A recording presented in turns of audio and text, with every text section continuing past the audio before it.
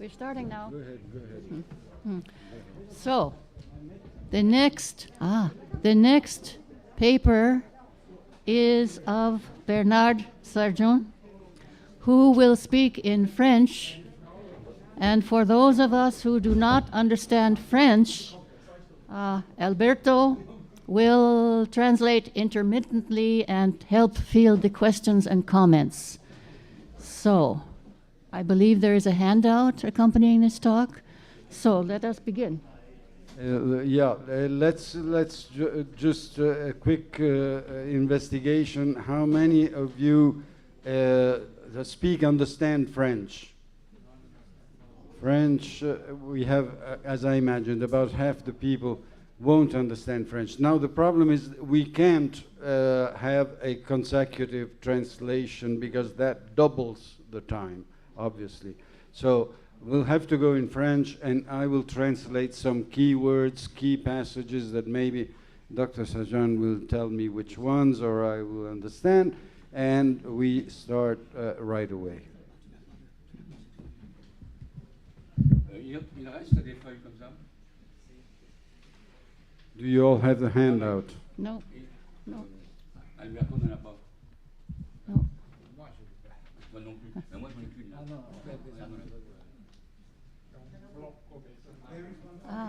Okay. Vous préférez ce microphone? Non, je vais parler comme ça. Non, mais le microphone est nécessaire parce que c'est pour Zoom, la registration For me. enregistrée. Is there one for me? Oui, vous devez parler dans le microphone. Bon, bonjour. Je vais parler français parce que I cannot speak in English. Alors, je vais comparer un rite et un mythe Kalash avec des mythes d'autres régions du monde et parfois aussi des rites. Sur la feuille que vous avez là, la première colonne, c'est des noms de peuples. Donc Kalash, Hittite, Germain, etc. La seconde colonne, c'est le nom du monstre qui va être tué. Donc chez les Kalash, le monstre s'appelle Nong. En Inde védique, il s'appelle Vortra ou Bala. Chez les Hittites, il s'appelle Illuyanka, etc.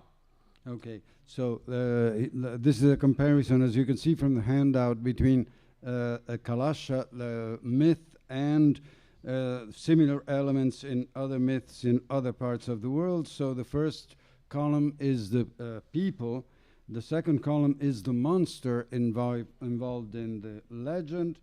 La troisième, c'est le vainqueur. La troisième colonne, c'est le vainqueur, c'est qui va tuer le dragon, donc Indre, chez les Kalash, où il y a d'autres noms, Balamain, etc. Indra dans l'Inde védique, Hupasiya dans le mythe hittite, Bodvar Bjarki, j'en reparlerai, dans le mythe scandinave, et puis il y a aussi Saint-Sylvestre, Saint-Efflamme dans d'autres mythes, et un vieil homme dans le mythe chinois. La quatrième colonne, c'est la date, et c'est le plus important. Parce que des mythes de meurtre de dragons, il y en a des centaines. Mais ce qui m'intéresse ici, ce sont des mythes de meurtre de dragons qui se situent au solstice d'hiver ou au Nouvel An, si ce Nouvel An est proche du solstice d'hiver. So this is, of course, as you've seen from the title in the abstract, the myth of the killing of the dragon. So the fourth column is the killer hero in each of the myths. You see it's in the with the Kalash and so on. But the third column is the killer of the dragon. The fourth column is the most important, which is the date, because there are so many myths about killing the dragon. He's concentrated on the ones that are related to the winter solstice or to the beginning of the year. If the beginning of the year is close to the winter solstice, he has selected this kind of myths. And the fifth column Alors, is the la dernière context, colonne, of course. c'est le contexte. Est-ce qu'il y a un rite ou est-ce qu'il n'y a pas de rite? Dans le cas des Kalash, bien sûr, il y a un rite. Le meurtre du dragon a lieu durant le Chaumos. D'accord? Alors, je vais revenir un petit peu en détail sur chacun des mythes. Alors, je précise tout de suite qu'il y a 6 cas. Hein, il y a 6 cas. Ce sont les seuls 6 cas que je connaisse actuellement de meurtre du dragon au solstice d'hiver ou près du solstice d'hiver. Hein? S'il y en a parmi vous qui m'en indiquent d'autres, je serai satisfait de l'apprendre. Mais pour l'instant, je ne connais que ces 6 cas-là. D'accord? These are the only 6 cases, the ones you see on the handout, that he has found of killing the dragon at the winter solstice. If any of you know other cases, he will be very happy to learn about them. Ok. Alors, je ne vais pas insister sur le matériel Kalash. Je pense que tout le monde le connaît. Hein. Donc, il y a la fête du Chaumos qui a été décrite par Augusto, ici présent, qui a été décrite aussi par des Français, Jean-Yves Laude, hein, et Viviane Lièvre. Voilà, donc on connaît bien si on a lu ces livres, on connaît bien cette histoire. Et c'est celle-là donc qui va servir de point d'ancrage hein, pour ma comparaison. Bon, dans l'Inde védique, la question est complexe. Nous n'avons pas de date explicite dans le Rig Veda ou dans des textes ultérieurs. Seulement, pour le meurtre de Vala, il est dit que c'est à la fin de l'année. Rig Veda 10, 62, 2. Hein, à la fin de l'année. Bon, mais il y a autre chose qui est postérieure au Veda, au Rig Veda. C'est la fête qui s'appelle le Mahavrata, qui est une fête connue par des textes de l'Inde ancienne, par des brahmanas, Shatapatha Brahmana, Aitareya Brahmana. Et cette fête, j'y reviendrai tout à l'heure, elle est tout à fait importante lorsqu'on parle du Chaumos. Chez les Hittites, c'est une situation tout à fait intéressante aussi. Les Hittites avaient une fête qui s'appelle Purulli. Cette fête, elle est symétrique du Chaumos. Elle avait lieu à partir du 1er de l'an. Comme le Chaumos, elle durait longtemps. Elle durait 20 jours. Et c'est au début de la fête de Purulli qu'on racontait, donc en pays hittite, qu'on racontait le meurtre d'un dragon. Toute l'histoire d'un dragon, d'ailleurs en 2 versions. Hein. Ce dragon, c'est donc Illuyanka. Cet Illuyanka avait d'abord vaincu le dieu de l'orage, qui est le dieu le plus important des Hittites, donc un dragon terrible, extraordinairement fort. Et il a fallu une ruse pour le faire vaincre par un guerrier qui s'appelle Hupasiya. D'accord? About the Vedic, the data are very scanty. About the Hittites, we have this very important festivity called Puruli, which is symmetrical to Chaumos, because it is close to the beginning of the year, and it's close to the winter solstice, lasts 20 days, and begins with the myth of the killing of the dragon by this hero. Hein? Bon, l'histoire germanique dans la saga de Rolf Kraki est très intéressante. À Augusto, elle a un point commun précis avec le Chaumos. Bodvar-Biaki est un héros qui se fait embaucher par le roi Rolf Kraki pour être dans ses gardes du corps. Hein? Dans ce milieu guerrier, il y a un jeune homme, Heutre, et ce jeune homme sert de souffre-douleur aux autres guerriers.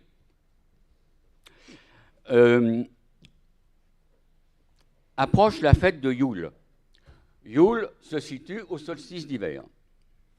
À cette fête de Yule, on annonce, chez Rolf Kraki, qui est un roi danois, on annonce qu'un dragon arrive. Tout le monde rentre dans le palais, tout le monde se réfugie, se cache, se met à l'abri dans le palais du roi. Le dragon arrive en volant et se pose juste devant la maison du roi. Bödvar Bjarki. Bjarki signifie le petit ours. Bödvar Bjarki sort, tue le dragon. Mais l'histoire ne s'arrête pas là.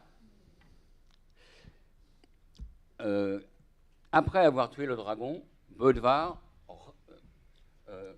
remet le dragon en place, le redresse, et le matin, il dit à Eutre, le jeune homme, d'aller tuer le dragon.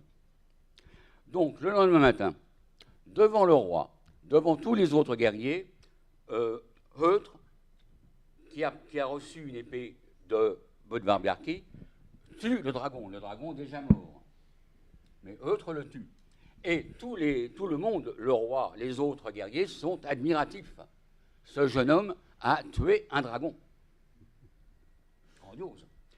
Et le roi, à ce moment-là, donne un coup d'épée plate sur l'épaule de Eutre,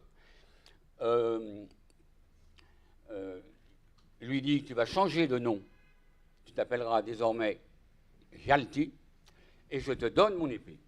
Le roi donne son épée au jeune homme, qui change de nom, qui s'appelle Hjalti. Hjalti est apparenté au verbe allemand halten, tenir. Hein, ça existe aussi en anglais, je pense. Halten, tenir. Tenir. The thunder. Oui. The thundering. Hein, et donc le jeune guerrier change de nom. Et là, on est très proche du Chaumos, hein, puisque la fête du Chaumos est aussi une fête où on rassemble. Oui, la fête du Chaumos est aussi une fête où on rassemble les initiés, les jeunes initiés. Hein, donc là, ce mythe germanique forme un parallèle unique avec les motifs Kalash. C'est ça sur. This is a particularly interesting comparison. It is a rite that takes place at the festival of Yule, which is a winter solstice festival, and we have a close affinity with the Kalasha myth. It is complicated, we must shorten, I must cut, but there is a king, a palace of the king. The people all enter the palace of the king because the arrival of the dragon is announced. The dragon flies in. The first hero, Bödvar Bjarki, comes out, kills the dragon, but then he goes out, he puts the dragon together again, and the next morning the young Hötre comes out of the castle and kills the dragon again, and he receives the king. It is an initiation ceremony. The king puts the sword on his shoulder and gives him a new name, which means thunder, basically. And this has an affinity because in the Birir Shamos that Sergeant relies on, described by Augusto, initiation rites are connected to this myth. Oui, il faut préciser, le roi le nomme Hjalti et lui donne son épée. Or, Hjalti désigne la poignée de l'épée. Hein? Le nom de la poignée de l'épée, c'est Hjalti. Hjalti is the name, and it is the handle of the sword. The handle of the sword. Donc, c'est totalement initiatique. Bon, je passe maintenant à des légendes plus tardives, mais néanmoins très intéressantes. Il y en a une version extraordinaire, puisqu'elle se passe ici à Rome. Hein, c'est dans Jacques de Voragine.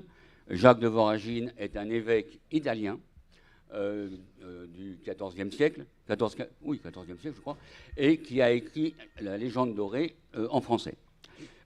Cette légende dorée, c'est une série de vies de saints très légendarisées. D'accord ? Et dans cette légende, dans ce matériel légendarisé, il parle de Saint Sylvestre, qui est un homme historique. Saint Sylvestre a même été un pape. Mais dans la légende dorée, il devient un héros extraordinaire, et il tue un dragon. Enfin, il élimine un dragon. Les saints ne tuent pas les dragons. Les saints éliminent les dragons. Par exemple, ils leur remettent leur étole autour du cou et le dragon est emmené ailleurs. Or, Sylvestre est fêté le 31 décembre en Occident, le 2 décembre dans l'Église orthodoxe, et Jacques de Voragine dit que le meurtre du dragon, enfin l'élimination du dragon était son dernier exploit. Autrement dit, on n'est pas loin du solstice. Hein, donc on est proche, avec la mort de Sylvestre est proche du solstice, et son dernier exploit pourrait bien coïncider avec le solstice d'hiver. Bon, je précise, dans l'histoire de Voragine, Sylvestre a descendu 150 marches pour arriver au dragon et l'éliminer. D'accord?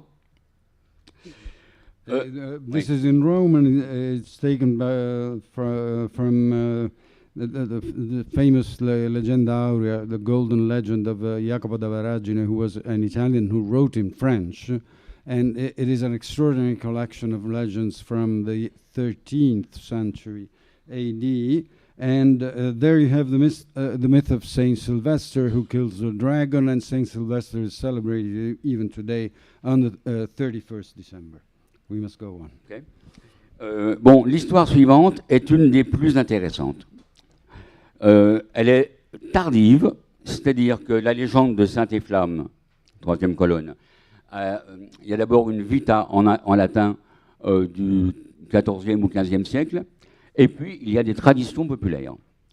Et l'ensemble de cette vita latine en latin et cette tradition populaire forment un ensemble extraordinaire, tellement extraordinaire que dans un article que j'ai écrit il y a au moins 20 ans, je compare la légende de Saint-Efflamme au mythe hittite du dragon Illuyanka.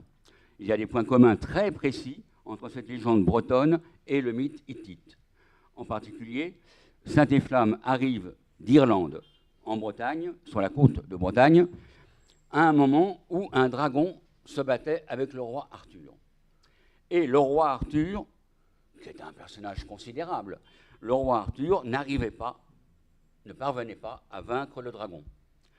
Saint-Efflamme arrive, se met en prière, soumet le dragon, et il peut renvoyer le dragon d'où il était venu, dans un grand rocher. Là où je compare avec le mythe hittite, c'est que dans le mythe hittite également, un personnage considérable, le dieu de l'orage, est vaincu par un dragon jusqu'à ce qu'on fasse intervenir un autre personnage, Kupasya. Là, de même, un personnage considérable n'a pas réussi à vaincre le dragon, il faut l'intervention d'un autre personnage. Ce n'est pas tout. Dans une version, Saint-Efflamme, tenez-vous bien, pour que le dragon ne s'ennuie pas, lui donne un biniou, une cornemuse. Oui. Okay. Oui. Dans le mythe hittite, on ne donne rien au dragon, mais le dragon est vaincu au cours d'un repas. Et dans une fête hittite, un grand repas hittite, il y avait de la musique. Voilà, donc il y a des points communs entre le mythe hittite, deuxième millénaire avant notre ère, et le mythe breton, deuxième millénaire de notre ère. Okay, so this is particularly interesting because there are the very close correspondences between this myth from Brittany that belongs to the cycle of King Arthur that you all know about, and the Hittite myth, maybe 2,000 years before, almost, or something like that. Deuxième millénaire avant notre ère. Oui. Hittite. Deuxième. It's the Hittites is second millennium BC, and of course the cycle of King Arthur is the first millennium, late first millennium AD, and we have here this Saint Efflamme who kills the dragon that King Arthur himself had not been able to kill, and he kills it through a trick in which he offers the dragon a bagpipe, musical instrument. You know, the Scottish bagpipe. In the Hittite myth, you also have a gift to the dragon, which in this case is food, but there is music also. So the structure of the two myths is very similar at this distance in time and space. Tous les mythes que j'ai racontés jusqu'à présent sont de peuples de langue indo-européenne. Jusqu'à présent, les 5 récits que j'ai évoqués sont chez des peuples de langue indo-européenne. So far, everything is Indo-European. Le dernier est un motif chinois que l'on peut voir dans les colonies chinoises en Europe. Hein. C'est le mythe qui fonde le Nouvel An. Le Nouvel An est un peu plus tardif, il est entre le 21 janvier et le 19 février. Donc il est après, un mois après le solstice. Dans le mythe fondateur, c'est qu'un dragon, Nian signifie année, venait ravager le pays tous les ans, et un vieil homme ou un mendiant trouve une solution. Il revêt les murs de rouge, on met des pétards partout, et lorsque le dragon arrive, il est effrayé par ce rouge et par les pétards. Le dragon évacue. Donc voilà. Donc on a le nouvel an s'appelle Guonian, c'est-à-dire passer l'année. Okay. Who is called Guonian? The dragon? Non. No. Le dragon est Nian. Yeah, and who is Guonian? Passer l'année. Yeah, but who is called Guonian? The festival? Oui, le nouvel an. Le nouvel an. Okay. So this is Chinese, and here you have, it is a New Year rite, but it's later than Chinese. It is about a month later, the 21st of January, around January and February. And here we have an old man, we have this dragon that comes, the name of the dragon is Ear. The ear. So the dragon comes every year, and the old man manages to vanquish the dragon by putting a red. Il mettait des draps rouges, comment? Oui, c'est ça, oui. Oui, et puis les pétards, and fireworks through red. Red material and the fireworks. The dragon is scared by the fireworks and the red and leaves. And the name of the festival is Guonian, which means to pass the year. To pass the year, enter the new year, that means, yeah. Bon, alors un point sur cette question, si on a 5 versions de peuples indo-européens et une version chinoise, il se pourrait bien que les Chinois l'aient emprunté à un peuple indo-européen. Of course, since we have 5 Indo-European versions and only one not Indo-European, which is Chinese, seems probable that the Chinese version is borrowed from the Indo-European world. Les Chinois ont été beaucoup en contact avec des peuples indo-européens, avec des sites au nord, avec des Tokariens dans le Xinjiang et avec des Kalash et d'autres Indiens au sud. Je reviens à Augusto. Si le nom Nong est à l'origine du nom du dragon chinois, la date de la fête chinoise vient des Kalash. Mm-hmm. Of course, the Chinese have had many contacts with the Indo-European world, besides the Tokharians, and also with Peristan, with the Kalasha area. And the name of the dragon in Chinese, Nyang, evokes the Kalasha name Nong. It's of course an Indian general name. Intéressant. Bon. Je reviens rapidement sur le Mahabharata. Augusto, dans son livre sur le Chaumos, a comparé le Chaumos à la Holi, la grande fête indienne de la Holi. Mais la Holi est une autre fête. Elle n'a pas de rapport avec le solstice d'hiver et elle est toute différente en nature. En revanche, avec le Mahabharata, qui n'est pas actuel, qui est donc de l'Inde très ancienne, avec le Mahabharata signifie grande fête. Hein. Avec le Mahabharata, on est très proche du Chaumos. D'après les allusions faites dans les textes indiens, vieil indien, on a soupçonné que le Mahabharata coïncidait avec un solstice. Ah oui, bon, d'accord. Avec un solstice. Et une majorité des gyanistes considèrent que le solstice en question est le solstice d'hiver. Et à cette fête du Mahabharata, il y a des points communs avec le Chaumos. En particulier, il y a un concours. Et Augusto, tu as signalé un concours qui se termine même en lutte. Hein. Il y a un concours de tir à l'arc entre le roi et des nobles, des aristocrates ariens. Donc, c'est un point commun avec le Chaumos, c'est un concours. Et puis alors, je voudrais signaler ici encore une chose très originale. Un rite du Mahabharata, c'était que des hommes armés et appelés Arya combattaient un homme seul, pas armé, appelé étranger. D'accord? Et évidemment, les Aryas gagnaient. Et alors, cette fête, donc, du Mahabharata, peut-être au solstice d'hiver, donc, ressemble beaucoup, c'est le même rite qui était pratiqué chez les Hittites, alors à un autre moment, hein, où il y avait une fête où des hommes qui représentaient les Hittites attaquaient un autre homme qui représentait le pays de Massa, qui était un pays étranger pour les Hittites, hein, et les soldats hittites gagnaient sur le gars du Massa. Voilà.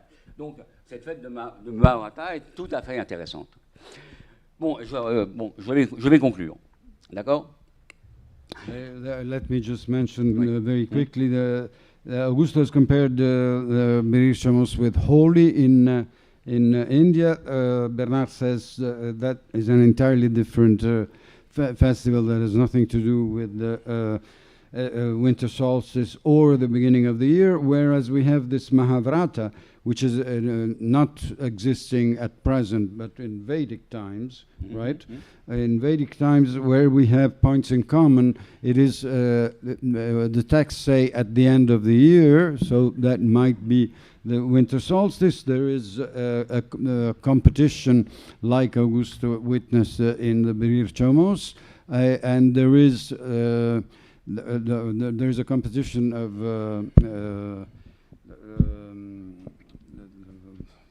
shooting a mark with the bows, and then there is a ritual battle between, in the Mahabharata, it's the Arya against a stranger.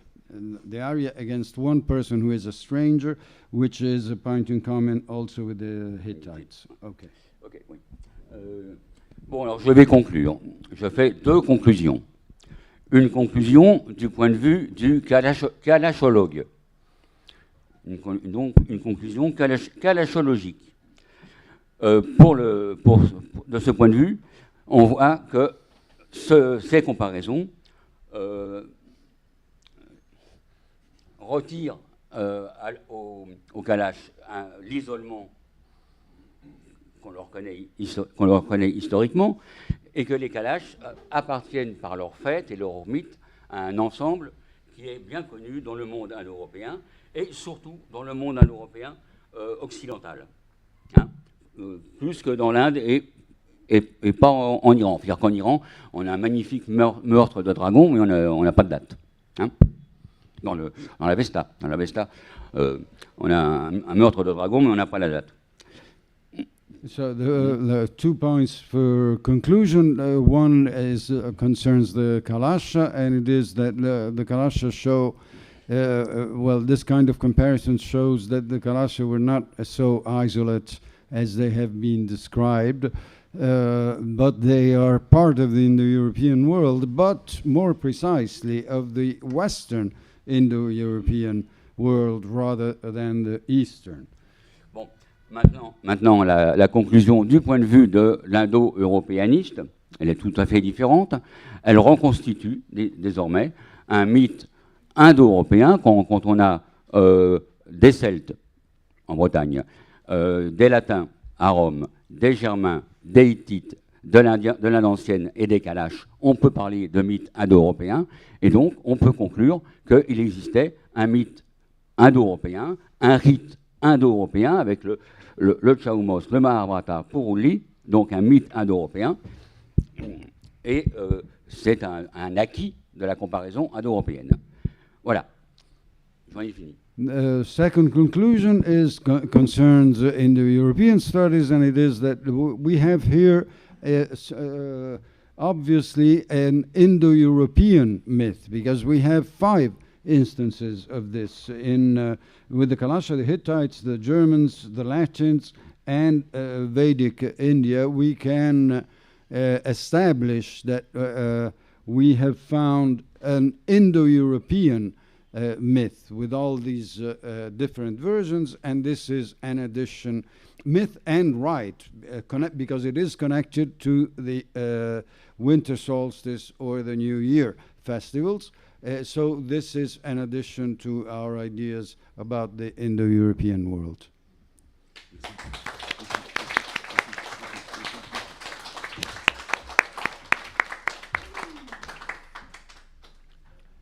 John. I have first a question and then an addition. Now you need the microphone, John, otherwise. So first question, why a dragon? Okay, let's just leave that aside.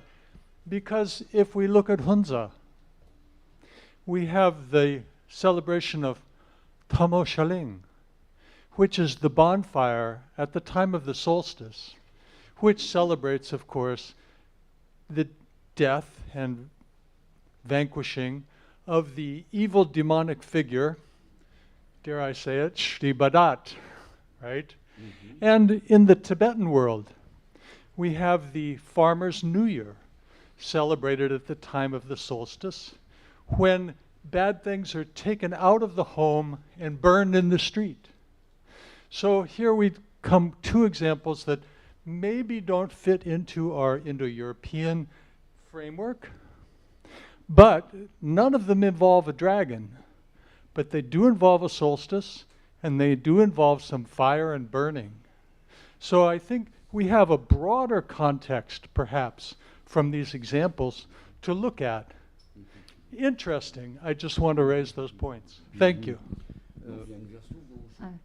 Carl, go. Il y a sa Carl? question est pourquoi l'importance Yes, you, du Carl. dragon? Parce que on a des Burushaski Hunza. That is the Hunza version of the Shiribadat complex that you were quoting, John, or Gilgit version? No, the Tamoshaling is in. Hunza version, yeah. The New Year's Festival, le festival de la nouvelle année, qui est au solstice d'hiver. Il y a un grand feu, grand feu pour ça, et il tue un mauvais roi. Ah oui. Ce mauvais roi était, I can add, he was a cannibal king. Can I add that he was a cannibal king? Il était un roi cannibale.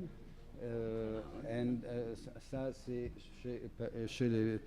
Can I add something to your question, John? Because c'est pas exclusivement Burushaski, il y a aussi un Gilgit ou une Pachina. Et puis, il y a un autre cas tibétain où il y a une fête de la nouvelle année, où il y a pas de meurtre, mais les gens jettent toutes les choses, les vieilles choses dans les rues. Et ça, c'est un festival du solstice d'hiver. So with Tibet, at least, we are beyond in the European world. So, and especially the problem of without the dragon, you might have. Excusez-moi. Vous pouvez, sans le dragon, vous pouvez avoir quelque chose de semblable. Oui, oui. J'ajouterais en tout cas le mille bouchons là. Alors l'origine du dragon, c'est Où est le oui. La question de l'origine du dragon, le mot dragon est d'origine grecque, mais l'origine de l'importance du dragon dans la mythologie, c'est très discuté. La thèse que je préfère, que je défends, c'est que c'est une origine sociologique. Je pense que le dragon est initialement l'animal. Oui. Il y a des données papous qui le disent. Hein. C'est l'animal par lequel passaient les initiés. Ça va? Par lequel passaient voilà. les initiés. Non. Voilà le dragon. Les initiés entraient dans le dragon et ressortaient par le dragon. On a ça en pays papou en Nouvelle-Guinée. Hein. Donc, pour moi, c'est l'origine lointaine, c'est l'origine sociologique lointaine du dragon. Ça marche? So this is the dragon has this. It's his hypothesis. He says, comparing out of in the European world, he says the dragon can be the animal through which the initiates in the rites of initiation passed. They entered the dragon and they exited the dragon, and that was the initiation rite. This is from the Patu in New Guinea, so very far. But his idea is that the concept of the dragon might be related to this. So it is a specific, there is a specific significance of the dragon itself. Okay. Yes. Hello, yeah.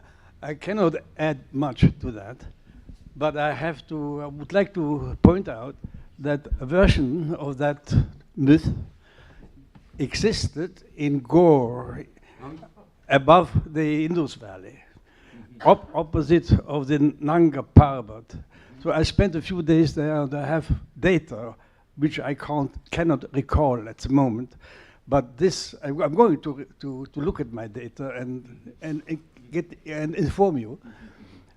But that place is, of course, an exceptional, beautiful one, because it's really opposite of the Nanga Parbat, and you see the whole chain of summits of that particular huge mountain range.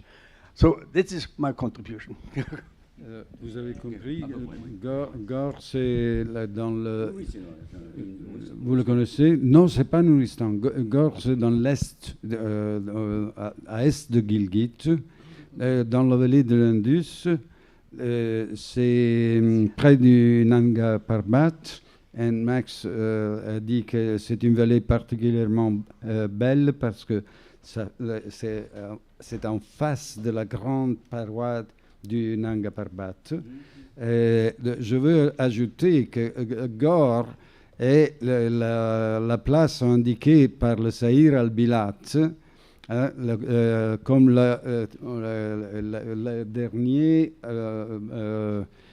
dernier vallée kaffir à l'est à la fin des 1700.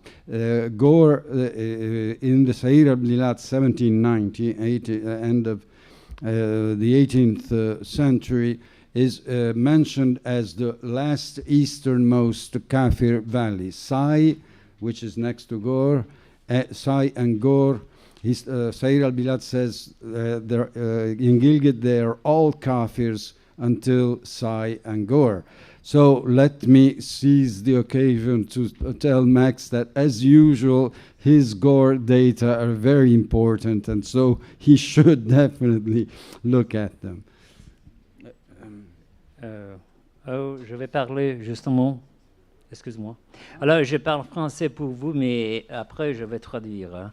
I translate everything. Don't worry about it. Alors, monsieur, je suis très content de voir cette schéma où votre sous-land avait dit que je vous pose en question. Je voudrais dire qu'est-ce que vous pensez à propos de Vitra Vitracan. Ça veut dire avec la comparaison avec Bellerofonte es Chimaira. Parce qu'il était, je me souviens, un livre de benveniste à propos de Virta Virtacan qui faisait cette comparaison. Et Chimera est le monstre de l'hiver, Chimon. Alors, je vais traduire. I remember there is a book of Emile Benveniste, who's a very important linguist, Indo-Europeanist, who wrote a book about Vitra Vitracan. Vitra is a dragon. Vitracan is compared. The comparison is about Bellerofontes. The first place is Bellero compared with Vitra, and the Fontes is the same as Han, practically means kill. And Chimera is the beast of winter. So Chimon is the same. So vous avez dit que vous avez l'explication sociologique, mais normalement on va dire que c'est l'explication de le tuer l'hiver et la lumière que s'éteigne. Ça veut dire, il est possible pour vous ça même ou pas? My question is, the explication sociologic explication can be connected even with the explication about the lights. It doesn't work in the solstice of the winter. Is practically the day with less light in the years, and then the kill of man, of god, of light, Indra or hero, to renew the light for the years, because this normally is the explanation. What do you think about? Ce que vous pensez, je suis très intéressé à propos de ça. D'abord, nous n'avons pas là-dedans l'origine du dragon. C'est une sélection précise, une sélection en fonction de la date. Ça ne peut pas fournir l'origine du dragon. D'accord ? Deuxième chose. Oui, j'ai dit que ce que j'ai distribué là ne peut pas alimenter le débat sur l'origine des dragons. Hein, c'est une sélection. C'est sélectionné par la date. Il y a infiniment d'autres histoires de dragons. Il y a des dragons qui sont tués en été, qui sont tués au printemps, etc. Sur la chimère, bon, c'est complexe aussi ça. Nous avons beaucoup d'histoires grecques anciennes de meurtres de dragons. Hein, Persée a tué un dragon. Héraclès a tué 2 fois un dragon. Cadmos a tué un dragon, etc. Nous n'avons pas de date. Nous avons des récits, mais nous n'avons jamais les dates et les rites correspondants. Alors pour la chimère, bah oui, peut-être que ça a un rapport avec le nom de l'hiver, mais Chimaira, c'est la jeune chèvre. Et c'est la jeune chèvre qui peut être nommée à partir de l'hiver. Ce n'est pas le dragon du mythe. Avec la queue de serpent. Hein? Avec la queue de snake serpent. Je comprends. Avec la queue d'un serpent. Hein? Oui, bien sûr. Ah non, mais je suis d'accord. Alors, ce n'est pas une Aixaigos. That's the name of in Greek for la chèvre. Hein? C'est Chimaira. The etymology is correct. Is absolutely the beast of the winter. Chemon is Hemon. I know. It's in European. So I think it's not like a normal beast. Huh? You know that it has 2 heads and very important, the snake tails. Huh? Il y a un problème de vocabulaire. Hein. Les Grecs n'appelaient pas la chimère... Oui, oui. Okay. Les Grecs n'appelaient pas la chimère un dragon. Ils n'appelaient pas l'hydre de Lerne un dragon. Attends. Le mot grec dracone désignait des serpents grands et généralement avec une petite barbe. Hein. Ça, c'était un dracone. On l'a souvent sur les peintures de vases. Bon. Nous, qui venons 2500 ans après, nous sommes prêts, évidemment, nous considérons, évidemment, que la chimère, l'hydre de Lerne, ce sont des dragons. D'accord? Donc il y a là une subtilité de vocabulaire. Hein? We must end it here because of time. Very briefly, Sergent emphasized that his research is not about the origin of the dragon or the dragon in general. There are thousands of myths about the killing of the dragon in Greece, Heracles and so on. This was concentrated on festivals connected with the winter solstice and the New Year. That is why he had this very limited selection. Then there was a discussion about the chimera. What do you call this monster in English? Chimera. Is it correct? Chimera. Chimera. Yeah, the relation between chimera and dragon, which we cannot get into for reasons of time. Let's thank Dr. Sergent.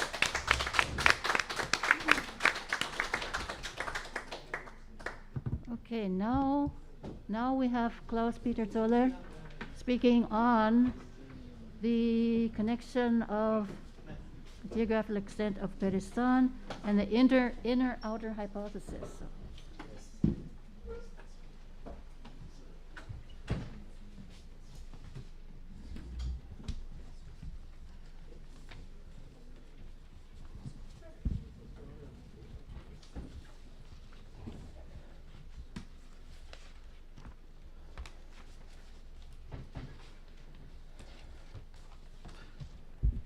I first have to refer here to a remark by Professor Holzwart yesterday that he had to apologize for selecting a broad bird-eyes view on the issue of Peristan, and I think with this background I have to apologize at least 2 times about my perspective I will present here, which is even much broader. Maybe it can be called an airplane point of view or something like that.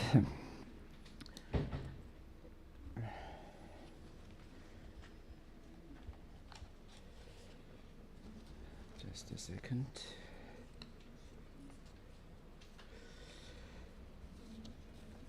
So dealing adequately with thank you. Dealing adequately with the vast subject of the geographical extent of Peristan within 30 minutes is an impossible challenge. What I will try instead is to merely outline the basic structure of the theory of outer and inner languages and how it relates to the boundaries of Peristan. I'm going to go through a list of several propositions regarding linguistic features distinguishing outer and inner languages, and I will underpin this with a small selection of linguistic data. If time allows, I will also touch upon some of the religious and cultural themes, but I think that we won't have the time for that part. Thus, my understanding of Peristan is based on a historical linguistic theory and is therefore different from the descriptive analytic approach of Augusto Pardo, outlined, for instance, in his excellent publication, Pagan Christmas, Winter Feast of the Kalasha of the Hindu Kush. According to this scholar, Peristan, the land of the fairies, is a culturally quite coherent area extending through the high mountains from eastern Afghanistan throughout the northern regions of Pakistan to the southwestern border of Tibet. The traditional cultures of this Peristan, expounded by Kako Pardo with many examples from the culture and religion of the Kalasha people, have Indo-Iranian and even Indo-European roots, yet they are, in his opinion, remarkably little affected by the high civilizations of India and pre-Islamic Persia. I endorse this view, however, with the caveat that the expansion of this Peristan is significantly larger and includes not only a spatial dimension between Central and Southeast Asia, and not only an Indo-Iranian immigration history, but also a North Indian prehistory with a language scape once dominated by Austro-Asiatic languages, whose speakers had immigrated into northern India from Southeast Asia in prehistory long before the arrival of the Indo-Aryans. I know this sounds now somehow confusing. Therefore, once more, step by step. First, the theory of outer and inner languages associated with, for instance, with Abraham Grierson, postulates A, more than one Indo-Aryan immigration event, and B, traces of it can be found in new Indo-Aryan languages.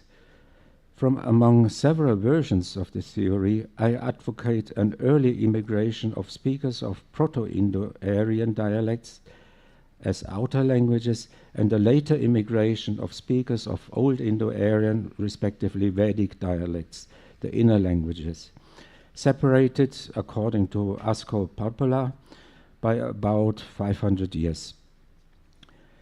This more than one immigration event has left different linguistic traces in the new Indo-Aryan languages. They are of several types. A, the Proto-Indo-Aryan dialects were naturally more archaic than the Old Indo-Aryan dialects. In other words, they were closer to the Indo-Iranian stage than the Old Indo-Aryan dialects. B, one can expect different phonological innovations, for instance, concerning different mutations of inherited consonant clusters. C, one can expect to find some differences in the stock of inherited vocabulary.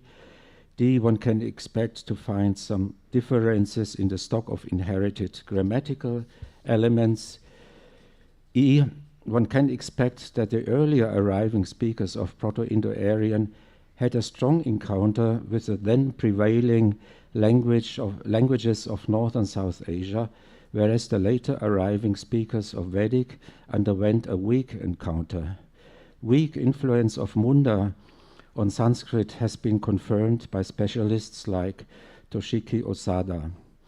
This contrasts with the fact that before the arrival of speakers of Proto-Indo-Aryan, prehistoric Austro-Asiatic languages had already influenced Tibeto-Burman languages spoken in the Himalayas between Ladakh and Arunachal Pradesh. I will illustrate this with some Austro-Asiatic borrowings into Tibeto-Burman Himalayish languages and into peripheral New Indo-Aryan languages, that is, outer languages. And finally, one can expect that given that the hypothesis of a temporal but not a geographical difference in the distinction between inner and outer languages is correct, one can expect an appearance of linguistic features characterizing the descendants of outer languages in the descendants of Vedic and classical Sanskrit, that is, in inner languages like Pali, the Prakrits, except Gandhari, or Hindi. From among the first and second points, A to F, I can present only a small selection due to the limited time. So here you see on this first slide map going back to Abraham. It's found in the introductory volume to the Linguistic Survey of India by Abraham Grierson from 1930. And he imagines this difference in geographical terms. That means the bluish areas are what he regards as outer languages, and the yellowish are inner languages, and there's a greenish area as an intermediate area. And I think this it is not possible to make such a geographical distinction between because the earlier and the later immigration waves, they covered more or less the same geographical area. They got overlapped. And therefore I have an alternative visual idea how to present this. It's somehow like this. That means the older bluish area symbolizes the outer languages, and the reddish area, the inner language area, that is Madhyadesh in Vedic times. And darker bluish has more outer language features, and where it's light blue, there are less features. And so there's a drift from north, west to southeast. I believe that the usefulness of the theory of outer and inner languages with its two propositions and the differentiation A to F stands and falls on whether the linguistic predictions it makes are confirmed or not. The theory does not necessarily need support from data from religious cultural traditions, but if there are, all the best. But where is within this multi-layered historical linguistic model the position of Nuristani? Concerning its position within Indo-Iranian, my view is close to that of Rainer Lipp, who lists one archaism which Nuristani shares with the Iranian, but not, he believes, with Indo-Aryan, namely the preservation of the separate representation of the primary and secondary palatal consonants inherited from Proto-Indo-European, and for innovations which Nuristani shares with Iranian but not with Indo-Aryan. On the other hand, Nuristani shares with Old Indo-Aryan only two innovations. I don't go into them, you find them in the relevant literature very easily. Since the innovations mentioned by Lipp are either shared with Iranian or with Indo-Aryan, there is no reason, I think, to regard Nuristani as a third branch within Indo-Iranian. The list of Nuristani innovations mentioned by Richard Strand in his Encyclopedia Iranica article doesn't help either, because again, each of those innovations that has parallels either in Iranian or in Indo-Aryan. And even though the innovations found in outer languages I'm going to mention in a moment are occasionally also found in Nuristani, this does not change the overall conclusion. Nuristani has preserved the distinction between the primary and secondary Proto-Indo-European palatals at a Proto-Iranian stage, not at an Old Iranian, at a Proto-Iranian. It's older. In the form of a palatal and a dental affricate order. This has exact parallels in some, but not all, Dardic and West Bahari languages. Thus, also some Dardic and West Bahari languages have preserved a Proto-Iranian feature not found in Vedic and classical Sanskrit and in their daughter languages. The short time at my disposal does not allow me to show in detail that the preservation of this Proto-Iranian feature also in some Dardic and West Bahari languages is intimately related with several linguistic facts. It is related with the different developments of the respective affricate and sibilant subsystems. Just this much. Sanskrit had only one affricate subsystem, and its three sibilants were very early reduced to one. The ancestors of Nuristani, Dardic, and West Bahari had from post-Proto-Indo-Iranian times. This is a new term I try out at this occasion. With post-Proto-Indo-Iranian, I mean the historical phase after Proto-Indo-Iranian, but before the division into Proto-Iranian and Proto-Indo-Aryan. So they had from post-Proto-Indo-Iranian times until today much more stable, that is symmetrical subsystems with ideally 3 sibilants and 3 affricate orders, later on reduced to 2 in West Bahari. This happened because in this Proto-Indo-Iranian phase, some of the dialects which were part of a linkage of dialects between the later fully separated pure Iranian and the later fully separated pure Indo-Aryan dialects did not fully separate from each other.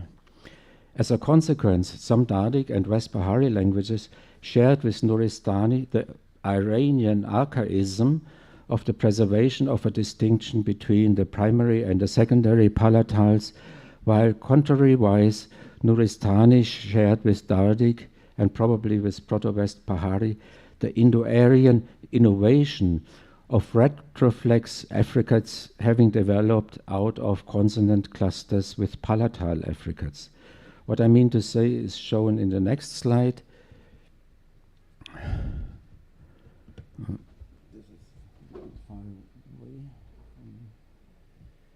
So this are examples from a Dardic Indo-Khoestani.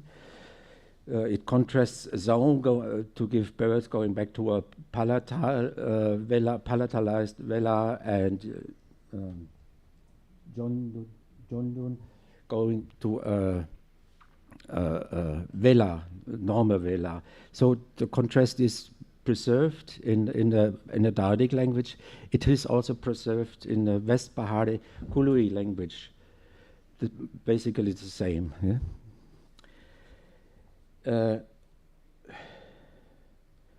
This shows that we can have Iranian features in originally adjacent Indo-Aryan languages. An example for Indo-Aryan features in adjacent Iranian languages is the presence of inherited aspirated tenues, that means t sounds, in Khotan Saga and Sakyan and in Parachi, which I do not further pursue here. The next slide shows an example for a post-Proto-Iranian type of innovation, namely retroflexion, from a Proto-Indo-Iranian palatal affricate cluster in a word for tear, the tear from the eye.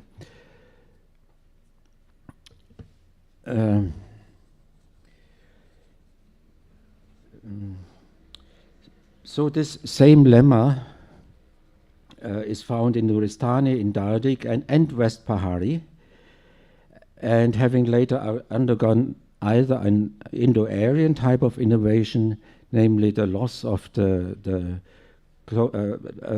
type of de-Africation. This ch became shura, and you have it in Shina, then Ashur with a retroflex sh.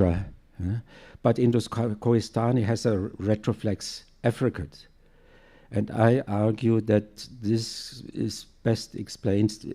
It's not 100%. There are perhaps alternate natives, but most likely Indo-Khoestani, the retroflex affricate, is older than the Shina retroflex sibilant. And you have, on the contrary, you have an Iranian type of development of this cluster in West Bahari Rudhari, very far away from the next Indo-Aryan language.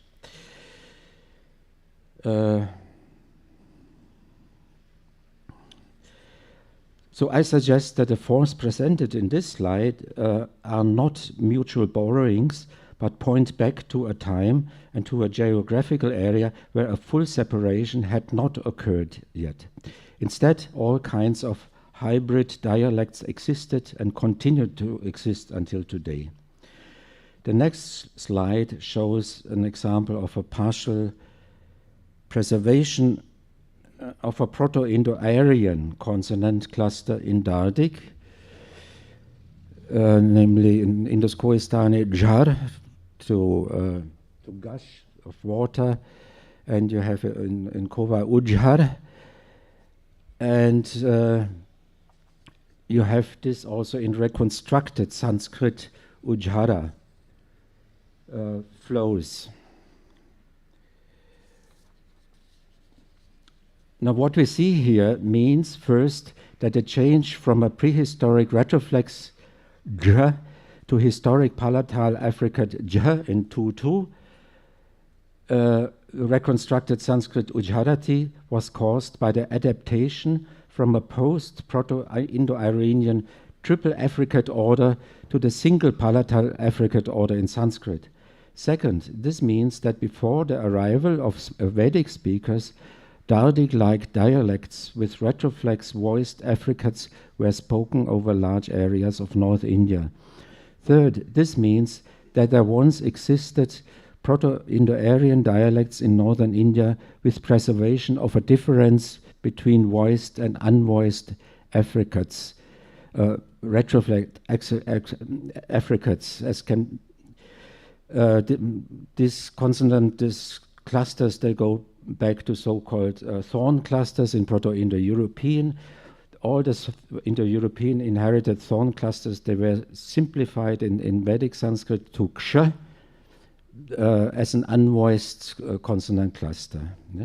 But the division between voiced and unvoiced was preserved in Avestan, and apparently also in some Indo-Aryan dialects which surfaced only in Middle Indo-Aryan times. So, for instance, Sanskrit voiced palatal jhara, the waterfall, is documented for the first time in the Mahavira Charitra from the 8th century of the Common Era, and otherwise only with Sanskrit lexicographers. It is cognate with Sanskrit unvoiced kshara, melting away, which is first documented in the Shvetashvatara Upanishad, maybe 500 BC. Despite its late documentations, 1300 years after kshara, jhara has modern reflexes spread between Ketrani, spoken in Pakistan, Eastern Balochistan, and Assamese, spoken in the northeastern Indian state of Assam at the easternmost of Indo-Aryan languages. This discrepancy between late documentation but very wide distribution excludes possibility of a recent spread of the lemma, but rather suggests its oversight or its disregard in the literary history of the Indo-Aryan coiners like classical Sanskrit, Pali, and the usual Prakrits.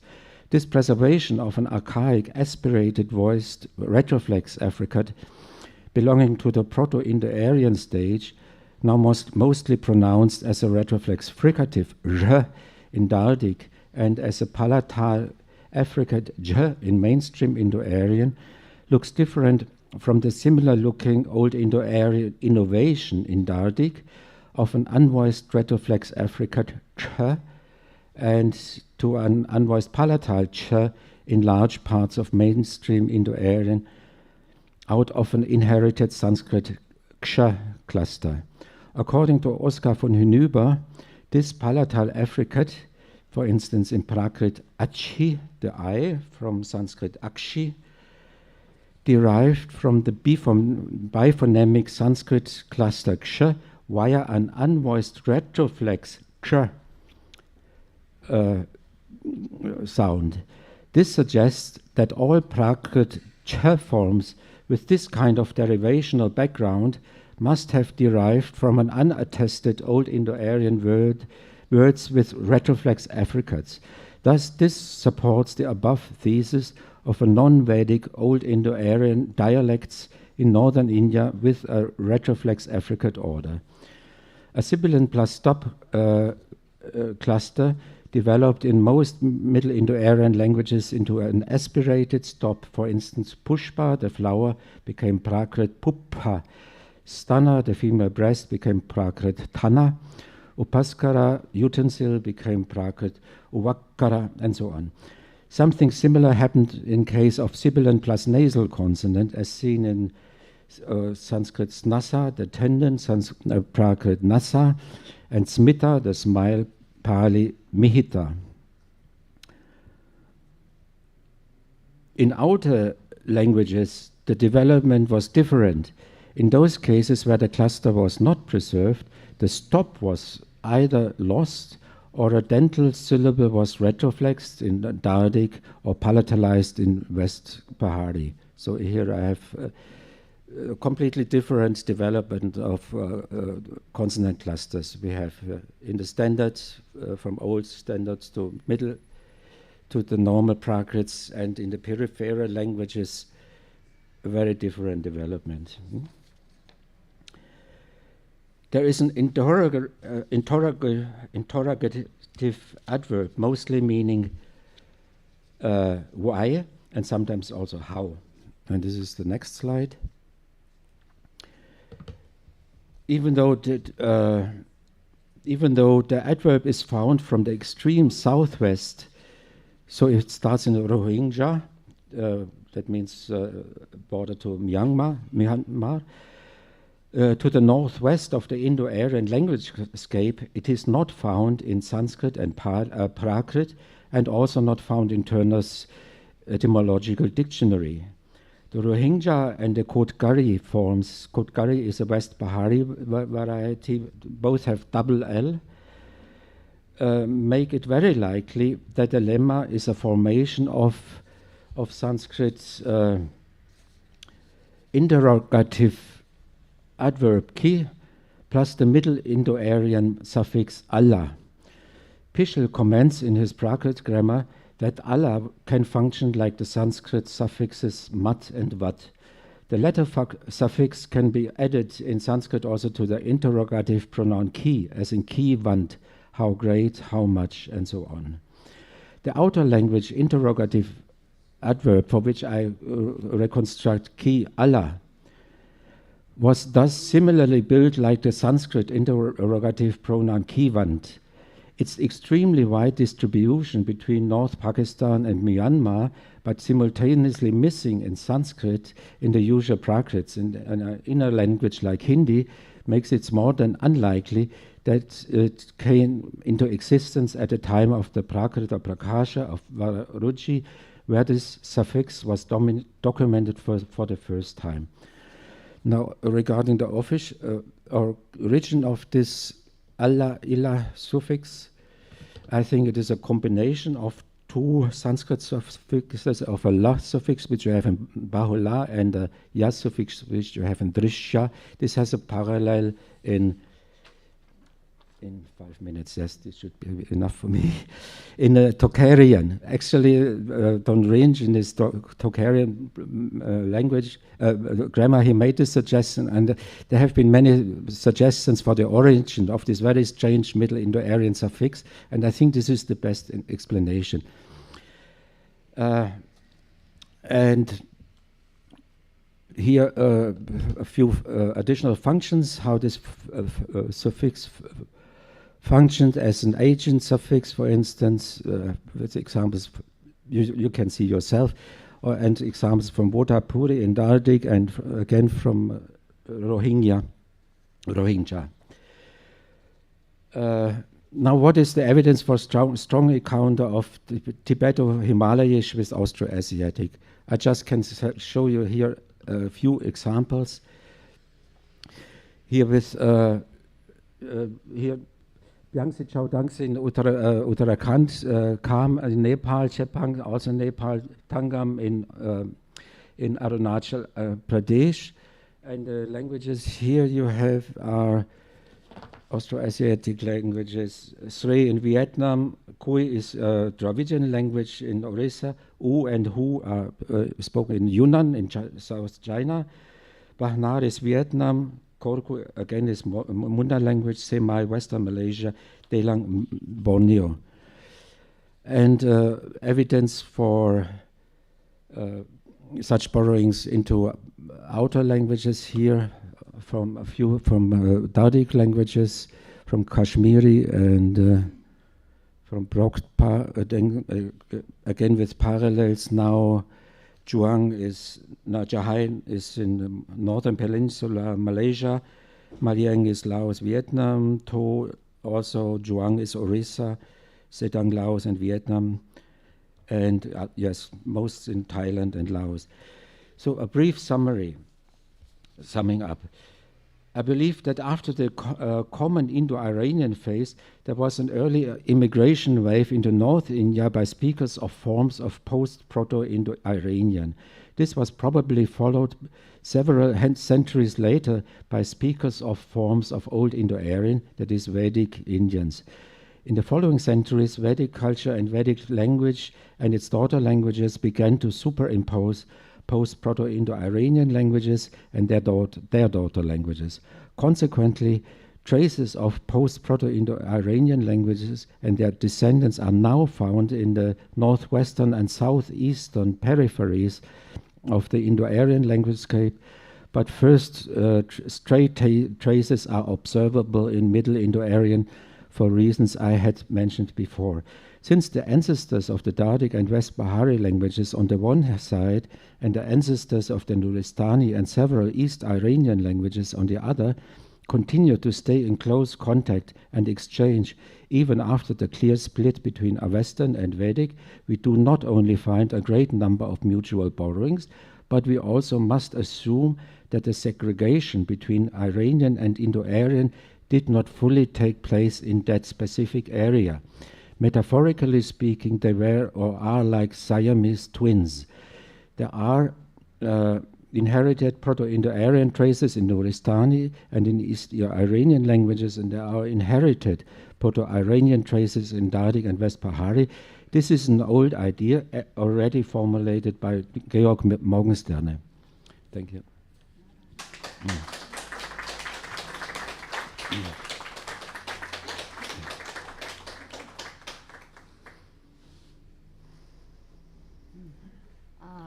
Comments, questions? Yes, thank you.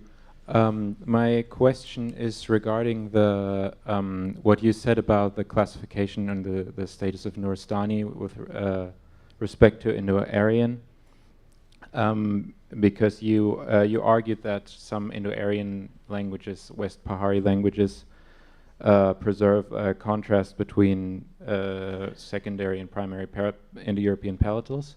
Yeah. You gave these examples from Indus-Koistani and Kului. I think that's it would be very nice to have some more than one example each, Yes, because so we could figure out whether or not this is due to some sort of borrowing from an Indo-Aryan language with a different sound development in both cases, or whether this is actually the regular development in these languages, because it, if it is, then I do think it would be significant, but so just from this one example, I wouldn't be able to judge. Yeah. Yeah, that's the drawback when you have. That's the drawback when you have only 30 minutes times for a huge complex. Right. Even if you would just show a list on your slide, it would be nice. It doesn't need more time. I could show you tomorrow 10. Right. More, sure. even more. And the other thing with this is that I'm pretty sure from what I've seen of Indus-Koistani, the aspirated voiced palatals do merge as a laryngeal h in Indus-Koistani, as far as I can tell. I don't understand this point. The aspirated voiced Indo-European palatals, which would merge in Old Indo-Aryan as h, they also merge in Indus-Koistani as h. Yes. Yes, yeah. And so this would be there's one exception in Indus-Koistani. In poetic language, the normal Indus-Koistani word for heart is hiu or hil, something normal in Indo-Aryan, but in their poetry they use the word zhar. Zhar. And this is quite, this corresponds with Hridaya very obviously. And it is aspirated. That means it cannot be a borrowing from Nuristani language. Okay. You find it in my dictionary. The aspiration might be secondary. It could be somehow from Pashto, maybe. Yes, also possible, yes. But coming back to what you said with this Africa, it's dental and palatal. Really, I have thought about all these issues for a long time. have to give you a little bit of background information. As I said, the Indo-Aryan languages, they have only, from Sanskrit, only one order of affricates. Yeah? In a number of modern Indo-Aryan languages, they got dentalized. Yeah? For instance, in Marathi, in Bihari languages, in Bengali, and so on. The thing is, they still have only one order, whereas in West Bahari there are two orders, and in Dardic there are three orders. And I am very, very sure that these are not innovations, but they are inherited for the simple reason because the Dardic languages have preserved all three sibilants until today. This has been mentioned several times, and West Bahari too. The West Bahari word for 100 is shaw, not saw like Hindi. Yeah? This can't be a recreation. Yeah? It is inherited. Yeah. So I could here give only one example, but I have really quite a number of examples. Of course, many words which you have in these languages with affricates, they have all kinds of different origins. It's a quite small group, subgroup within this group of affricates, which I'm convinced they echo this old Indo-European difference. Yeah. Augusto? Maybe. Yes. Thanks. So I know about Bangani, your quarrel about Van Dream, about Kentum and Sadem. So for your part, absolutely. I want to say that you can find some part of Africa, it's aspirated Jh in Vedic, especially in Prakrit. So something is preserved. Okay, I want to say something. There are some hints about it. There are 1, 2 in old Sanskrit. Yeah, exactly. But they are not inherited from No, Indo-European. in Sanskrit, I say. I think in Vedic and in Prakrit. I want to say, for you, I'm completely agree about the first, how can I say, that in this area is preserved the Kentum, the velar pronunciation of the palatal. For you, what is the possibility to preserve this? Why? Because it is an isolated language, and then I want some, if I permit, advice about a paper I wrote 20 years ago about the origin of the retroflex, Indian retroflex in Sanskrit. There is some explanation about. Maybe it can be of some use for you. Okay. Yeah. Well, I mean, this what you allude to, this old controversy regarding this Kentum elements, I have not taken up this here, but I am sure there are. I think one can compare the situation in the ancient Indo-Aryan, Indo-Iranian situation with to some extent with the situation in Balto-Slavic. Balto-Slavic are Satem languages, but they have also Kentum elements. This is long since known, and I think something similar we see here in the Indo-Iranian area. There are also not so many. I find maybe 1 dozen words where I'm pretty sure they are of Indo-European ancestry, but they have not Satemized. Yeah. Okay. One more. Augusto. Yeah, we have a little time. I don't know if you'll have the time to answer, but I was wondering, our idea of Peristan is cultural. I like very much the idea of thinking of Peristan as a broader area. Actually, I do think that it probably extended to the north of the Hindu Kush. The Waki might have been included in it.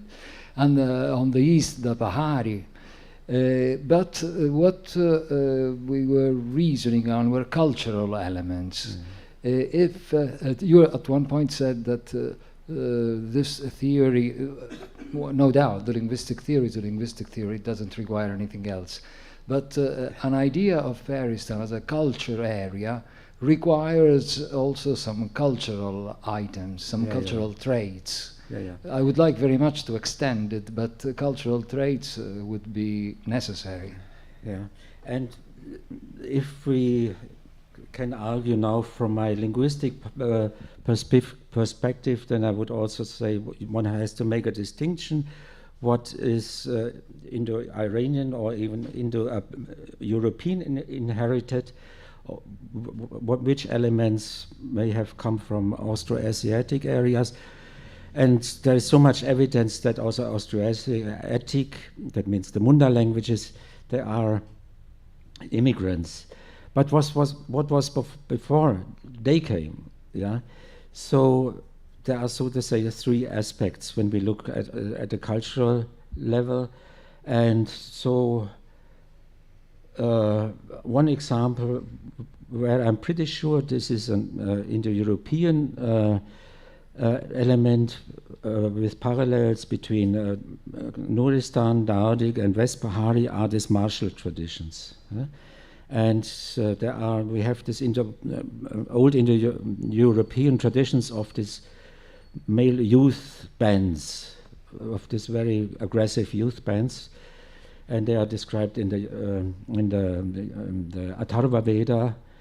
So Parpola also makes this distinction between earlier and later Indo-Aryan immigrations, and he fixes this as a distinction between a Rigvedic tradition and an Atharva Vedic tradition, where you have these traditions with the Vratyas, who were also very aggressive youths. So this is one element where I see many, because you have in West Bahari also so many heroic traditions, which is a little bit untypical with the Gandhian type of Hinduism, which one knows here otherwise. Then yesterday mentioned was of stone pelting. I know rituals, I know stone pelting rituals from Kumaon, from Nepal. What was mentioned? This sucking of by the shaman of the blood of the decapitated goat. This is known from Uttarakhand also, from shamans, whatever they are. Yeah, and ritual ball plays, ritual. Yeah, what else? Fairy traditions. Yeah, a lot. Yeah, and all these things, they fairly well correspond with the linguistic situation. That's why I say, yeah, that's my understanding of Peristan. Yeah. Okay, I stop.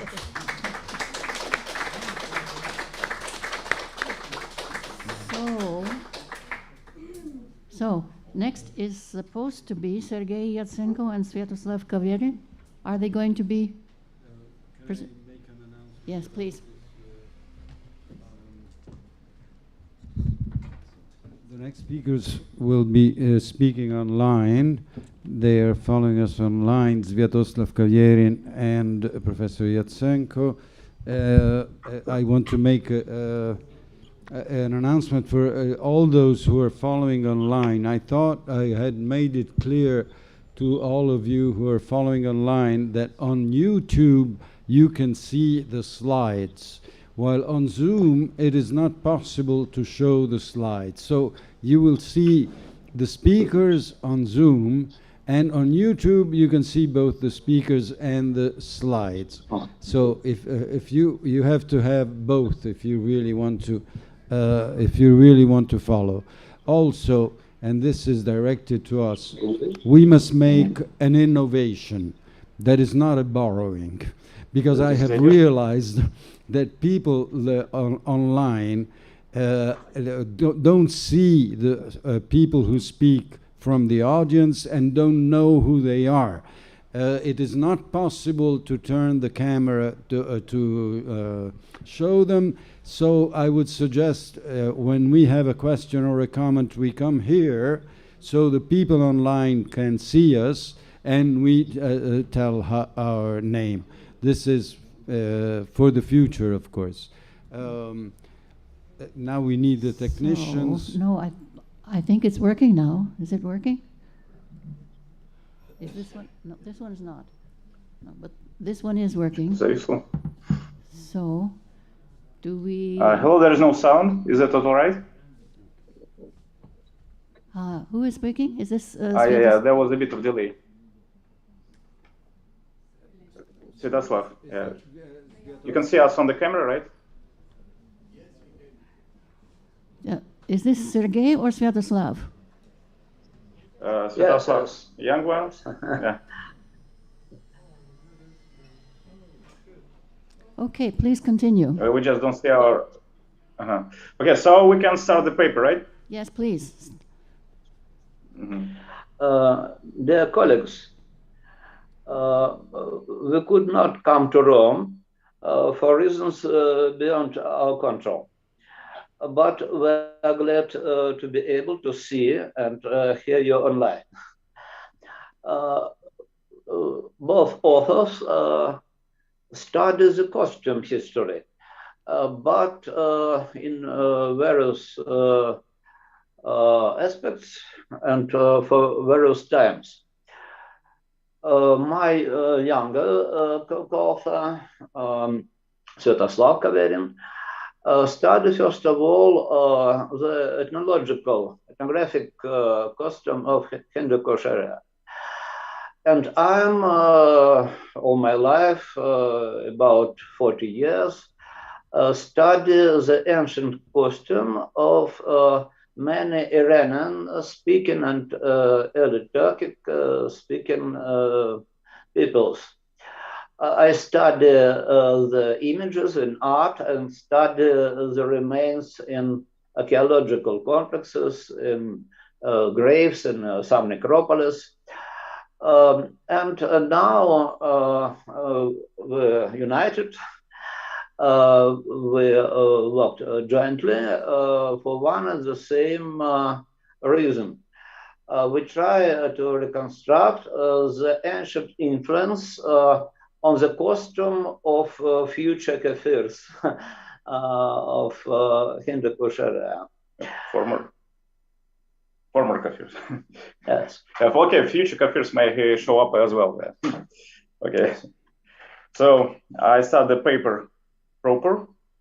Okay, I'll turn off the video so there will be no delay, I hope. Okay, so the costume of the Hindu Kush peoples has been studied very unevenly. It has been studied in most detail for the Kafirs or Nuristanis of Afghanistan by Robertson, Edelberg and Jones, Kassenfeld and Sohold. I'm just quoting the famous papers dedicated to the subject. And the collage of in southern Chitral, especially Sperber and Maggi, provided their important papers concerning the costume. Next, a particular area of study is the details on the pre-Islamic wooden memorial statues of both groups. Okay, it was reviewed by Max Klimburg, most importantly, also Leonard Edelberg and Abdurazik Palval and some other authors. This topic of the wooden effigies is also important for the reconstruction of the ancient costume and the ethnographic reality which we could attest in the 19th, 20th centuries. Okay, this remote region inside of Eastern Hindu Kush, let's say, paradoxically had a very complex and dynamic ethnocultural and military political history. Let's show the next slide, please.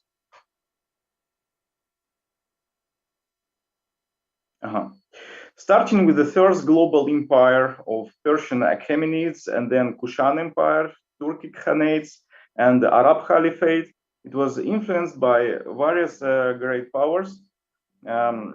Here, under the pressure of their Islamized Iranic-speaking neighbors who were actively moving, Kafirs and central group of Dards were settling and mixing.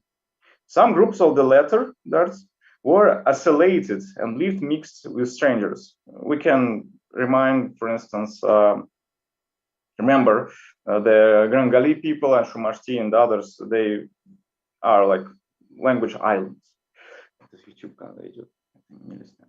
In addition, the Kafirs ordered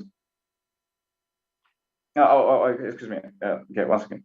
In addition, the Kafirs ordered and bought some clothing and jewelry from their neighbors in the lower reaches of Punar, Chitral, and Swat, and from Kho-Dars.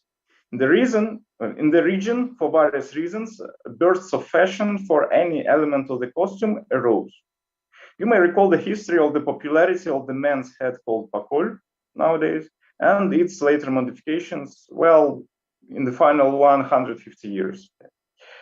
The so-called traditional costume of Kalash women took shape in reality only at the end of the 70s, actually, and in many ways became an innovation. And still it is traditional. In the earlier period, the Kalasha were greatly influenced by the culture of their Western neighbors who spoke the Nuristani languages, well, still speaking now. All this makes studying the history of the costume of the ancestors of the Nuristanis and Dardi Kalasha a very difficult task. In fact, this research is in its infancy. Our report was the result of a collaboration between a cultural anthropologist who studies the cultures of the Hindu Kush close to modern times, and an archaeologist who studies the ancient costume of the Iranic and partly Turkic peoples surrounding this mountainous region.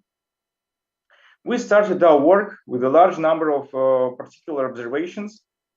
Over past 3 years, we have been trying to find in the costume of the Indo-Iranian Kafirs and partly the Kalasha, usually before the middle of the 20th century, close analogies of ancient clothes, special accessories, and decorative details of the costume, which were used in pre-Islamic times by the main, large, and well-studied in this aspect, by the related Iranic-speaking and sometimes Iranized peoples. With this approach, the main analogies to the ancient and early medieval Iranians will, of course, be found in Kafirs.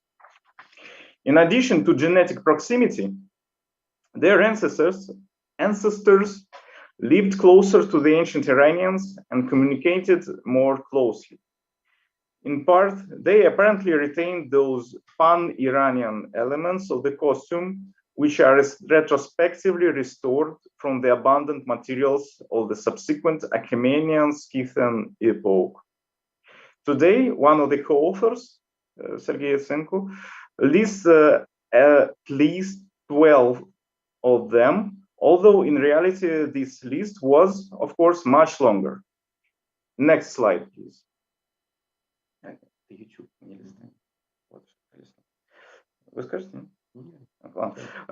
The picture of such costume analogies is inevitably fragmentary and mosaic, since even the well-studied ethnic costume complexes of settled and nomadic Iranians of the past still have many gaps in the series of realistic images and in well-preserved clothes. Close analogies between these two intercultural arrays, which differ in time by at least 1,300 years, can be explained by two reasons. These could be borrowings from the neighboring ancient Iranian world, sometimes indirect ones. In addition, a partly unified heritage of the Indo-Iranian community of the Bronze Age has been preserved, sometimes, in the natural isolate of the Hindu Kush. The last option seems less significant. If the sources of the costume of the ancient Iranic ethnic groups have long been generally systematized and published in about 150 texts by one of the co-authors, my senior colleague, then for the old costume of Kafirs and Kalasha, the situation is different. The volume of text specifically dedicated to the costume is still small.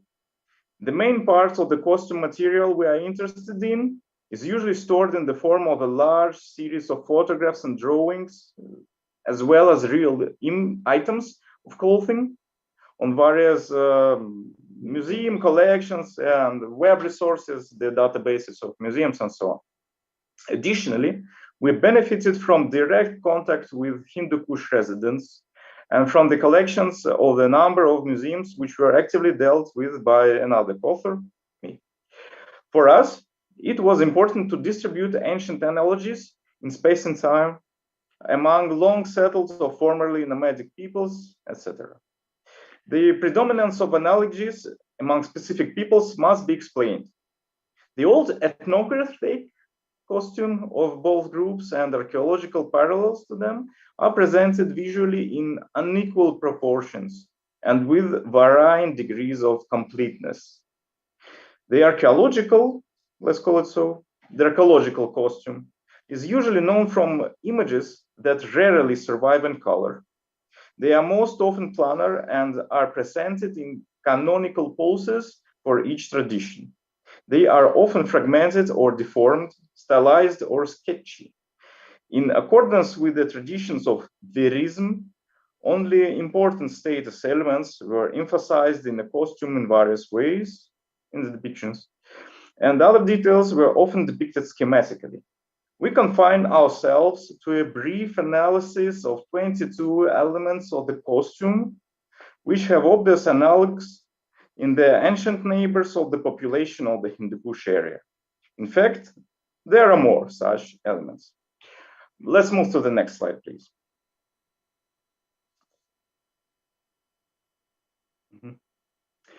Okay. Okay, we're waiting for the slide changing. Okay. The woolen, the first item of our list. The woolen long-sleeved robe of Kandis type thrown over the shoulders.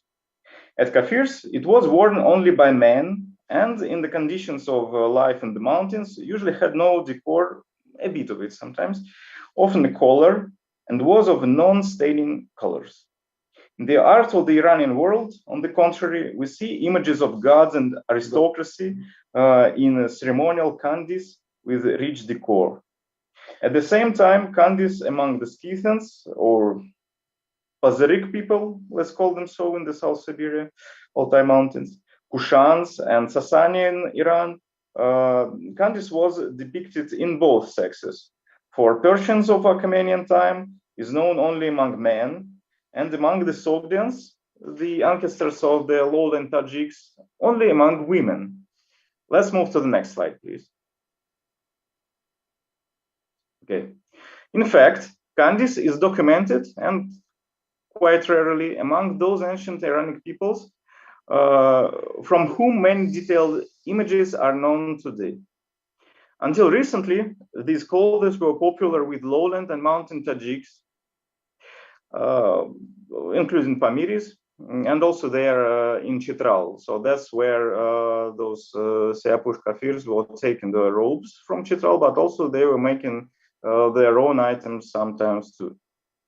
Okay, so it is possible that in the ancestors of the Kafirs, kandis, the robe, was an element of the ancient Indo-Iranian tradition, but later it was supported by the long influence of the great Iranian empires of the Achaemenids and then the Kushans and early Sassanids, which reached Hindu Kush. The influence of the fashion of neighbors, Kho, Munji, Munjan and Panjshir peoples, is also possible. The items were imported from there. The locally made coats were sometimes decorated with small triangles. Would you add something? No. Okay. Now we are moving to the next slide and the next item. A short man's kaftan made of goat skins. Just a minute. Здесь, made of goat skins or coarse fabric with sleeves from the elbow to the wrist, which widened downwards. That's the item. It was used only by those groups of ancient Iranians with a complex socio-political system who live north, northwest, or northeast of the Hindu Kush, among the Kushans, men, in the Scythians and Khotanese Saka, women. This is a likely result of influence from their former northern neighbors. So you can see various options documented on the photographs made of various materials, even in the most recent times. Okay, let's move to the next slide. Sleeveless short kaftans for men and boys made of goat skins.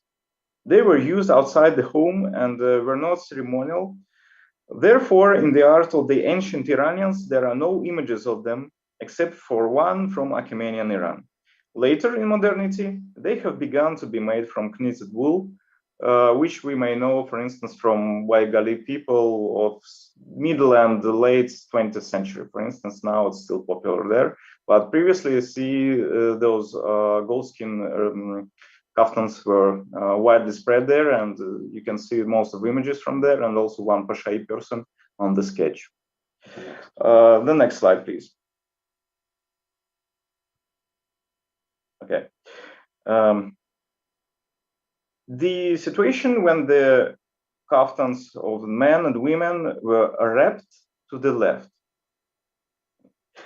The ancient wrapping of clothes of the Indo-Iranians and Iranians to the left ceased to be used in the Central Asia as a result of Chinese Tan influence on the Sogdian and Takharistanian diaspora in the cities of China, and Chinese influence on the Kok Turks. At the end of the 19th century, wrapping to the left was a vanishing tradition. But still, we can notice it sometimes, and on the old photographs, we can see both options. The next slide, please.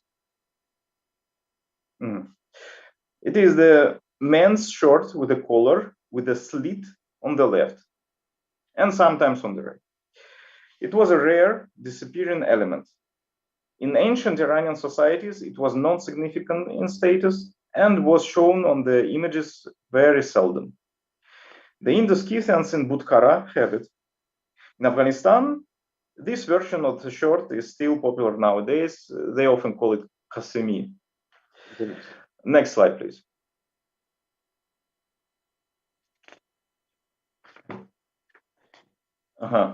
Men's short with a collar cutout and imitation of the left lapel of kaftan. It was discovered in 1957. Not exactly. Yeah, this item was photographed in 1965 in the Weigel Valley. A similar variant is known only in ancient Soviet. So you can see the sketch from the work of my colleague about Soviet. Yeah, next slide, please. It is a large pocket in the upper left part of the women's dress. It was made from fabric of a different color. The only series of men's shorts with this detail known is documented for Indo-Scythians, Sakas from Central Asia, who invaded northern India and they were neighboring the Hindu Kush. Such a large pocket in the 8th, 9th centuries AD was often used by women of the medieval alliance in the North Caucasus too. No. I should say a big thanks for Max Klimburg, so the big picture on the left. Yeah, next slide, please. Yeah. Here, we can see the lower edge, occasionally as short pants, with a series of triangular protrusions of the same type of triangles. Their number among the ancient Iranians on the images along the perimeter is always a multiple of 3, like 3, 6, or 12, these cutouts or protrusions. Initially, this apparently is an imitation of an ancient cut of cloth made of 2 ungulate skins. In this case, protrusions from the former tail and paws hung from the edge of the hem.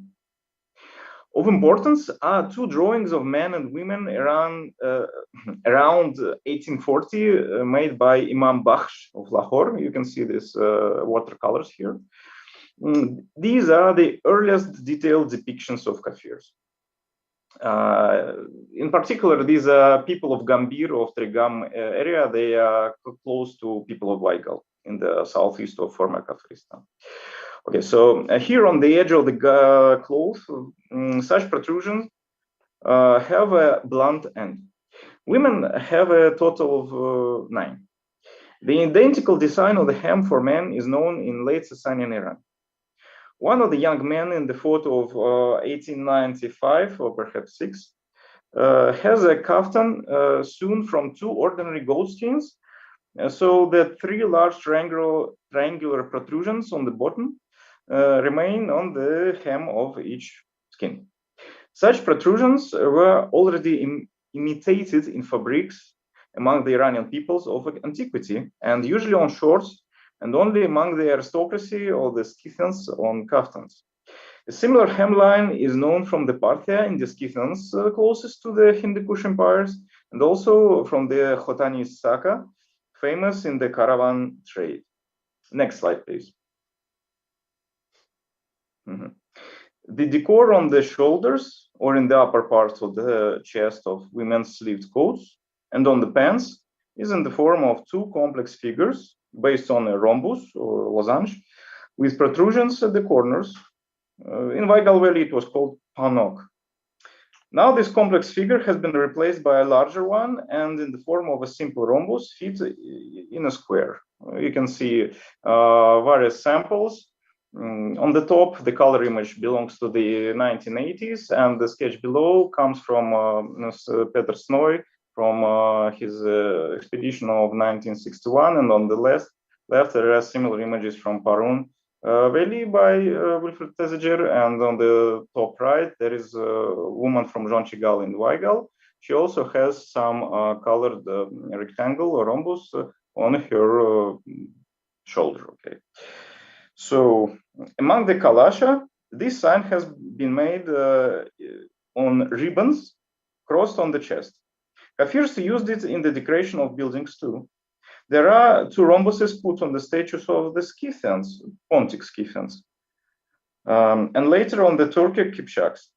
The settled Iranian groups probably did not try to depict this detail. Next slide, please.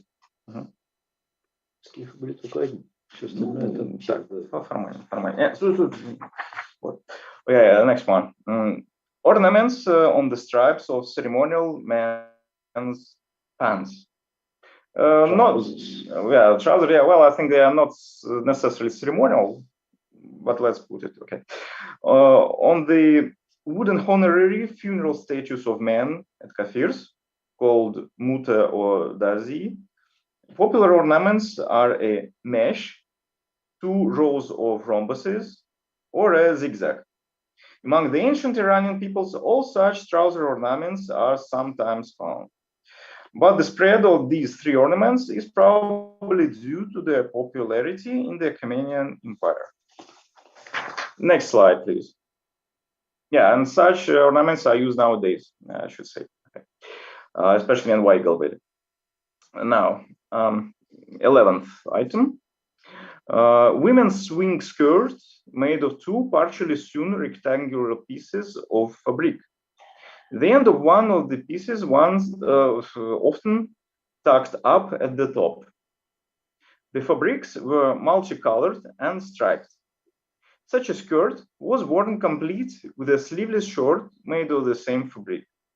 Their color images are known. A similar skirt has been preserved, fantastically, at the Scythian girls' burial at Vishnevaya Могила, Barrow. It is also made from striped fabric. As a legacy of the Scythian time, similar skirts in Eastern Europe were preserved by the Russians, called Paneva, and the Ukrainians, called Zapaska. Let's move to the next slide. Okay. Ribbons crisscrossing on the body. At Kafirs and Kalasha, they were a male attribute, as far as I know. However, Kafirs have just a few exceptions at their status stages. See in the center, please. Yeah, you can see a sketch based on drawing of Woodthorpe. from Upper Bashgal Valley, or how we call it, Katygil. Okay, so at Kalash, the boy received these ribbons or sash after the ceremony of putting on the first trousers. Various amulets were fastened along them, solder rosettes and bells. Such ribbons were recently used by the women of the lowland Tajiks in the north of Amudarya. They bore the Arabic name Haikal in Transoxiana. These ribbons were associated with the anthropomorphic figure of the protector deity among the inhabitants of the Pamirs. A similar ribbon is worn by the Kushan's goddess engraved too in Tilatepe, whose figure was placed on a woman's dress. You can see it on the right. Such ribbons were also worn by Indo-Scythian women in Punjab and elsewhere. The most striking examples of the wearing of such ribbons until recently are known in the areas adjacent to Hindu Kush. However, they were also used in other cultures of the world, in Eurasia, for example, by the ancient Greeks. Next slide, please.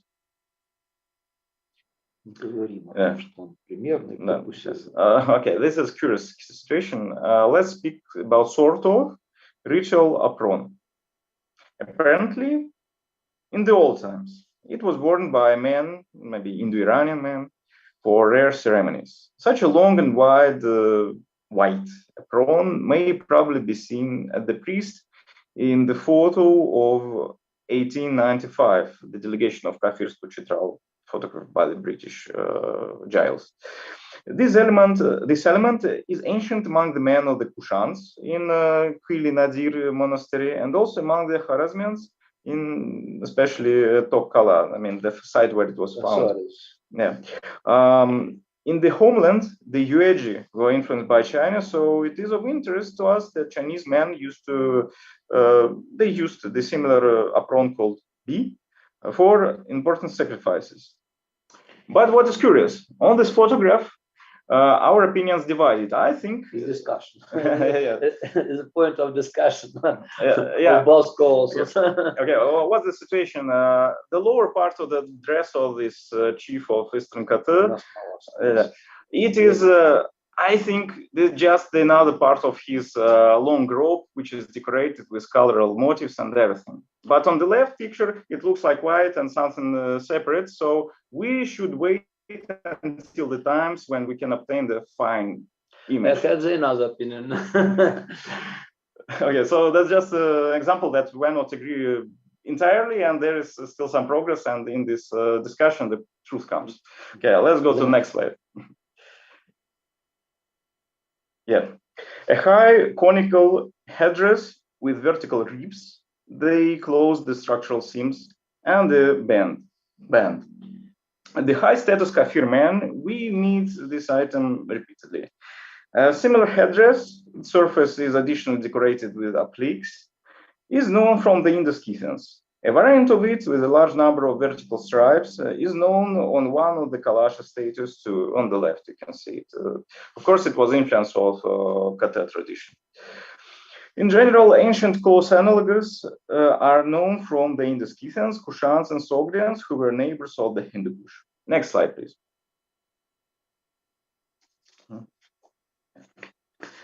A rolled up man's head of Hindu Kush Pakul type from the 19th century, I mean, the shape of the times, and the early 20th century.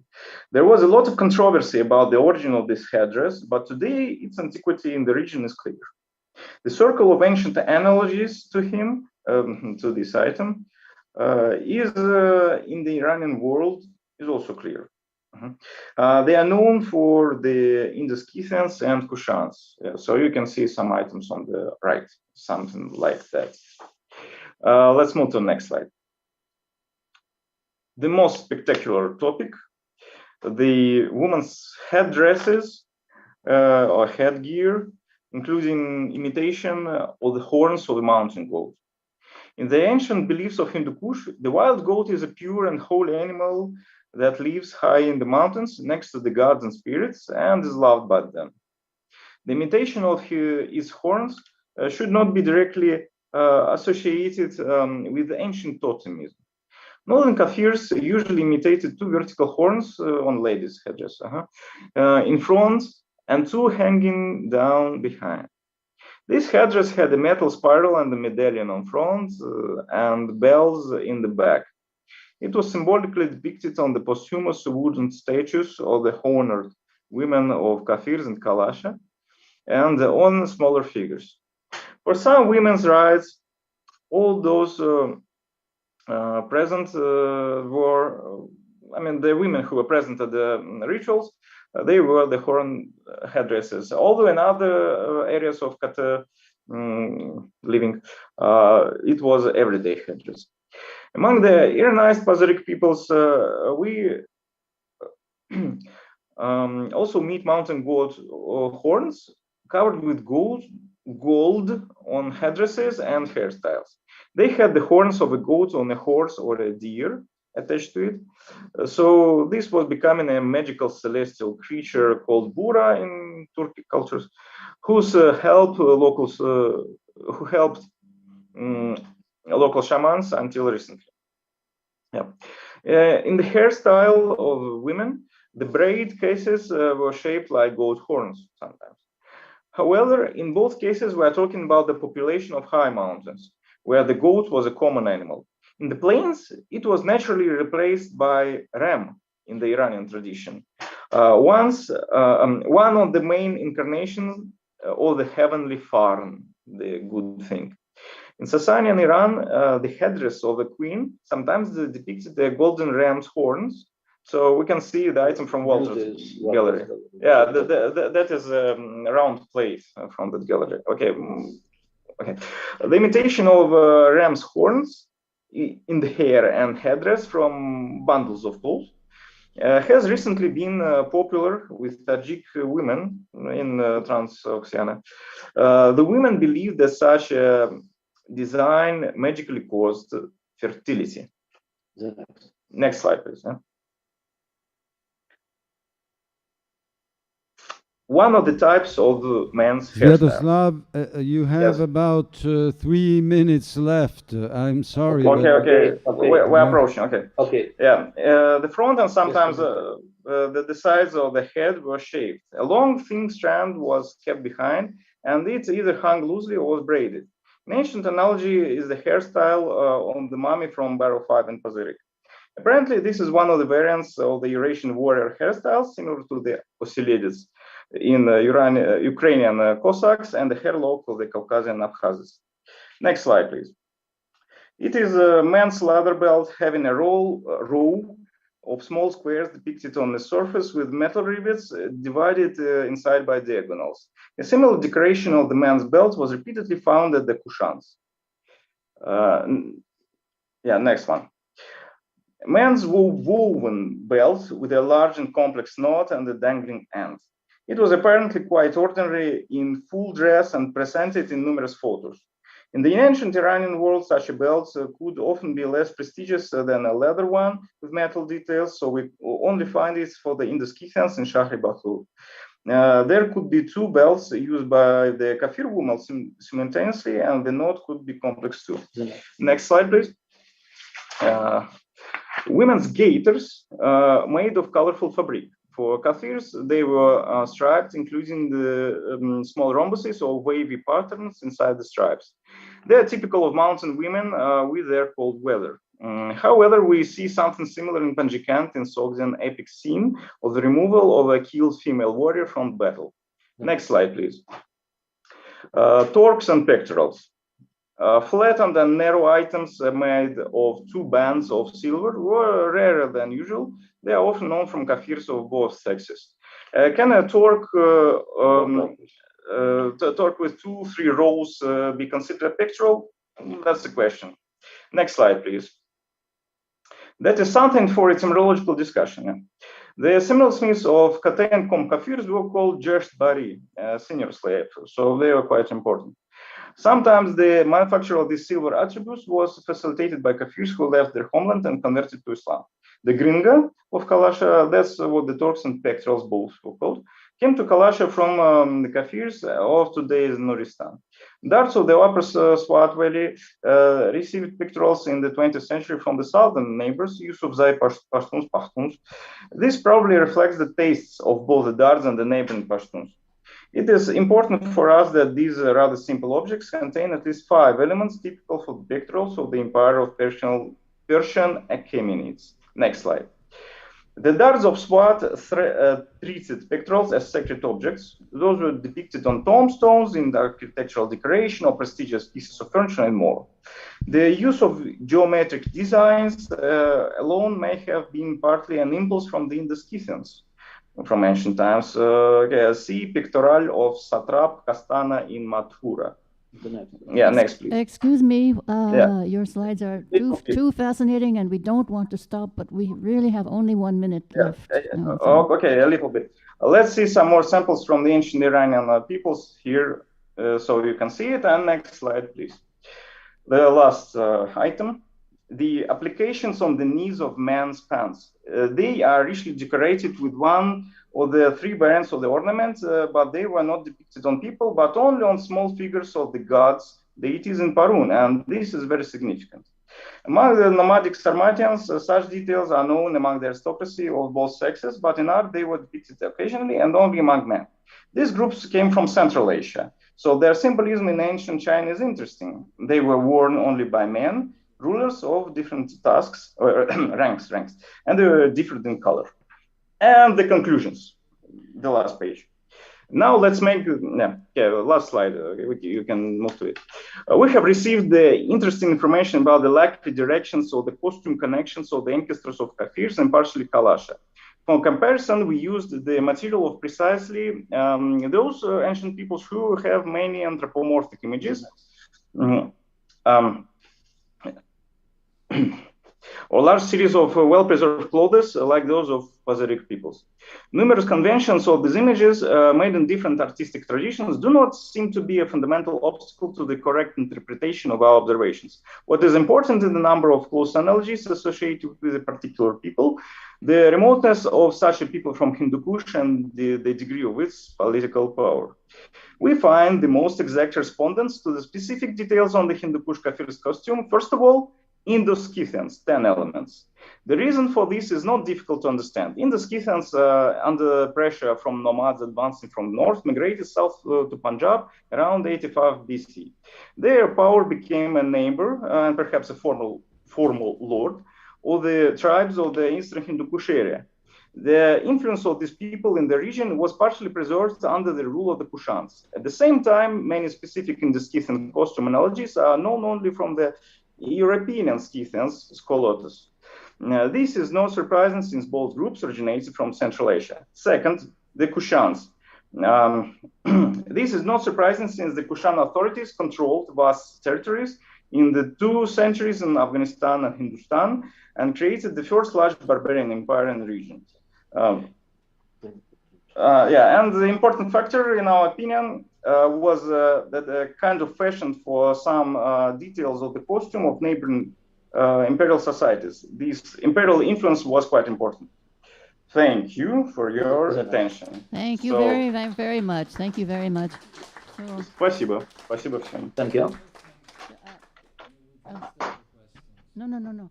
What about David Nelson? Anything from him? He's not here. No presentation, no nothing? Okay, fine. So, yes.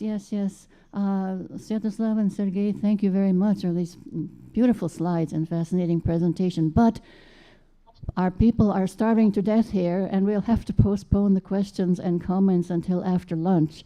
So I hope you will be able to stay online for about an hour now. Is that possible? I hope. Okay, so we'll start from no this. problem. Okay, thank you. So we will continue after lunch here. Okay. Okay. We're waiting. Thanks.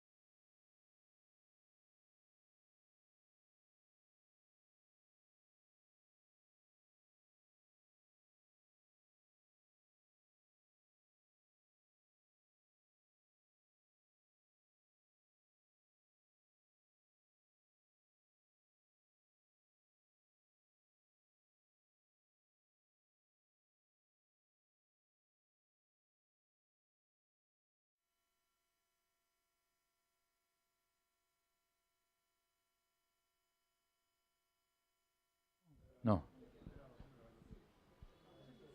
Ci siamo con i microfoni? I microfoni funzionano? Sì, mi sembra di sì. Sì. Okay, an announcement for this evening. Tashkhan and other people were proposing to give everybody the possibility of having dinner together. Not necessarily sitting at the same long table, because when you sit at the same long table, then you can only talk to the person sitting to your right or to your left. But to go to the same place, even at different tables, or even neighboring restaurants can be okay if they're close enough. And this is Tashkhan's proposal, so he is taking responsibility to go without reservation.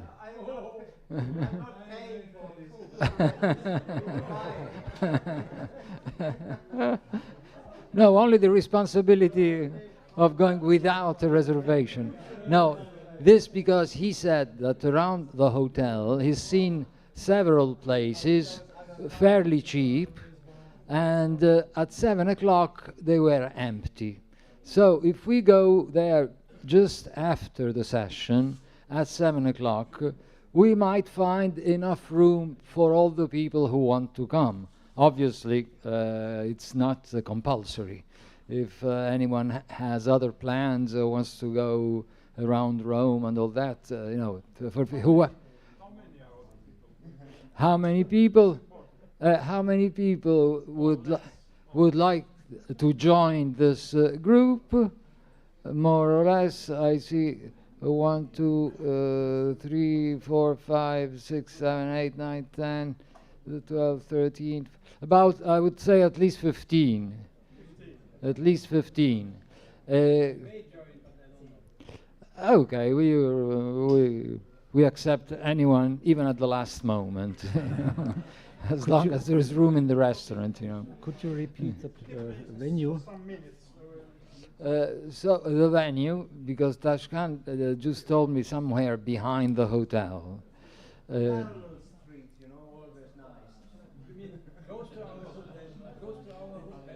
But I say that after the session we just walk over there and see if we find enough room for everybody. I think it's possible because the Italians never have dinner at 7 o'clock.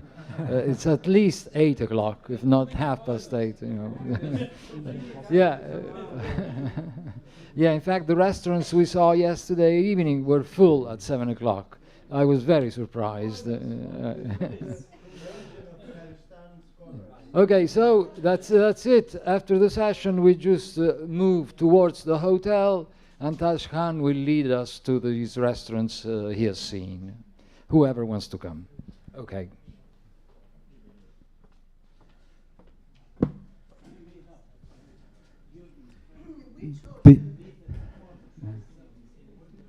Before we can start, I have to wait for a sign from the technician. Yeah. Oh.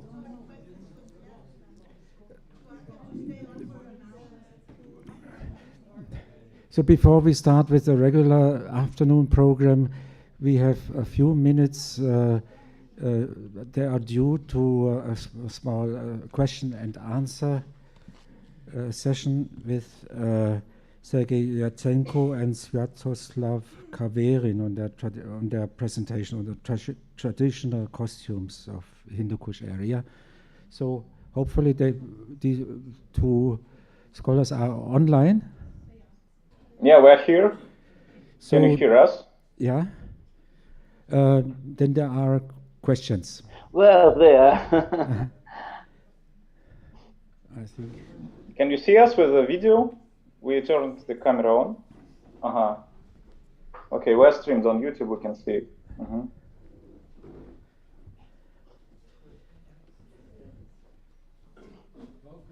here, show your face, and say your name. My name is Wolfgang Holzwart, and I thank you for your presentation. Are you a student of Alexander Leonovich Grünberg? this is just the minor question. The other one is, you showed us all the costumes from headdress to ornaments on the knees. My question refers to the lower part of the leg. In some parts of these Peristan mountains, people wrap around their legs some strips of leather. Paivasa, it's called in Chitrali, as Mr. Hidayatullah said. You did not mention that. Does it not occur in your research area, or is it by chance that you did not mention it? Well, okay, see, thanks for your question. Thank you, dear Wolfgang. I know your purpose. Yeah. So we had to limit ourselves in this review because even now we could not fit perfectly into timing. Well, we could be just a bit more longer, yeah. So yeah, leg wraps called paitava or paipech, of course, they're very important and very widely spread item. Sometimes people even wrap their legs with goat skins. More often that is woven fabric of sheep wool, of course. And it is not only common to the inner highland area, but also some Tajiks in Panjshir, for instance, and other places were used to wear it, but in the 20th century we couldn't observe it much. Yes. Of course, we are planning to write more articles beside the one for the proceedings of the conference, where we would list maximum number of items, including the jewelry, the facial decoration, and blankets, which I wanted to review, but Sergei Alexandrovich recommended me to refrain from that, not to become too lengthy. Yes. So I want to figure out some compromised list of the traditional wider Hindu Kush area attire, costume, because we can find, items which comprise about 50% of each ethnic group's costume, and other items differ. So we can find a formula of being traditional Highlander. Maybe that could help us to revive the lost old styles of traditional clothing for someone who feels romantic and wants to to express some respect to the ancestors, I think. Yeah, so there will be a series of articles dedicated to many things. And my master's thesis was about the Pakol head, which was previously known as Dardik head in the colonial literature. Next it was known as Nuristani, next it became known as Tajik or Afghan head. So this whole process is quite interesting and ridiculous at the same time, and deserves being described. So I should finally rewrite my thesis into a series of articles to make them available to people. And the first question was about Alexander Leonovich Grunberg. Well, I'm not genetically related to him, but of course our academic interests match a lot, and I had a chance to come to his apartments with the permission of his wife, Margarita, and I could scan a lot of his materials, including 1,000 photographs and slides from Afghanistan, and many manuscripts and audios and everything. So I think already Jakob Halfman, who is present there, could benefit from these materials. And also tomorrow, Robert Tegethoff will present our joint paper about research on Grangali language, which also was based on the availability of the rare, exclusive materials of Grunberg and Georg Budrus. But that's another story. Okay, I think that's enough to say. Thank you. Another question? A comment? I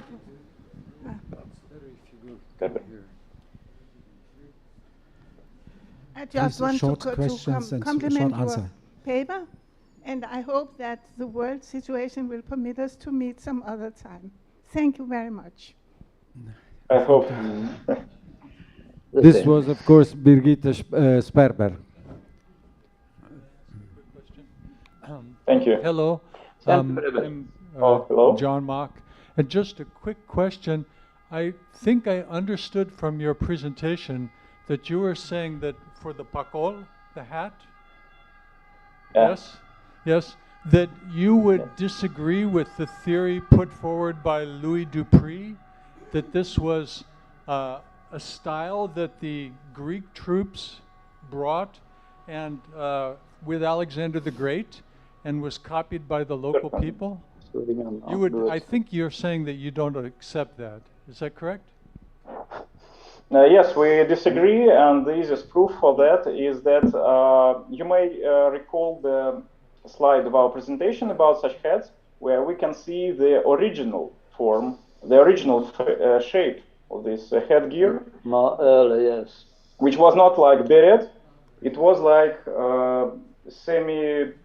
hemisphere, you know, like tied to head and only with the rolled part, and it looked nothing like cow's hair. It looked like those heads of Kushans or Heftalits or whoever else. It was just one of the headgears of the whole Turanian world, let's call it so, or like Pan-Iranic, and so on. And to John Mock, I would like to also say that 5 years ago, I found petroglyphs in Panjshir Valley, which still remain unpublished. And if you could help me to process these materials, that would be really great, because I want to show it to the world, but I'm not sure how to describe this. I have a comment. So are there more questions? I have a comment. Hello? Hello. Yeah, we see you. Richard Strand. Yeah. Short question, short answer, please. I would like to send to... Somebody spoke. Oh, Klimburg. Richard Strand is on Zoom. On Zoom, okay. Hello? Am I up here? I just wanted to say that I'm sure you probably know this. I hadn't heard you say it. That the current design of the pakol was allegedly invented or suggested by some British Army officer in Chitral back in the 30s. When I heard the story that I heard there. So I don't know if you mentioned that or not, but the design has changed from the original tight-fitting skull cap rolled down. Certainly. I have mentioned it right now that the shape was different, nothing like mushroom, but it was like hemisphere. It was different. Okay, I hadn't heard whether you said that or not. And of course, in Iranian world, in ancient Iranian world, we have only analogies in a more eastern group, Kushans and Indus-Scythians, not for another Iranians. Only for the groups of ancient Iranians who was the neighbors of Hindu Kush. It's important, as for me.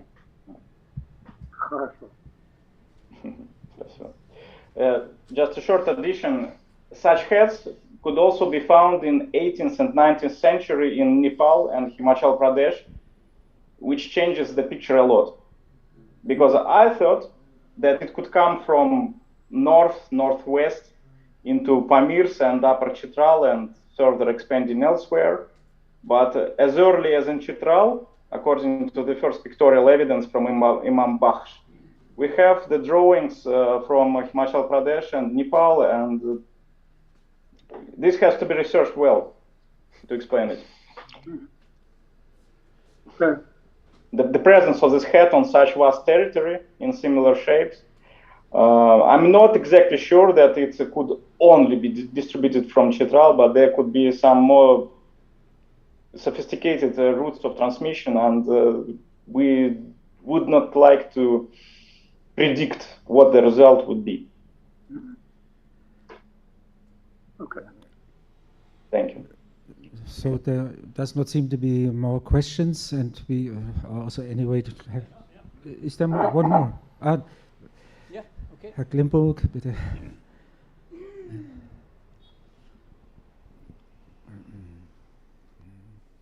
Working? Yes, Can we see Maxim? How are you, Swati? I'll call you Swati. Swatislav. And I'm so happy to see you this way. But I would like very much to see more of you in Vienna again. And really, I send you my best, not Viennese, but coffee greetings. And be my guest soon again. Okay. Thank you. I hope we can find some legal way to bring us there to the blessed, civilized countries. We know the difficulties. We know the difficulties, of course, nowadays. I want also to see you in any time, of course. Thank you. I will try hard, but we have to wait for some time. Thank you, Maxim. You're a very inspiring person. Thanks a lot. One little message to Richard Strand. We are very happy to see you're connected from Kamdesh.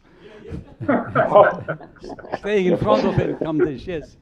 Your village you had stayed in for years, isn't it the case? Yes. Yes. Yes, I was there for 2.5 years the first time.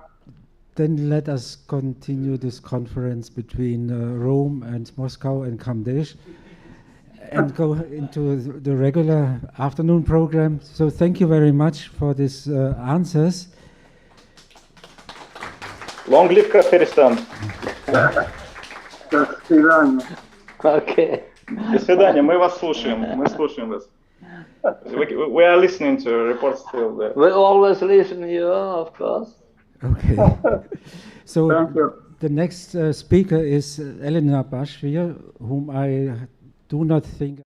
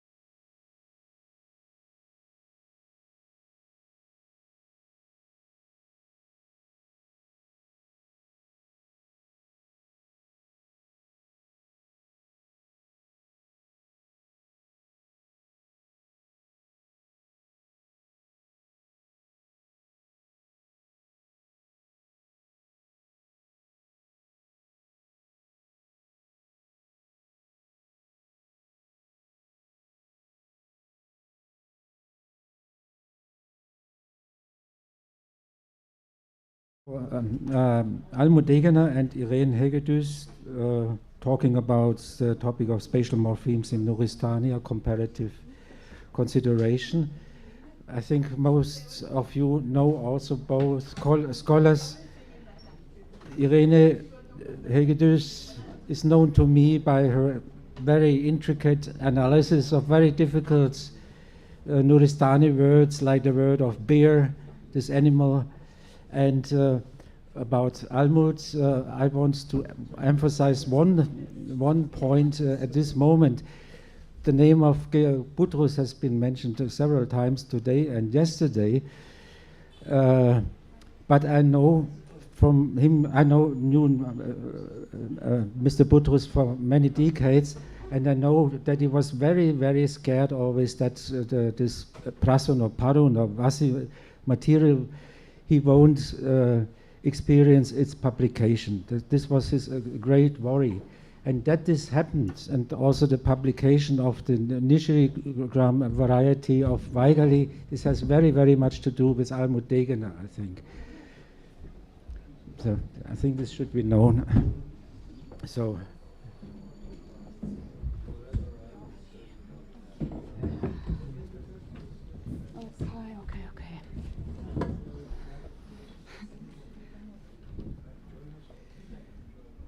Okay, thank you everybody for being here, especially the ones on Zoom or anything else. Thank you for giving us the opportunity to speak to you and enjoy. Yeah. Okay, for about 30 years, you can all hear me, Rahena? Yeah? Okay. For about 30 years, linguists have been doing research on realization of spatial concepts in the languages of the world. One of the regions which has attracted scholars' attention is the Hindu Kush and Himalaya region, where Elena Bashir and Balthasar Bickel and Jan Hergaard and Henrik Liljegren have contributed important studies. Spatial morphemes of individual Nuristani languages have been discussed in the relevant grammars. This paper is, as far as we know, the first attempt to give an overview about spatial systems of several Nuristani languages.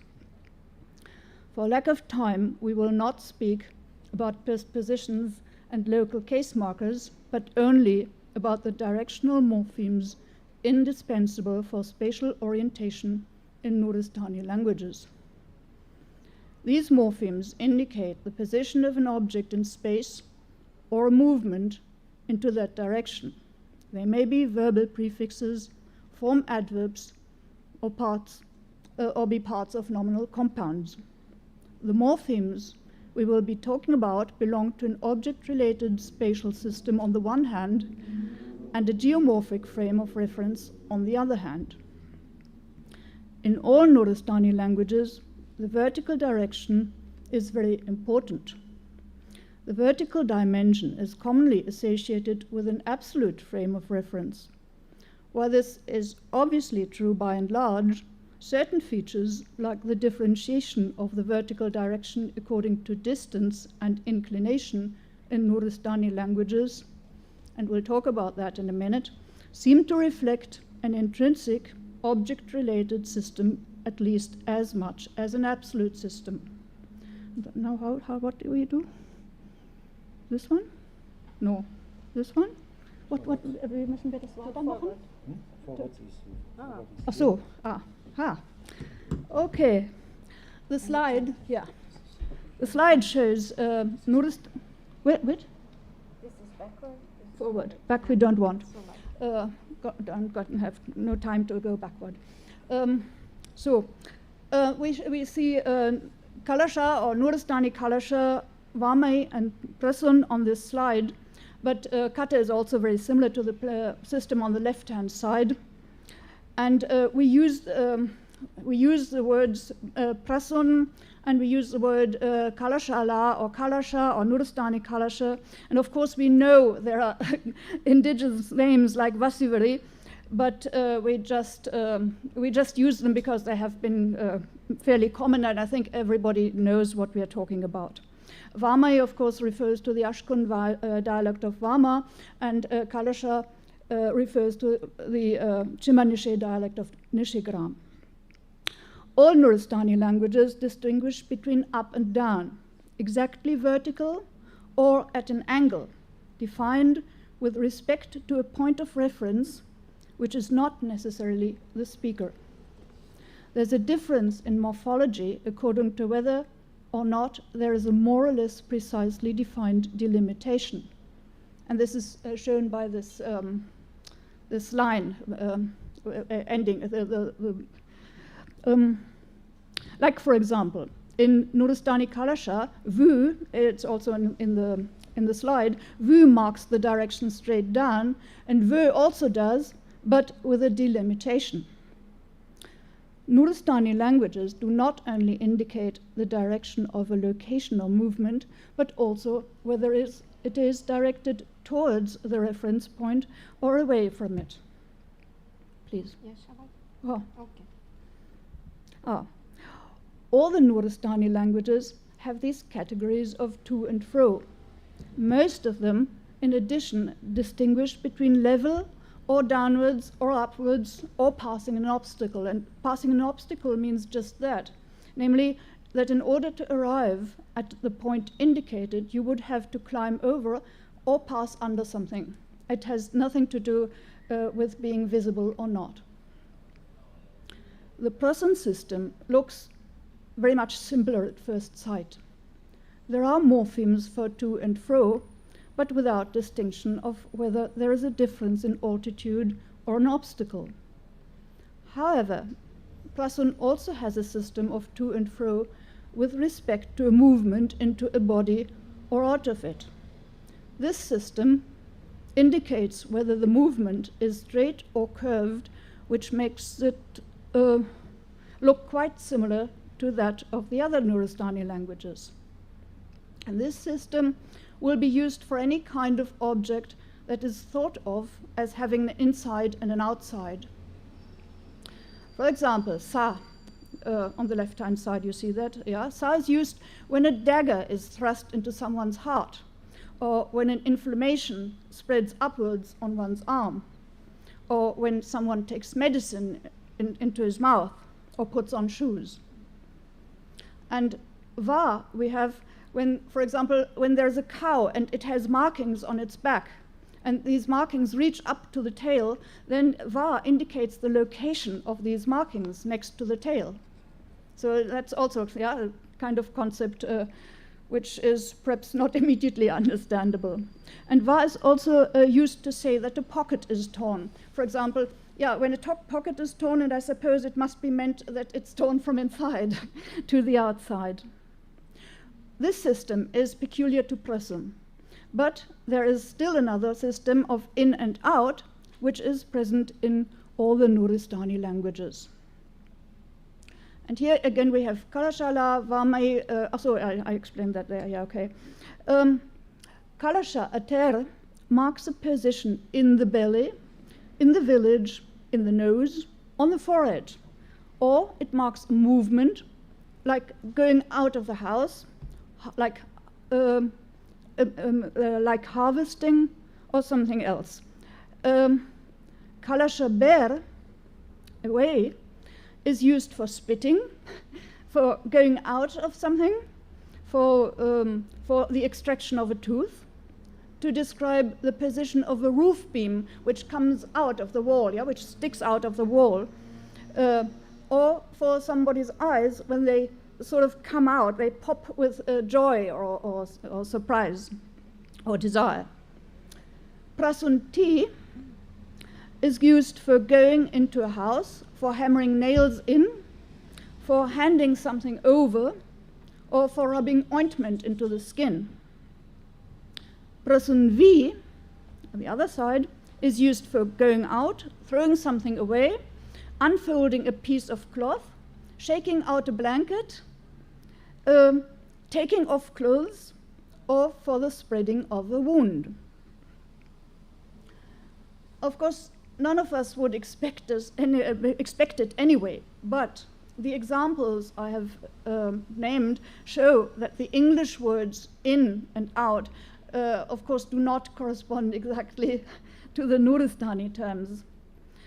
That is even so in very everyday situations. For example, if we want to cook potatoes, we've had lunch, of course. Why doesn't this work now? It does, it's just that a bit more forza. So if we want to look at potatoes, this is not a Nuristani pot. But anyway, if we want to to cook potatoes, we put them into a pot. But that's not what the Nuristanis do. In Kalasha, the potatoes are, some more. Yep. In Kalasha, the potatoes are put brö, downward at an angle and with a goal in a delimited area. And the Vasi, the Prasun people, they will also put the potatoes downwards, but straight vertically and also with a goal in a delimited area. And it's written below, the Ashkon and Vama, as well as the Kom, they will put them down at an angle, but apparently without delimitation, which is surprising to me at least. Maybe it's wrong, I don't know. Yeah, so much for potatoes. One morpheme we have not mentioned, and that is only in Prasun, and it is used to mark a movement or a position around something. And that is this is O. It doesn't exist in the other languages. So now this was the object-related system, and now we come to the geomorphic one, the geomorphic frame of reference. All Nuristani villages, not languages, are situated in valleys with a river as point of reference. No, doesn't like me, this thing. Yeah. All the Nuristani languages have morphemes for upstream and downstream directions. Prasun only has also names for the areas to the left and to the right of the river. But we should not say upstream and downstream, we should say up valley and down valley. For it is the general direction of the river that counts, irrespective of bends right and left. Georg Budrus emphasized on this valley concept, arguing as follows, and I'll quote from the relevant chapter of the Prasun grammar with very minor changes, because I feel it shows the situation of his fieldwork when he was going through the landscape and trying to find out about these spatial morphemes, and that's why I like this passage. So, quote, above Ishtavi, the river makes, oh no, we need this thing. Yeah, right. Above Ishtavi, the river makes a wide loop from A to D on the broad valley floor. A speaker moves from A to D close to the river. In sections A to B, there are 2 stone benches, 1 and 2, on the right bank of the river. In section B to C, there is 1 bench, number 3. Now, to sit on bench 1 is in Prasun sabzi joshling, literally having gone sa, sit up valley. To sit on bench 2 is called vabzi joshling, literally having gone va, sit up valley. To go from B to C is not nabzing to go down valley, or downstream rather, it's not, yeah, but it's sabzing to go to the right. And to sit on bench 3 is sashling, not nashling. Then further down, from route C to D, one walks naptinig, going down valley. To sit down on bench 4 is called vabzi nashling, literally having gone left, sit down valley, not downstream. So this is the end of the quote. Once we accept that it is the valley that is decisive for the choice of morpheme, not the direction of flow, it is a simple system. We have no evidence to show that the valley concept applies to all languages, all Nuristani languages, I mean. We can just suppose that this is the case.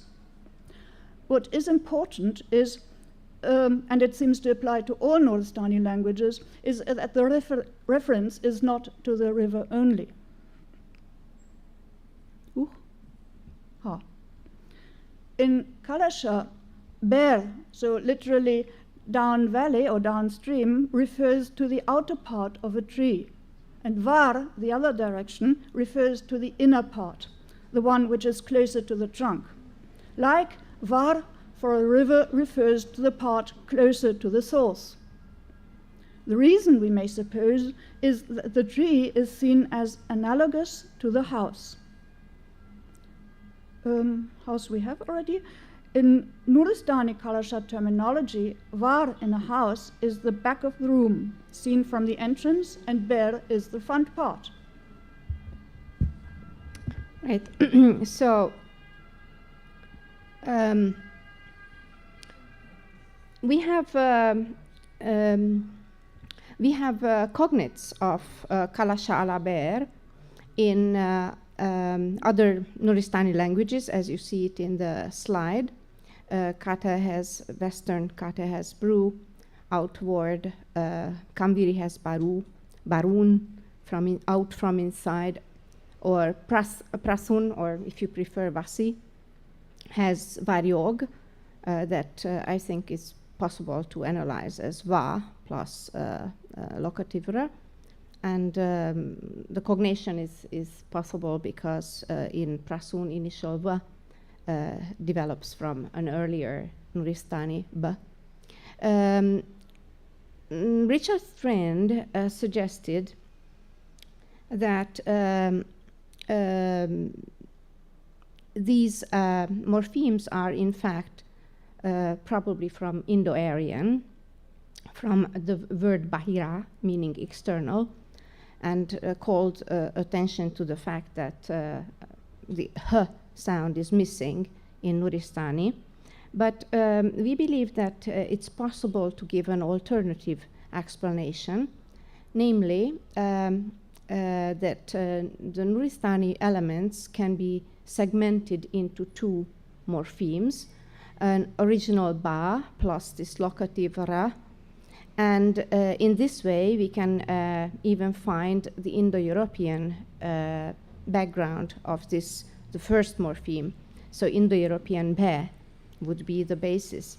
And if we look at the Indo-European developments, extended forms of this morpheme, we can find an Indo-European reconstructed peg where the extension is an aspirated palatal g.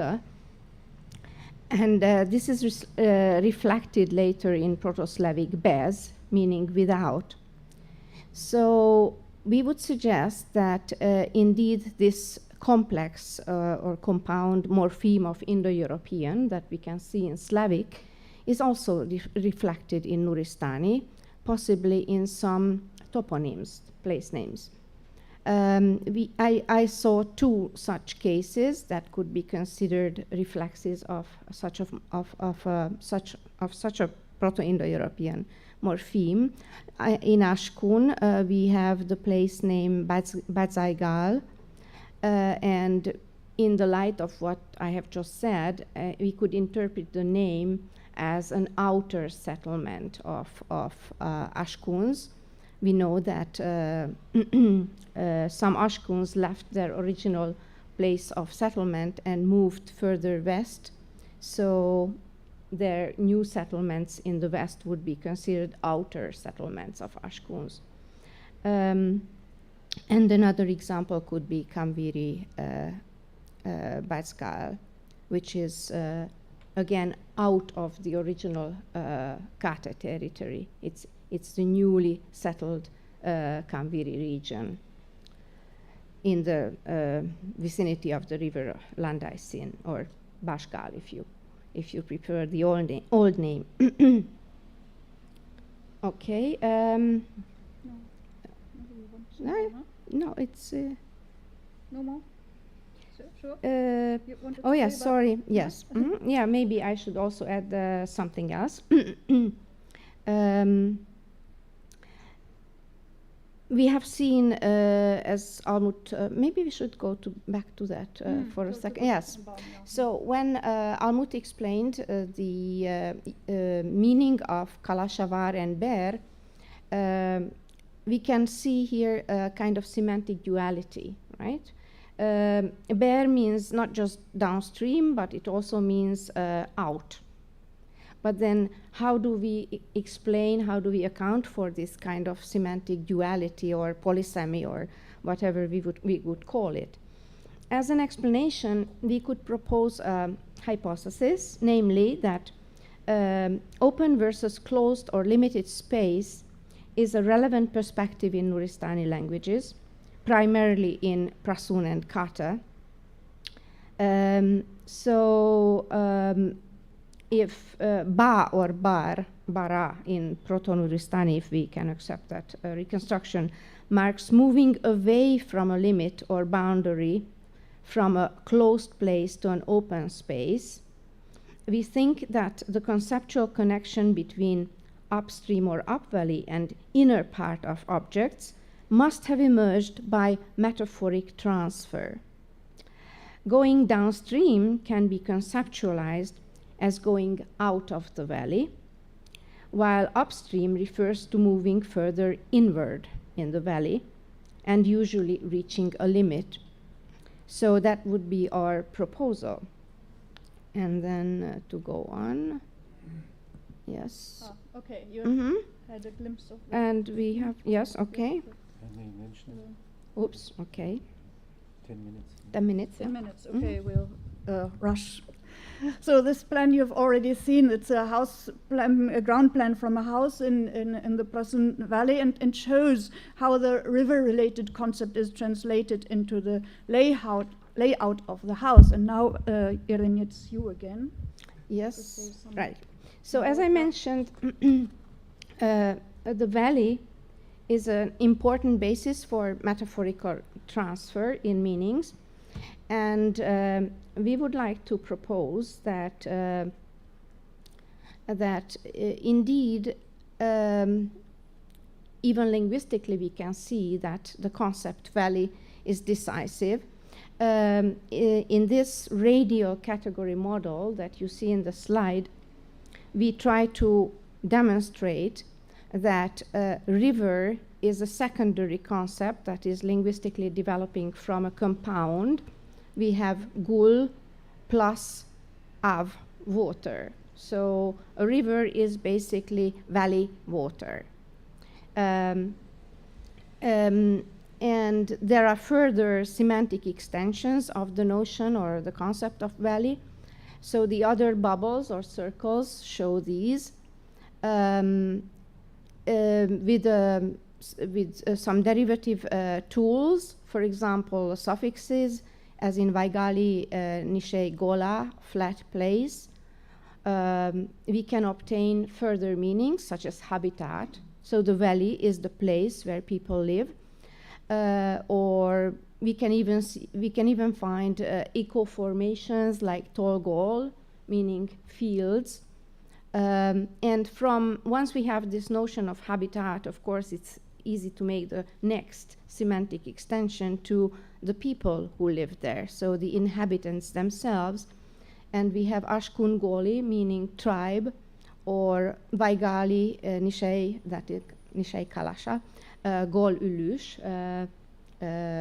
basically valley people. Ulush must be Turkic, right? Yeah, it's probably non-Hungarian pronunciation, but never mind. Yeah, okay, sorry. Yes. So valley people would be the inhabitants. By further extension, we can even get more abstract meanings for the word, such as sky, attested in Kamviri and Prasun, or the meaning weather, attested in Kamviri, Prasun, or Vasi, if you prefer, and Ashkun. So once we look at this word gul, which is most likely to be a cognate of Indo-Aryan Gala, we will find something very interesting in Turner's entry for this form. I tried to separate the meanings listed by Turner, and I found that there's a lopsided semantic distribution, because dominantly the words occur with the meaning valley, as you see it in the left-hand box, and significantly fewer languages have the meaning river. So the question is whether Turner's idea was correct to reconstruct the meaning of this word as stream. I also added Kovar because it was not included by Turner, and maybe if we looked further, we could find other evidence that became available after Turner's time. Yeah, one more thing, yes. We believe that this could even be a Peristani lexeme, because it's pretty much limited. So this is, of course, just a suspicion that this could be something specifically regional and limited to this area. I don't know of any Indo-European branches that would have a cognate. Well, we could suspect maybe Glen and in Celtic, but there is not much other that could be perhaps adduced here. So this word seems to be very much geographically limited. Maybe it's something that has a Peristani background. Richard Strand reconstructed two words out of the several meanings that we saw in the radial category model. We have river, that Richard Strand's etymological lexicon has in the form gal-ava, and a totally different lemma is gol, meaning weather. The only problem we have with this, is that if you look at the highlighted vowels, the root vowels in Galava, it's U or O dominantly. One case has A. So I'm not sure Gal is the correct reconstruction. And if you compare this entry with Gol, again we have 3 cases of U, 1 case of O. Anyway, what we want to say is that it's probably U rather than A or O, although we know that there are alternations of U and O in, for example, in Nishay. Okay, sorry, okay. Yeah. Mm-hmm. Okay, we mentioned that we have the up valley and down valley direction in Prasun, but I didn't, oh, sorry, yeah. I was talking about the je and the ne in Prasun giving the up valley and down valley direction, but I didn't say what this strange hyphen meant. It means, and I don't want to skip that, it means that we have certain vowels coming there, and it says whether this movement is level or upwards or downwards, and whether it's delimited or not. And unfortunately, and I'll do it a bit quickly now, unfortunately, these river-related vowel morphemes do not always have the same vowels as the object-related vertical morphemes, because we are going back now to the start, to the vertical direction. They have not exactly the same meaning. Nee, that's another one, Barmay. But if we discount the middle height and then rotate the diagram by 90 degrees to the right, then the correspondence is almost 100%. And that's, I think, so lovely that I didn't want to skip that. Instead, we'll skip the next part, so Irene has a chance to say yes. 1 or 2 minutes more, right? Yeah?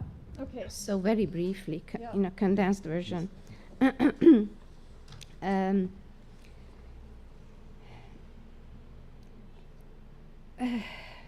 We know the famous study of Kalasha and Palula, geomorphic coding by Hegod and Liljegren. What we want to comment on this is that the system you see in the slide, this 3-way approach or aspect of topographic features, is similar or basically identical with what we have in Nuristani. So we have across boundary, we have downhill and downstream as the orientation axes.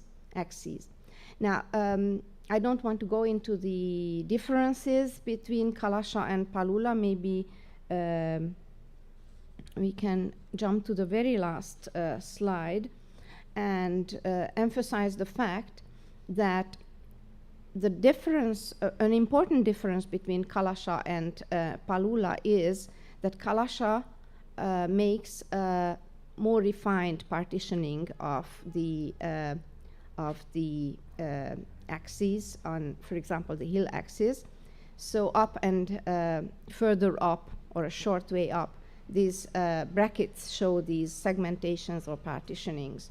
And we believe that this partitioning is similar to what we have in Nuristani, where there is also an important differentiation between here, further away, and far away. We would propose, finally, that Kalasha has a hybrid system. We believe that the Kalasha system is rooted in their native inherited Nuristani conceptual framework. But interestingly, its linguistic expression is based on Indo-Aryan or Dardic lexical elements. And this obviously is because the Kalasha shifted from speaking a Nuristani language to a Dardic language. What happened in the development of the Palula geomorphic coding is probably the reverse.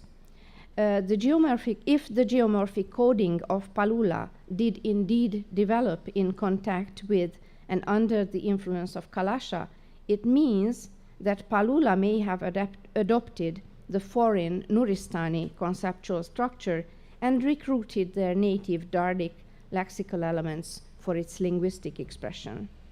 Unless, of course, Palula speakers moved to their present seat from a region where they may have lived in a high mountain setting and had already developed their own geomorphic coding system. Well, we know that in the greater area, in Trans-Himalayan, we have, of course, downriver, downhill axes expressed in those languages, but since we don't know where the Palula come from, it's very difficult. Well, upper, yeah, the upper English. Yeah. It's okay. Well, more in that case, of course, it would even become more probable that they could have, if they come from a hilly area.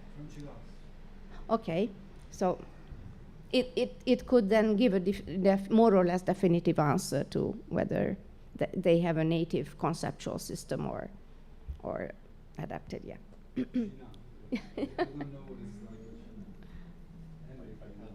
Okay, I think the discussion has already started. Yes. Is that correct?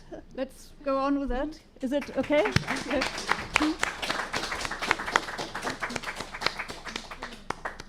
Yeah, thanks very much for this almost mysterious introduction. The introduction in the mysteries of spatial adverbs in this area. It's amazing and extremely fascinating, and I'm sure there are questions. Yes, Henrik? Am I allowed to give a response, since it was almost a direct question? Yes, I think you are right in your first assumption, at least that's my hypothesis, that Palula moved into a region which was dominated by the system.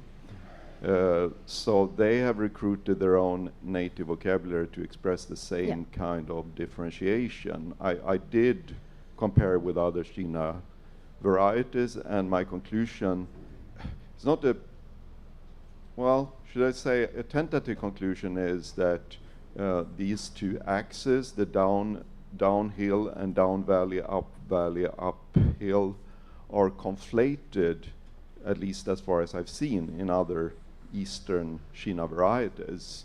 So most likely they didn't bring that differentiation of those axes with them, at least not both of them.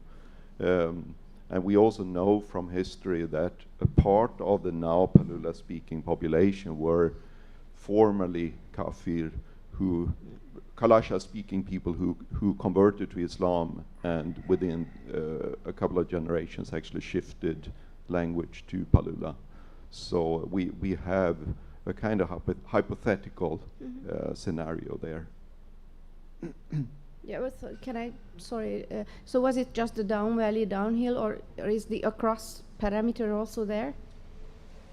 Yeah, the across parameter seems to be there from the beginning. So it's mainly the differentiation between the stream-related and the hill-related that doesn't seem to be something that they brought with them, rather something they adapted in their present environment. Yes, please. Very interesting, all this directional. Adriano, please say your name. Adriano Rossi, sì, Adriano Rossi. Directional in a valley, in a particular valley. It's an unbelievable theme. I was following that in the 80s and 90s, that time for the first time when cognitivism was being introducing into Iranian and Indo-Iranian linguistics, and for Balochi, Bravo, and so on. And I had the chance to discuss with Alexander Leonidovich Griumbrich, which was a very good friend of mine in Leningrad. We spent for Kati, he mentioned to me all of the movement along the valley. He has this lovely scheme also in his book, but we didn't include it here because it's a bit similar to the others. Yeah. Just a suggestion about one of the words for valley, which I saw in the Sirius Valley, a gar with the retroflex lateral, meaning ravine. In my idea, ravine is unbelievably spread in thousands of kilometers, starting from Caucasus to Pacific, and especially in Turkey, Dravidic, Indo-Aryan, Iranian. So gar is typical, without or aspirated or not, retroflex or not, is typical for ravine, hole in the mountain. Anyway, terrific, not a friendly term. It's a terrific term. Ravine should be avoided. So I suppose that gal belongs to another series.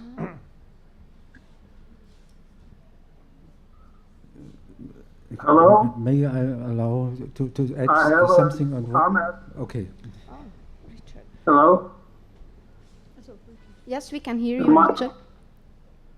We can hear you. Okay. Okay. I have a few comments on some of the slides. First of all, regarding your potatoes, in Kamgiri, you don't pop the potatoes into the pot, you atone the potatoes into the pot, and then you pop the pot onto the fire. So you had pa as the prefix for putting the potatoes in the pot. Oh, and potato, wrong. yeah, no, yeah, I couldn't understand all you said, but now I have understood that you're talking about the potatoes, Hannah. Yeah. Yeah. Yeah. In Kamgiri, potatoes go inward to the pot, down into the pot. I'm very happy to hear that. Thank you. The pot, however, goes onto the fire. Yeah, thank you so much. I'm relieved. Actually, it was puzzled me. Limited. Yeah. So it has a limit. Yeah. Yeah. Okay. Second comment. If you look at my my etymological dictionary of Nuristani online, the entry for pay has all those two different forms, the Bahira and the Bad. You have Bads and Badskal, and also in Badzi, which is an outer cloak that women wear. An outer clothes? Yeah. Yeah. Yeah. Sorry. So there are a couple there. And the third thing you had, I saw one typo or something you had for ni and chi. You had it spelled C-E instead of C-I or C-A as I do it phonemically. It's P and was in like 2 slides to draw it. We don't understand all you say, Richard, but anyway, we are very grateful, and maybe you could write us that. Next time, of course, we would have a session with us 3 sitting here, there. That would be much better, but then we would need a chair more, and it is difficult this way. Okay. I'm sorry, are you having a problem hearing me? Can I speak now? Maybe we have to try to proceed, and maybe can I say that Professor Klimburg has the last question? No, I have not yet have a question, but I wanted to say hello to Richard. Max is speaking, okay? You don't see me, but you remember me well. Hello from... Hi, Max. I would like... Max, I would like to say Max, hello to yeah, Max everybody. Klimburg, yeah. So hello Hi, from Max. Rome. Of course, I remember you well. Yeah, some time ago we met again. Sadly, you are not with us here. Yeah, well, I'm glad to see you're still out and around, and you look like you're going to live forever. I'm by far the oldest here, yes. I turned 90 recently, very recently.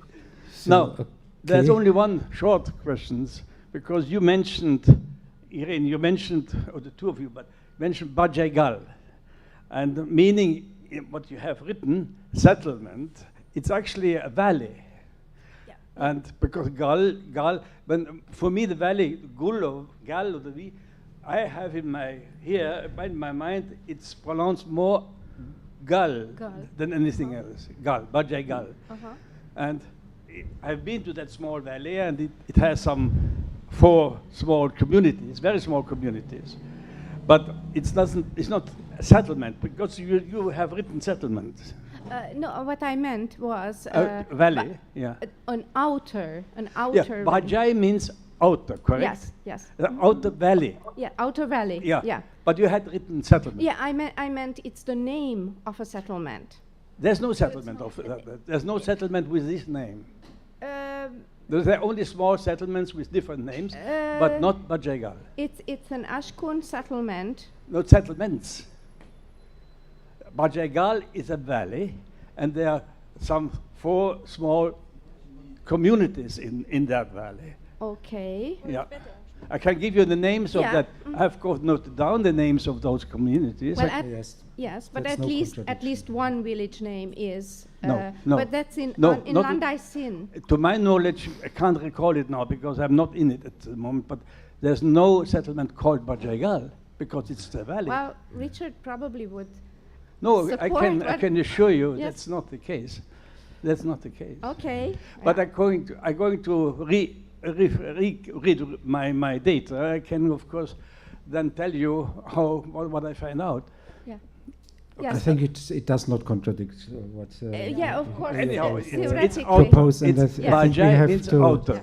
They have moved from the east to the west a little bit, from the areas of the Pech Valley to the Alingar Valley. Alingar Valley, yes. Okay. Yes. Thank you. Thank you very much. Right.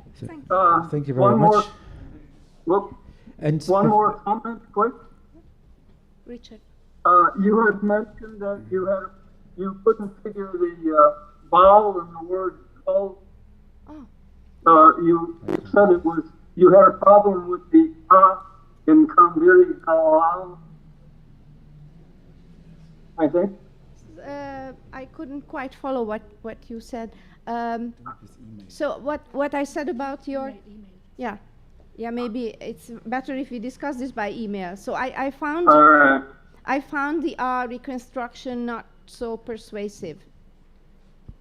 Well, that's the vowel and U alternate morphophonемically in Kambiri. So Yes. Simply the and the base vowel is Yes, I simply found the distribution stronger for a labial sound. That's all I wanted to say. So U or O. Anyway, so salute. Thank you very much. Bye. Thank you very much. Before we come to this next speaker, allow me to add a very small note on this Gal, Gul, and Gar issue. I think gal and gul on the one hand, and gar, they are two different etyma. This gar is, of course, it looks like a munda, borrowing from munda. This gar word with the a ravine. Gal, I think, could be related with Hindi gully, and in North Pakistan you have many toponyms, Natya Gully, and so they always mean trespassing something, and not a river. Yeah. Yes. And AU anyway is an outer language feature from my work. It's very, very common.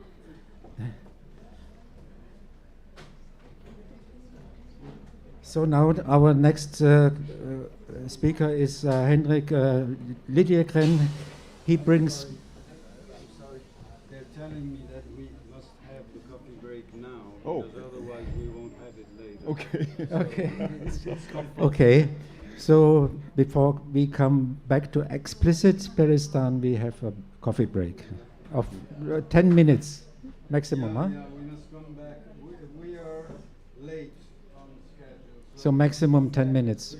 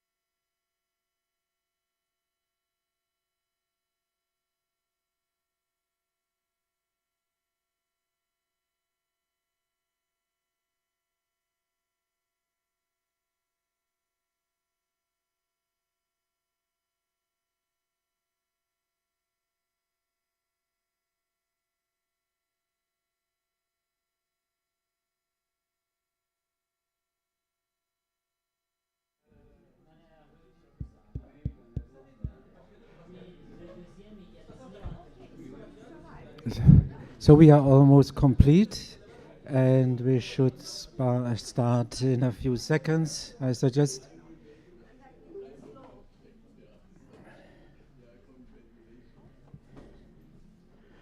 So we have now Henrik Liljegren speaking on Peristan through the lens of aerial typology. And please, you start.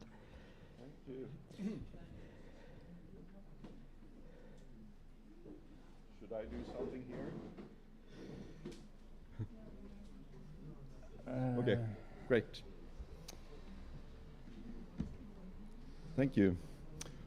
So we will, the intention now is to zoom out a little bit, and we will look at the region as a whole, and then I will zoom in to a certain particular phenomena. So for those of you who are not familiar with my field, which is aerial typology, it is in a sense, to quote my own teacher and former supervisor, the study of patterns in aerial distribution of typologically relevant features of languages, Östendahl, 2001. So although aerial typological research is largely synchronic, by looking at the aerially determined manifestations of language, what we hope to do is to uncover the possible historical reasons behind this variation. So I will try to show that aerial patterns, when it comes to linguistic features, provides a window to the past and to past contacts in a region, both between groups and within sub-regions.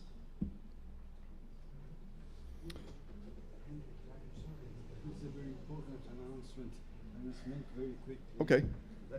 We must thank the presidency of ISMEO, who is inviting everybody tonight for dinner.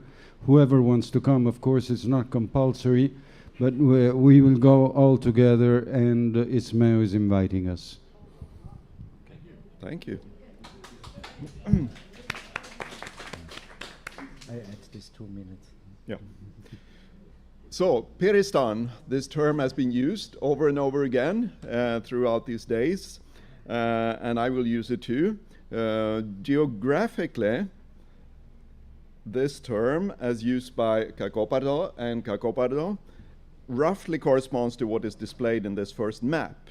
So most of the mountainous region of northern Pakistan and the immediately adjacent areas around Nuristan and northeastern Afghanistan. I know this is an approximation, obviously. So it is overlapping with some other geographical designators that are being used, and I have in my own research used the term, the Greater Hindu Kush region, or alternatively the Hindu Kush Karakoram. This is essentially the parts of land displayed in this second map. So as you can see, my region covers a slightly larger area than Peristan proper, also including Baltistan, Kashmir, and Ladakh on both sides of the present line of control, as well as the Badakhshan province of Afghanistan. But, as we will see soon, this might pose an advantage when relating and comparing my own results to suggestions put forward by Alberto and Augusto. So in their 2001 work, Peristan is described as consisting of 5 smaller geocultural regions, namely Western Khoistan, Nuristan, Chitral, Eastern Khoistan, and Shina Burusha. Those regions are defined, I quote, by history, culture, and language. I will obviously deal with the latter, and what is this more exactly? For instance, when it comes to a sub-region or a geocultural region such as Chitral, as far as language is concerned. First, we need to take a step back and look at the overall linguistic landscape of the Hindu Kush.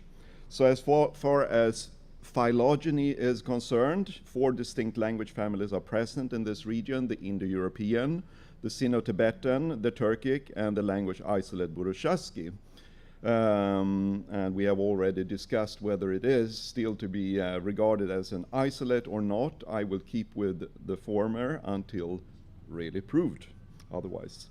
So also within the Indo-European languages in the region, we can identify languages belonging to 3 distinct subfamilies or branches, namely Iranian, Nuristani, and Indo-Aryan.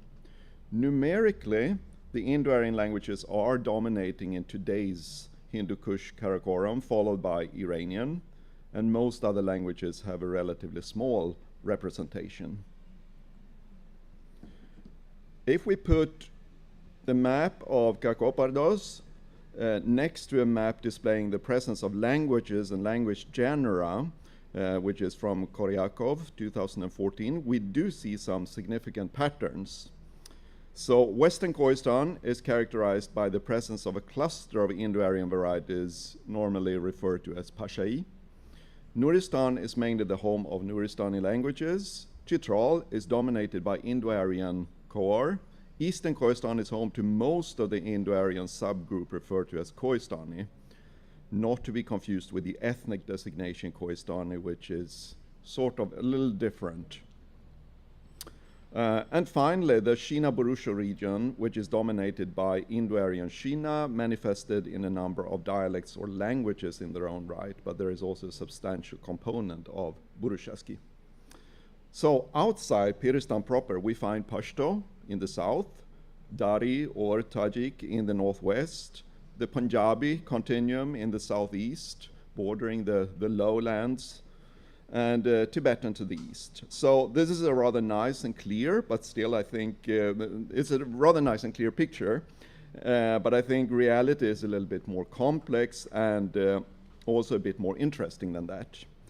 And this is where aerial typology comes in, looking at the linguistic patterns that crosses over from one linguistic phylum to another along geographical lines.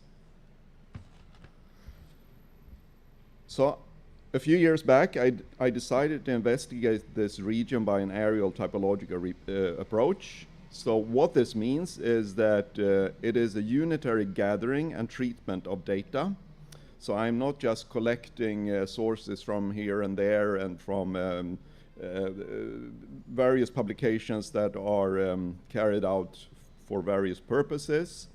And it's also a horizontal rather than vertical perspective. So I'm focusing on how features of language have been transmitted from one language to another, rather than what was inherited from an older stage. So in my project, I collected data from as many as 59 varieties. These are not necessarily languages, all of them in their own right. Some of it has to do with I wanted to have a variety of a language spoken on both sides of an international border, etc.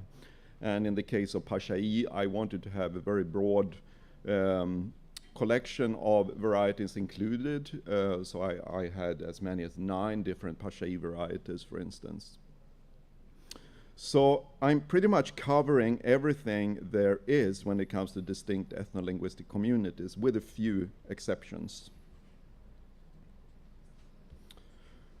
The data was collected firsthand in the region between 2015 and 2018, and mainly in a collaborative fashion in a handful of workshops. There were in all 6 different workshops, 2 in Islamabad, 2 in Kabul, 1 in Faizabad in Badakhshan, and 1 in Srinagar, supplemented with some other elicitation sessions. And I was very lucky that I carried it out during this time and not a few years later. The data was processed, which means that it was transcribed, at least partly analyzed. There is still a lot to be analyzed, and coded for 80 structural properties. And I will only touch on a few of them. We will not have time to go through all 80, obviously, but if you're interested, you're welcome to consult my project website. You have my web address there. So, by the way, this is a demonstrative elicitation with a prasoon, or Paruni, as he said, speaker in Kabul. Interestingly, he applied his own system and sort of interpreted it into an absolute coordinate system. So what was for him down down valley in Prasoon, up valley, he translated into south-north, interestingly enough, when in Kabul.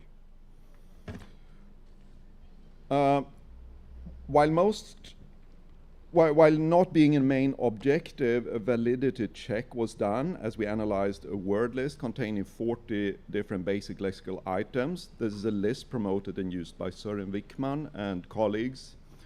And a cognitive analysis showed the following automatic result, placing the sample languages in a tree like this. As you can see, it lines up reasonably well with established phylogenetic classification. So remember, these are only 40 words, okay? But they are very basic. All the 6 genera display a reasonable clustering. And in the past, the so-called Dardic group of languages were suggested as forming a distinct classificatory unit. So this investigation lends no support whatsoever to that. Instead, languages identified as Dardic are very much intermingled with other Indo-Aryan languages in my results. Now, let's move on to the main investigation and its results. So I mentioned before that the data was coded for 80 structural properties, and these 80 were to give an even representation of 5 linguistic subsystems: lexicosemantics, phonology, grammatical categories, clause structure, and word order. So all of them were set up as binary features. Either a language would display a certain value or it wouldn't. So no classification here allowed for 3 or more categories. So this usually renders clear results. It sort of forces the results in a way. But in this case, I found that to be an advantage. Even though we need to remember that there will be some overgeneralizations as a result. So I will now show the presence of some of these features numerically and geographically, and I will start out by showing some properties that appear to be typical of the core area of the region. So we can say that these features are typically Peristani from an aerial typological perspective. So the first one revisits a claim that was made in various versions by a number of scholars, namely the presence of large sets of retroflex sounds. And we have heard already about that in some of the talks. And these are sounds made with a curled back tongue. So while retroflex plosives are found throughout the entire South Asia, t, d, etc., retroflex fricatives and affricates, sh and tr, for instance, are much more restricted in their geographical distributions. So this is the sub-inventory of Indo-Aryan Khowar, the main language of Chitral. It has at least 8 distinct retroflex consonants in its inventory, and 3 of them, the ones that are marked here, are affricates. And looking at the presence of retroflex affricates in the Hindu Kush region, we see the following.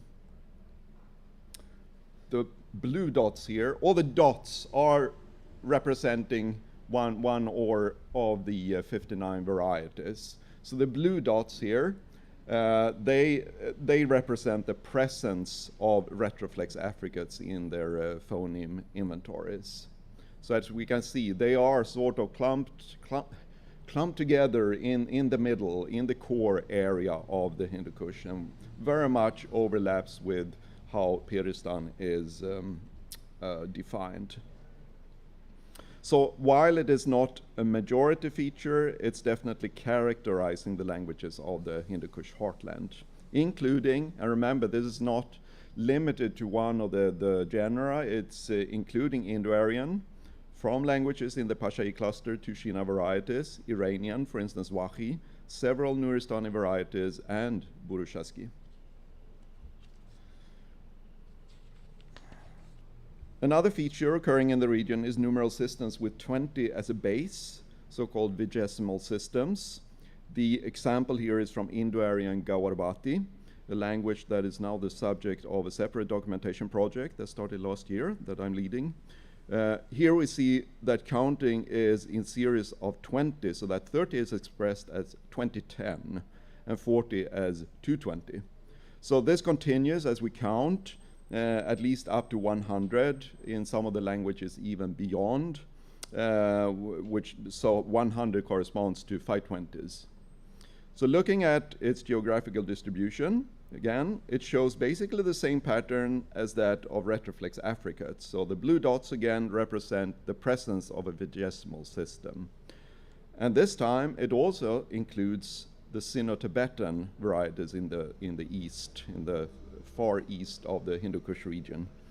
And the only phylum here lacking languages displaying this feature is Turkic.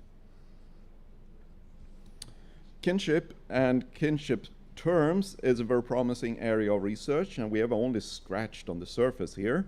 So one feature which is well represented in the region, here illustrated for the Tibetan language Balti, is a polysemy pattern for the term father. So as you can see, that father is also applied or included in the terms for father's older brother or father's younger brother. So atachoro and atachunte, which would be big father, small father, or little father. Some of the languages also have a middle father. So this often co-occurs, but without a total overlap with the mother's sisters as mother's pattern.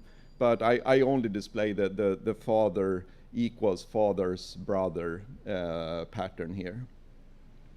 And again, the geographical distribution co-occurs with the heartland of the Hindu Kush, including Indo-Aryan, Nuristani, Burushaski, and Sino-Tibetan, while excluding Iranian and Turkic. And remember, when I say including Indo-Aryan, Nuristani, etc., it doesn't mean that all of the Indo-Aryan or Nuristani languages have this feature. Now, let's move to a property with a different distribution. The identification of this feature owes a lot to Elena Bashir, who has written about this before and also pointed out that this feature has an areal distribution. So this is not to be confused with numeral basis. Now we have an addition mechanism when forming numerals. So when counting about 10, for instance, or in some languages about 12, some elements are reused from the lower numerals. And the sequential order differs between languages, and that is what is central here in defining the feature. And it can also differ between numbers 11 to 19 as compared to numbers 21 and 29. So in this case, we look at Wahi, an Iranian language, which forms numerals 11 to 19 by adding a lower numeral post to 10. So you see that it's formed by 10 and then added the lower numerals. So even 11 is expressed as 10-1, 12 as 10-2, etc. So the geographical distribution of this strategy, as contrasted with an n+10 order, is found exclusively in the north and the far east of the Hindu Kush Karakoram. So now we are leaving the core, sort of defining the core area. Now we are actually defining a sub-area instead. We're talking about that. Contrasting aspiration is another feature that I looked at, and it occurs in a number of languages in the Hindu Kush, such as in Gilgit-Ishina, displayed here. So it means that for voiceless plosives and affricates, replacing a P with a P in the same position in a word might express a totally different lexeme. So that's the way we define a phoneme. So an aspirated phoneme is definitely something else than an unaspirated. So in Gilgit-Ishina plosive, and to an extent, Africas come in triplets, with an unaspirated plosive sound contrasting with an aspirated voiceless contrasting with a voiced sound at the same place of articulation. So geographically, this is strongly associated with the eastern part of the region.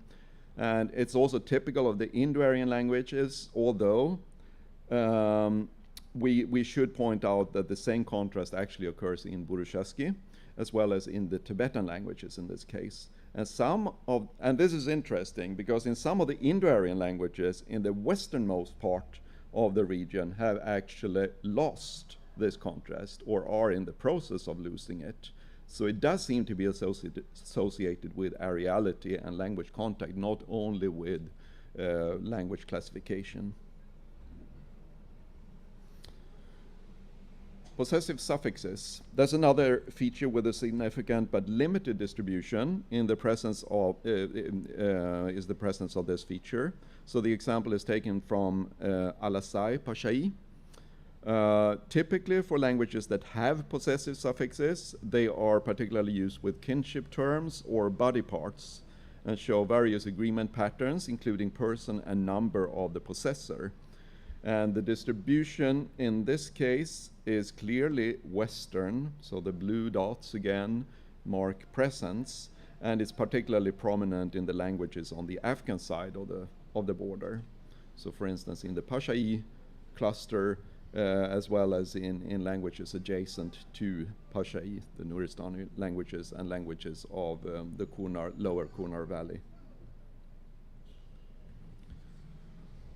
Now, what we saw were individual properties and their phylogenetic, numerical, and geographical distribution. But taking the entire data set and visualizing the relative distance or proximity in relation to shared features, in this case in an algorithm called UPGMA, shows some significant clustering. I could have used another algorithm here that would show a slightly more fuzzy picture, for instance, a neighbor net representation.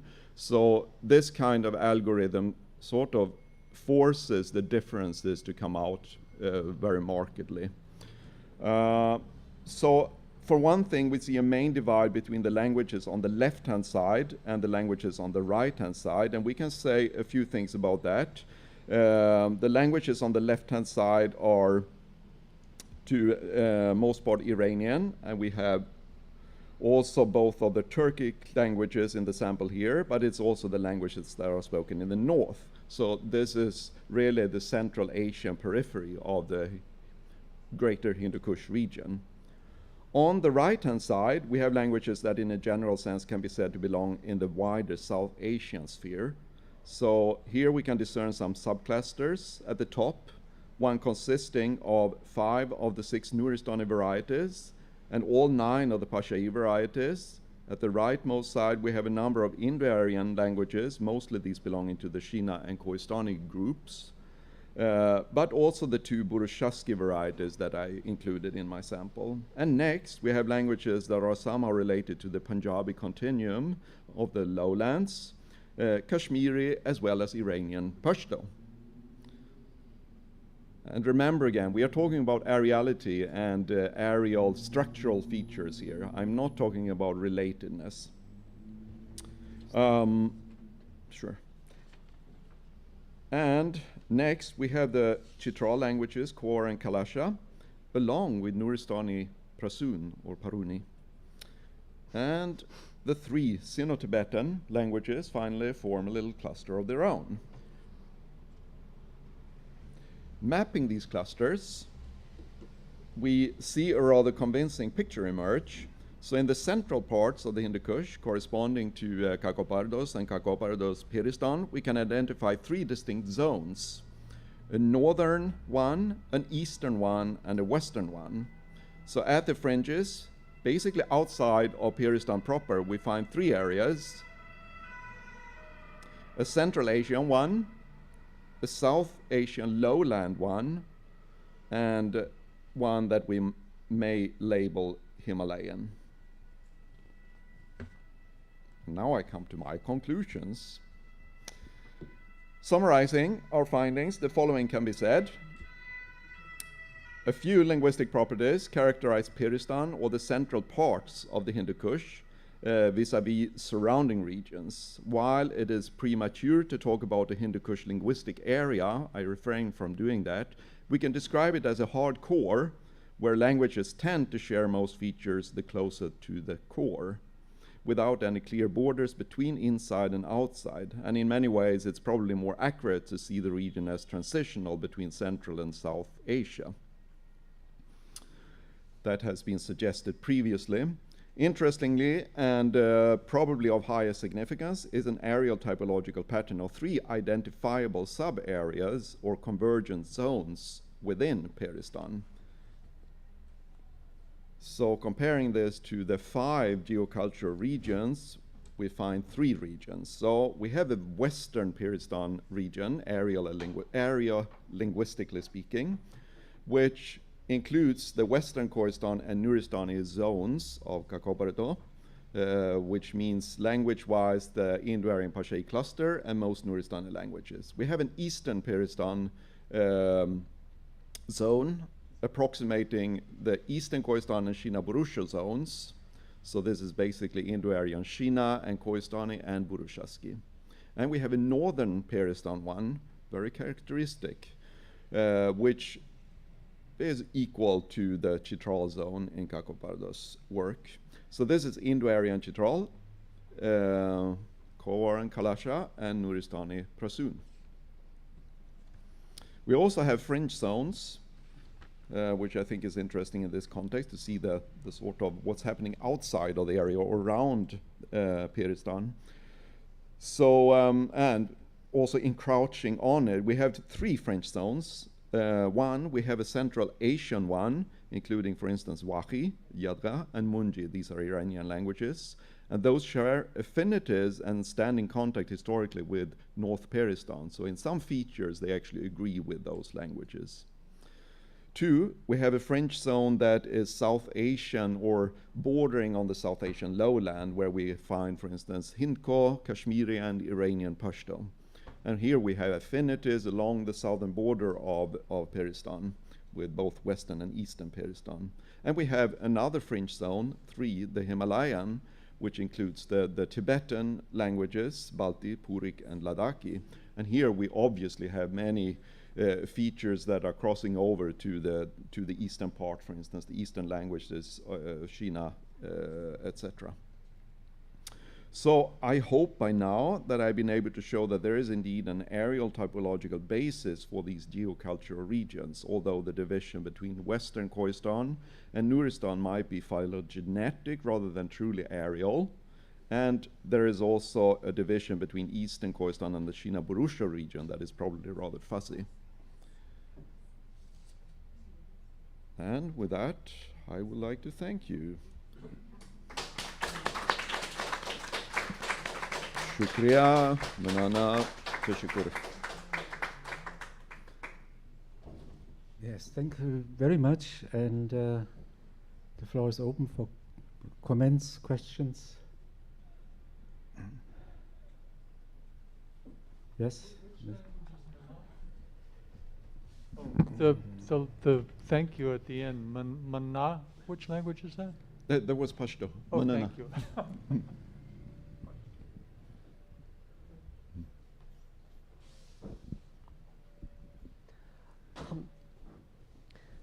So thank you, Mana, Shukriya, etc.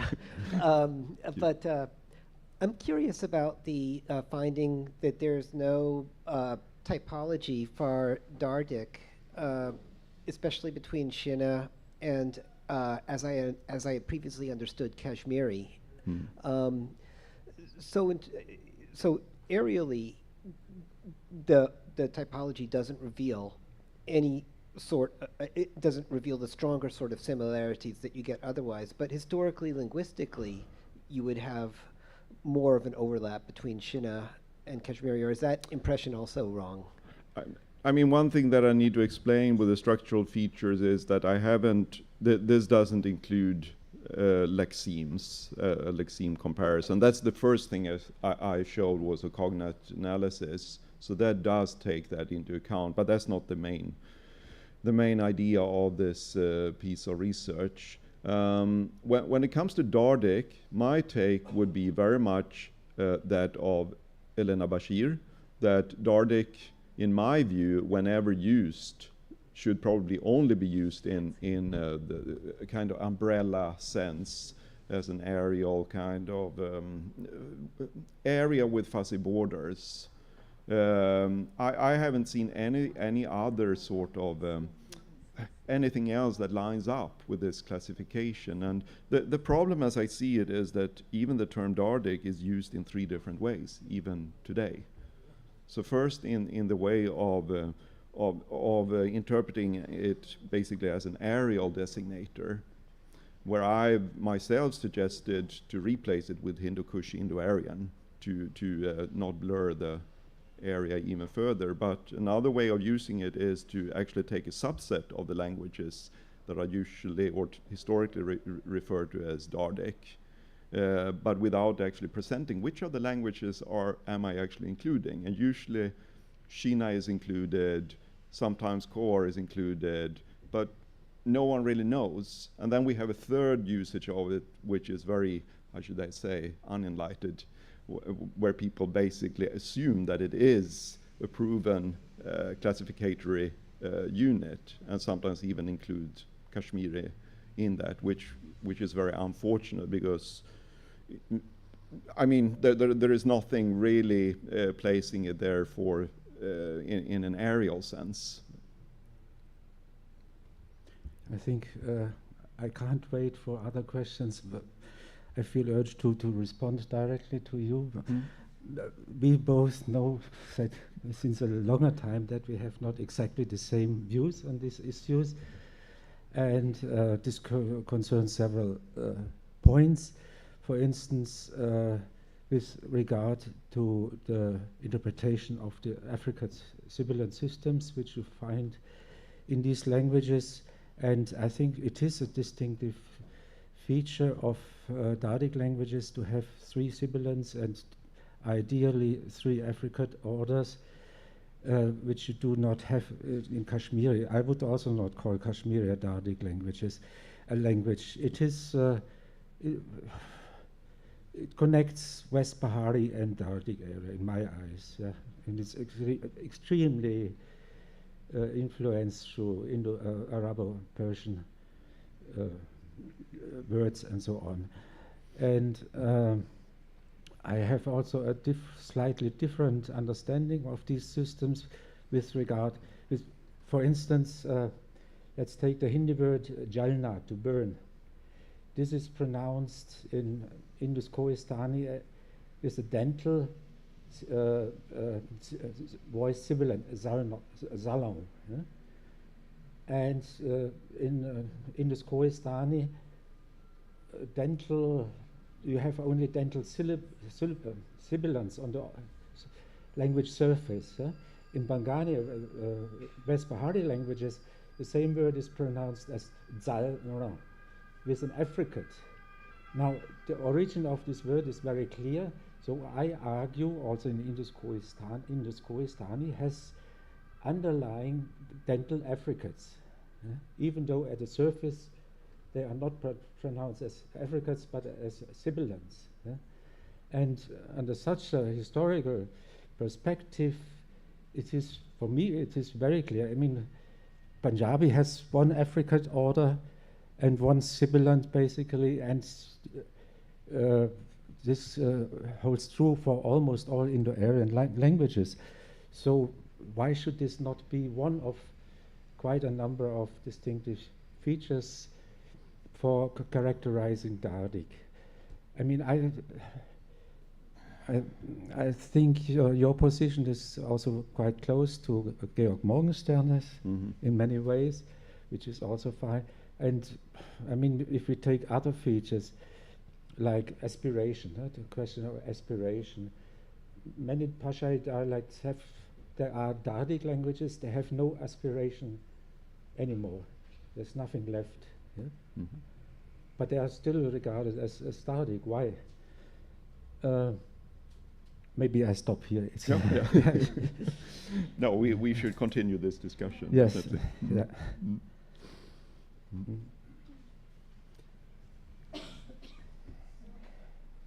I think first Jan and then Elena.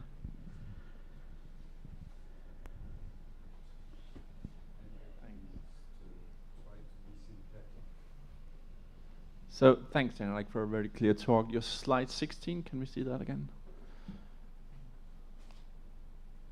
I'm not sure I can go back.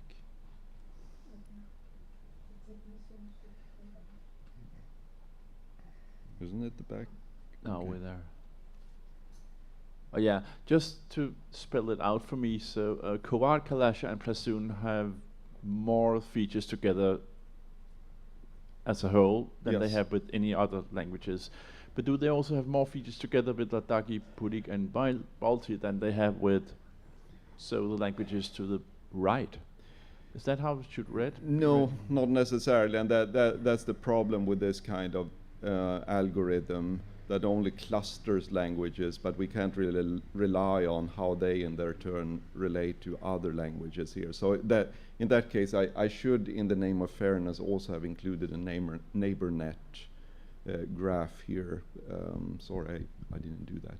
Yeah, because things are not as simple as this, really. It's an overgeneralization. Yes. Oh, thank you. I noticed that you don't say much about Kashmiri at all in this talk. So what would you say in Kashmiri, aside from this talk? You mean aerially? Yes, yes, yes. Well, I mean, the results show, and this is, of course, the results of analyzing all of these 80 features, is basically that Kashmiri lines up with the lowland languages in most respects. But then, of course, this is also a choice of features included. I'm not saying that I have been cherry picking. It's more a matter of having to rely on a limited material that is comparative. So it's not. There are certain features that I would have liked to include, but the analysis didn't really allow for it, or the data didn't allow for it. I, for instance, wanted to do more with the demonstrative investigation that I actually put a lot of time into, but that turned out to be extremely difficult to analyze. So in most morphosyntactic respects, phonological, even lexicosemantic, they line up with the languages of the southern border of Peristan, rather than with the languages of core area of Peristan. Thank you. Yes.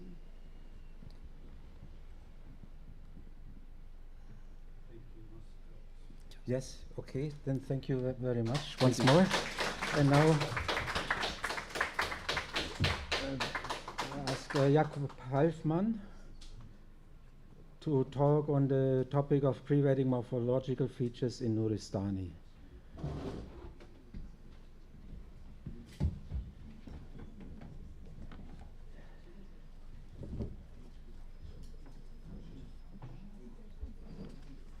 Yes. Thank you. Yeah. My topic today has the title Pre-Vedic Morphological Features in Nuristani. I submitted this abstract a long time ago when this conference was first announced, and I'm not really that happy anymore with the term pre-Vedic that I put into the title. So now it is in scare quotes. But what I actually mean by pre-Vedic is I want to look at morphological features that we can still observe in the attested modern Nuristani languages that might point in some direction of classification closer with Indo-Aryan or closer with Iranian.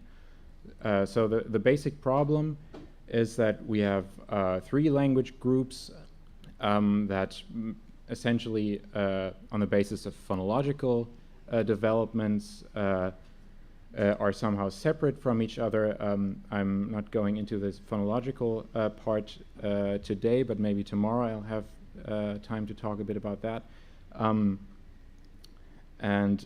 But we have 2 branches, Iranian and Indo-Aryan, that are attested for a very long time. So the earliest written documents in Iranian and Indo-Aryan languages are probably from the 2nd millennium BC. And on the other hand, we know that before that time, we can conclude from the phonological developments in the Nuristani group that Nuristani as a family must have been separate before that time already. But then on the other hand, throughout all those thousands of years of history, we have no attestation of them. And really only in the second half of the 20th century we get any kind of reliable data. But then on the other hand, so people are actually usually interested in the question of how it connects to Indo-Aryan and Iranian all the way back there in the second millennium BC or even much earlier. So we have to bridge this huge gap of attestation in order to get any kind of result, and that's really the basic problem why many questions are not solved in this regard. And we can also see that at this point where Iranian and Indo-Aryan are first attested in Western and Vedic Sanskrit, these are still languages that are relatively similar to each other. There is a cliche that it's possible to just roll back the sound changes and you get an intelligible sentence from Avestan to Vedic Sanskrit or back and forth. So the depth of comparison from the second circle to the first circle is actually not that far. So we don't actually have that many differences between the other two branches that we can look at in order to figure out how the third branch might relate to these. Another problem that we have is that we can observe that probably or almost certainly Indo-Aryan had a very strong influence historically on Nuristani. I put the arrows here in the period of time where I think it is most likely that this influence was most intense. Everything that happened here is already, again, over 1,000 years ago at least. We have to sort of filter that out, and a lot of things in the modern Nuristani language might look very Indo-Aryan, but might actually just come from this time. Regarding morphology, a lot of this work that has been done was really relating only to phonology, because that is, first of all, that's really the first step you have to do, and then it is also easier to do after such a long time. So you can't really do historical morphology without a reliable historical phonology. If you don't know how the sounds have developed, you can't really figure out the etymologies of morphological elements and so on.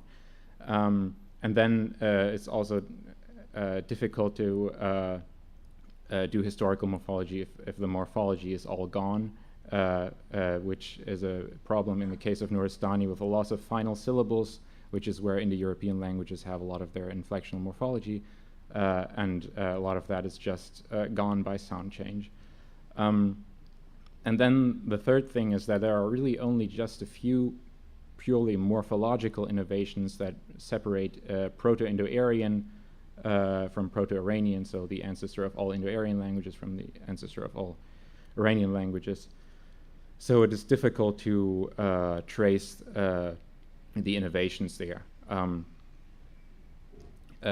This is a list from a recent handbook article by Martin Kümmel, which lists what actually is there in terms of morphological differences between, well, this is actually between reconstructed Proto-Iranian and, in some cases, reconstructed Proto-Indo-Aryan. In some cases, this is the forms shown here are just Old Indo-Aryan as it is attested. And you can see in gray the areas where there are innovations, so most of the innovations are actually on the Indo-Aryan side, which of course would make it easier to prove that Nuristani is closer to Indo-Aryan and more difficult to prove that Nuristani is closer to Iranian, because Iranian is more conservative morphologically. Okay, so what of these items on this list can we actually use? with the loss of final syllables, all of these are gone. Then the dual is gone, so that one's also out. Then actually, there are a few that would deserve discussion that I won't talk about today. And wait, let me go back. So that leaves just a few items that I can actually look at today.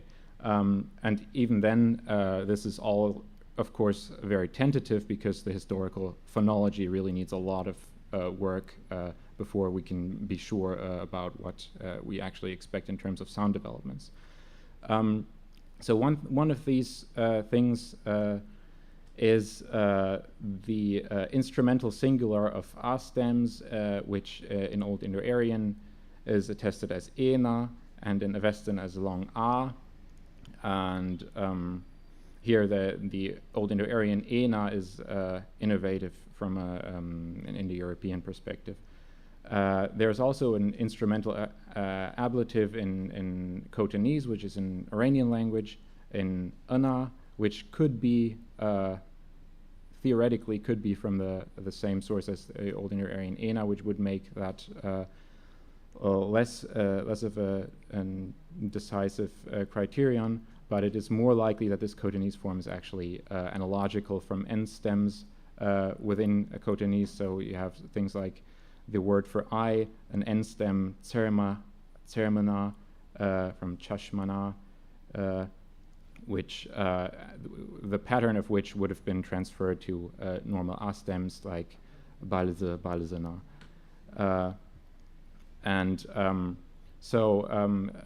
These are the things that we could try looking for in Nuristani languages. A monosyllabic case ending A would have been lost in Nuristani languages. So if it was ever there, we wouldn't see it today. Only in cases where we have a ka extension, which are very frequent in Indo-Aryan languages, or also especially in the later stages, there we might see a different reflex from a contracted vowel after the intervocalic K would have dropped out. So that's what we might look out for. So what is there in the individual languages?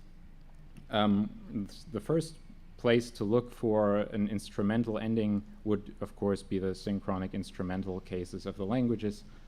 It's not necessarily, it doesn't necessarily have to be the case that they are historically identical, but that would be the first place to look. Here you see in the dialect of Zhenchigal, there is an instrumental ablative in e, and in the dialect of Nishegram we have I. With consonantal stems, it seems to be that the ending is e in Zhenchigal, and so the data for Zhenchigal is really only from the dictionary of Samiola Taza. There's a few forms extracted. There is no real grammatical description of that dialect, so this is a bit less certain. And in Nishegram we have widegi, widike in Zhenchigal, from fear, out of fear, but also ablative meaning from the village, adeshe. Nishegram form is missing. And then after vocalic endings, it seems to be that the nasalized form appears, but Taza also has the form amae without nasalization, so that's not really clear. Then we have a sort of declension that ends in a or I, which historically the bulk of it seems to come from ka extended nouns. And here we have Zhenchigal form aute, autin, out of hunger or from hunger. The Nishegram form is derived by Almudegina in her grammatical description from locative ahi, which I understand to mean late Middle Indo-Aryan ahi. I'm not quite sure if this is correct, but I think that's the most likely interpretation of that statement, which would be from Old Indo-Aryan asmin, the pronominal locative ending. But this is, phonologically, this wouldn't really work as far as I can tell, because we have the sm, so this cluster develops into m, as for example in the first person singular of the copula from asmi, so I wouldn't expect that to develop in that way. Otherwise, perhaps we could imagine that these come from a Proto-Indo-Iranian form akin to the Old Indo-Aryan ena. In a ka extended noun, this would be akena, akaina, and so this would be a plausible hypothesis. The nasalization must be from some sort of an N that was there at an earlier stage in history, but perhaps we might attempt a derivation from an analogical N stem form ana, like in Khotanese. Well, in order to find out, we could look at a very limited parallel, which I have here, marana, death, which comes out in Renchigal as marin and in Nishegram as marin. So the reflexes are different, but this is not decisive evidence because the case endings would be unstressed in word final position after the last stem syllable, which is usually stressed. And stress and syllable count is very important for the different vowel developments in Nuristani. And the loss of nasalization also is quite unclear. So, yeah, I'm not sure, but possibly. And as I said, the historical phonology is still missing. Then in Kate, the instrumental case is something separate from that the sort of morphology that's used to express ablative meaning, which sort of looks like an oblique of location nouns, or in the southeastern dialect you only have sort of one locative form that also fulfills ablative functions. But the instrumental separately, which does not have ablative meaning, has the form in the Western dialect o, or this is a dialect of Kulem, Northeastern dialect e, Southeastern dialect in, and so we have, for example, Western koto by force, Northeastern kote, Southeastern koren, and in the Western and Southeastern dialects, actually, the instrumental form is homonymous with the oblique plural. And then the id declension, which is essentially that the same group of ka extended nouns. There we have in the West forms in e masculine or feminine, and northeast, southeast we have a long e. So Western aute from hunger, Northeastern, Southeastern aute from hunger. And in the West, this is actually equivalent to the oblique singular forms. And then possibly there might be an instrumental plural in the dialect of Kulem. There are, in Grünberg's data, there are forms like kuroro with the by foot with the feet. I guess this could be a instrumental plural form. Grünberg sees in this a postposition, but also he generally did not recognize that there are any instrumentals in his data, even though there are. So he might also have a different opinion once he sees that, but unfortunately he's not with us anymore. So yes. Okay. So we have syncretisms with the oblique plural in the Western and Southeastern dialects, and the oblique plural we can derive probably from the Proto-Indo-Iranian genitive plural in anam, where we would probably expect a shortening of the first a, since we have, so there are parallels for this shortening of a before following a. For example, we have the word for son-in-law, zamo in Northeastern and Western dialect, zamo in Southeastern dialect, and this a correspondence in a pre-stressed syllable points to a short a, even though etymologically we would expect a long a there. So there was apparently a shortening there. So we would probably expect a form anam instead of the older anam, reflexes of a form like that. So again, this limited parallel of death. We have in the West mirë, and the northeast Merin, southeast Marin. And in disyllabic words, the development of anam shows up here in this form, which is etymologically not completely clear, but either probably a borrowed Indo-Aryan form, or which would be a bit more spectacular, atardana, with the Iranian word for fire. But in either case, we would have an ana ending. Western ata, northeastern ata, southeastern aron, hearth, I think it's probably, yeah. So if we compare these two reflexes from the lexicon with the morphological endings, we see in the consonantal endings the southeastern form matches with anam, which is what we would expect for anam, but in the west and northeast we have different forms, and for the ka-extended nouns, the reflexes are different, but here they're allowed to be different because they come from a different source. It would make sense to derive them from akanam and then contracted anam. If we had a Khotanese-like instrumental form, this would have merged with a consonantal oblique plural in anam, which works for the southeastern dialect, where actually these are identical. But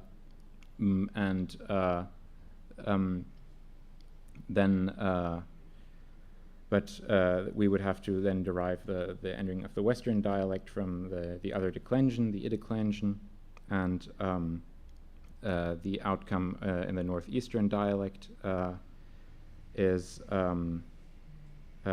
different from the regular expected one.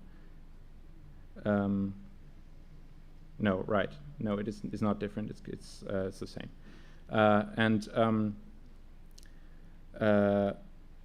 But then, if we look at the ka-extended declension, this would have merged this an analogical end stem instrumental, like in Khotanese, would have merged with the oblique plural here as well. But this is not the case because we have northeastern, southeastern in the instrumental and on in the oblique. Right.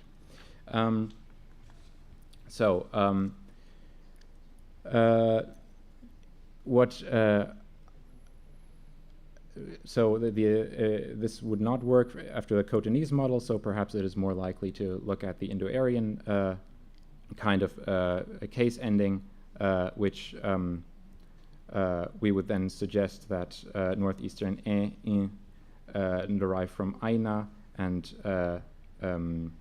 western northeastern, southeastern from contracted akaina. The western o remains unclear by this, and we would have to assume that the western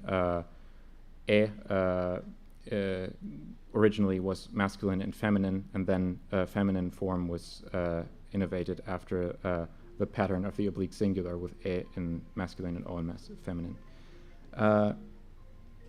Then the consonantal oblique plural ending in the southeastern dialect, we would derive from this anam, and then they would just have merged in the southeastern dialects aina and anam. But for the other forms, the explanations are not really that compelling, but it seems possible. And then the same thing is really all we can say about the Ashkun ablative instrumental, where we have, with consonantal, it seems, consonantal stems, it seems that we have an ending ui, and with ka-extended forms, we have ein, and this development aina to ui and akaina to ein, it's at least plausible. I mean, again, this points to the fact that the historical phonology is not worked out yet. In Prasun, on the other hand, we have an ablative instrumental in a, which is much less clear that we could derive this from aina, though final denasalization is attested in Prasun. Okay, so all of this just to say maybe, but it would be very interesting if, in fact, we could derive this from ena, and it looks more likely than not that this actually is the case. Right. Then another point from Kümmel's list is the genitive form of the first singular pronoun, which in Iranian language is mana, in Old Indo-Aryan attested as mama, but in Khotanese we also have mama. In the Nuristani languages, we should look for the genitive form in the oblique, which, for example, in the second person, we find the oblique forms derived from the genitive in tawa, but the oblique singular of the first singular pronoun does not really give us anything. It doesn't seem to be cognate. We have I, U, ye, yeme, I, ye, yu, and desh. These are, as far as I can tell, unrelated. So only dameli might be from mana, but dameli is obviously not, the status of dameli is not clear, so we shouldn't use that as evidence. So it doesn't help. Right, the second plural pronoun in nominative form is in Avestan yujam, in Old Indo-Aryan yuyam. Nominative forms would most likely survive as direct case forms in Nuristani, and here again we don't have anything to rely on. What might be more interesting is this enclitic dative third person pronoun sai shai, which survives in Iranian but not in literary Old Indo-Aryan. And a promising hypothesis would be that the Nuristani kinship pretensive markers derive from Indo-Iranian enclitic pronouns, for example, in forms like katet totus, his, her, their, father. And these would be then from this variant psi with the previous final vowel of the noun reinterpreted as part of this morpheme because it was lost in other contexts where it wasn't protected by the clitic. This works phonologically and makes sense, but the same kind of pretensive marker exists also in surrounding Indo-Aryan languages, and we also have third-person enclitics in S and other modern Indo-Aryan varieties like Punjabi. So theoretically, this could have arisen from a newly cliticized demonstrative. There's this demonstrative sa, which is common to Indo-Iranian languages. So the history of the individual systems needs to be clarified before we can draw conclusions on whether or not this is in any way significant. So this is 2 out and a question mark. Great. Then in the verbal system, the Proto-Indo-Iranian verbal system has been completely restructured in Nuristani, as in all modern Indo-Iranian languages, and the Nuristani languages, even though they are in many ways archaic, are just normal Indo-Iranian, modern Indo-Iranian languages with thousands of years of history. And so the old present inflection survives only in fragments, some modal forms, quotative forms, imperatives. And we don't have any way to find out about Kümmel's optative suffix, which therefore is also out. But we have a lot of secondary verbal stems from participles or former participles. Some of them are still participles synchronically, others aren't. And these are actually form the core of the present-day verbal systems. And there is the middle participle. Indo-European, in Indo-European has is this form no, which develops differently after a vowel and after a consonant in Proto-Indo-Iranian. And then again, we have different reflexes in Avestan and Old Indo-Aryan. We have Avestan mana as expected, but in irregular Old Indo-Aryan mana, though in Middle Indo-Aryan we have attested mina with a vowel reflex of the laryngeal. So it seems that and the original form somehow was influenced by the post-consonantal ana in Old Indo-Aryan or before his Old Indo-Aryan. In Katu, we have a progressive stem in T in the northeast and N in west and southeast, like Kute, he is doing, or Kune in the other dialects. And Strand derives this, the northeastern marker from the active participle ant with regular NT to T. And, but he derives the southeastern and western from the same thing, but with the development borrowed from Pashai via Ashkun. And I think this is not very likely, this borrowing scenario, especially because the Ashkun progressive stem is actually not with a dental N. There's idiernum with a retroflex N, which might be from the athematic ana ending, maybe, but maybe not. And instead, I think it is more likely that this N derives from the cluster N. Dental N intervocalically derives from clusters, not from single intervocalic N, which always would become a R, a nasalized retroflex approximant. So I think the more likely scenario is that the active participle is the source of the northeastern morpheme, and the southeastern and western morpheme are from the middle participle, which I think might be separate generalizations from an earlier, perhaps already lexical variation between the use of active and middle participles. The further supporting evidence could possibly come from the Prasun present stem ma, mi, with gender distinction, which Budros and Degena derive from Mena. Right. Right. So strictly speaking, so this means that Nuristani does not share the morphological innovation of literary Old Indo-Aryan.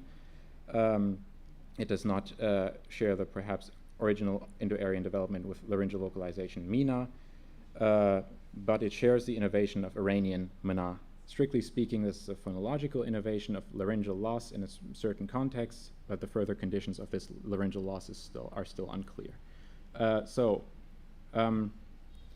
This is the final picture. Just short conclusions. It's difficult. I said it's all very difficult and everything is inconclusive. Okay. It's plausible that there is a common morphological innovation of Nuristani with Indo-Aryan, the instrumental in Aina, but there is another phonological innovation shared between Nuristani and Iranian here of the laryngeal loss in this very specific context, which needs to be further refined. And more things would obviously become apparent once we know more about the historical phonology. Thank you.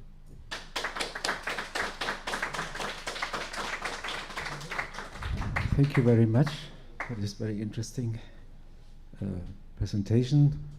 So the floor is free for questions. Elena? Thank you. At one point in your talk, you used the phrase loss of nasalization. That caught my ear immediately. Could you say more about that? Right. I said, well, this was perhaps a little imprecise when I said that, because can I go back? Yeah, I can. But it's just because the ending is not nasalized in some cases, and in other cases it is, and also in Prasun there are cases where the other Nuristani languages have final nasalization and Prasun doesn't, and right. The reason I asked this is because Kowar has no nasalized vowels. Right. So if Prasun does not have final nasalization, that's another thing linking these three languages.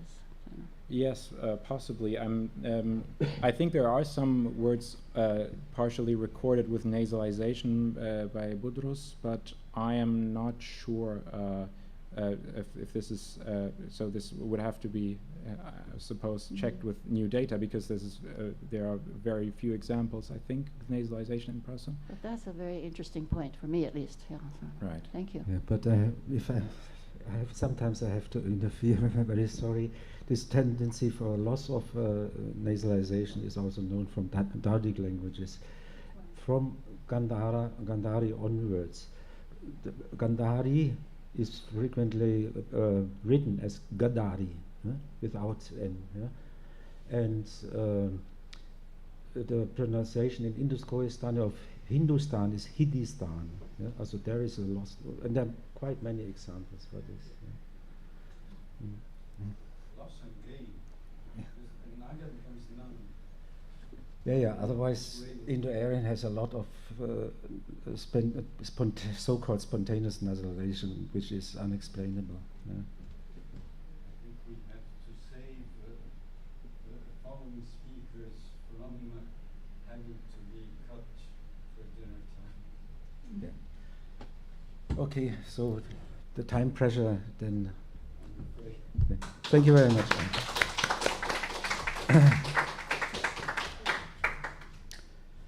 So the next speaker is Jan Hegard Petersen on boundaries in grammar, landscape and culture, the case of the Kalasha.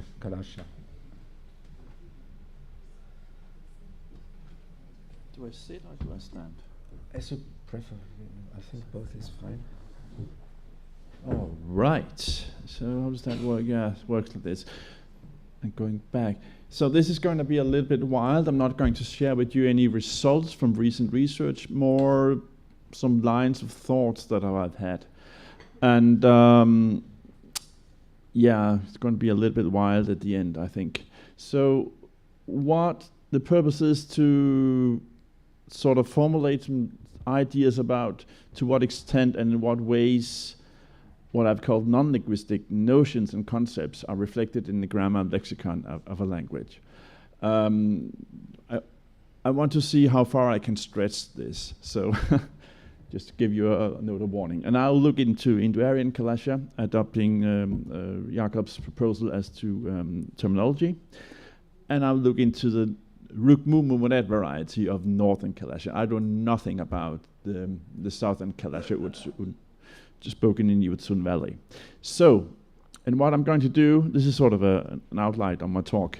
So, I want to draw your attention to what I call boundaries in a broad term. Boundaries in the physical landscape as influencing daily life and behavior and leading to the attention of the speakers. And I want to also draw the attention to boundaries in social and religious practices, also implying attention from the speakers to, well, boundaries.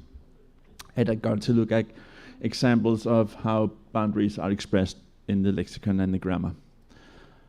So, but this is just nothing that I've just made up. If you say my influences come from, well, cognitive grammar in general, so looking at language not as a sort of mechanics, but a language as influenced by other cognitive abilities, so or practices that we have. I'm also been inspired by other writings, so Enfield and Levinson write languages and ecological interests that are a direct and important part of the adaptive character of language and culture. And they also write that language is a biocultural hybrid. So that's sort of the, well, my way into this, in this talk, I would say. Lupien and Dales talks about adaptation of a language to its environment. And Bigel, writing about Himalayan language, Bantawa, I think it is. Environmental space, he talks about environmental space and linguistic conceptualization of space anchored in the environment rather than in the dimensions defined by the human body. So he leads the attention to, well, what influences that language, at least some categories in that language, are the physical environments in which the language is spoken, not sort of the shape of the speaker. Enfield also introduced the theory of ethnosyntax and a sentence from that book where he introduces that theory is goes like this: a grammar of a language is intimately linked to the culture of its speaker. So that's sort of my set out. And I should say here also, Elena Bashir has been a large influence, and I think remember some talks in Chicago in 2004, I think, where you advised me to think out of the box. So that's what I'm trying to do. Maybe too far out. We'll see. All right, so the Kalasha, we have heard about that, so I'll skip that. And just to make sure this is Northern Kalasha of Indo-Aryan Kalasha that I speak about. Again, I know nothing about the Utsun language in South Kalasha. East Kalasha is dead. Right, physical boundaries. Well, if you take a look at the valleys in which Kalasha and the other languages are spoken, demarcations appear. So all around we see fields divided by lines and boundaries. And we see irrigation channels on the mountainsides. We see sharp division between fields and river and fields and villages. And we see, well, roads on the mountainsides clearly, well, they clearly stand out as such. Going into the villages, we see edges and boundaries all over. The houses are square with fine lines, and yeah, Max showed us, and Carl Wood showed us some excellent pictures of villages yesterday. So this is just to give you an idea that edges and boundaries are all over in the physical world, in this part of the world. And they are a matter of life and death. So if you cross the boundaries here or the edges, you fall down and you die. So you have to pay attention to the physical boundaries. Yeah? You follow? Okay. It gets a little bit wilder now. Because there are also what I would call cultural boundaries. So, before I go into that, I want to repeat what has been said before, yesterday and also today, that there are two notions that are very important for understanding the Kalasha way of life, the traditional Kalasha way of life. There's Onjesta and Prakata. So Onjesta is often translated into English in terms of purity or the pure world. I have learned that not all Kalasha speakers are so confident with those expressions, but I'm going to use them because that's sort of been established. And Prakata with impurity or the impure world. So Onjesta spheres are up mountain areas and far upriver worlds, and the male sphere, wildlife and nature, and the Prakata is down mountain or far downriver world, Muslims. So, and the sort of culturalized and agricultural world, and I rely here also on Alberto and Augustus and others' work on the Kalasha. Yeah, that's in a nutshell, I would say. Good. So, one clear instance of clear consequence of what is Onjesta and not Onjesta is the place behind it. This is a maxim. The place behind the hearth, which is Onjesta Wa. So this is a holy space which cannot be transgressed. So if you have a kitchen tool on the other side of the oven, you have to go around the oven to get that.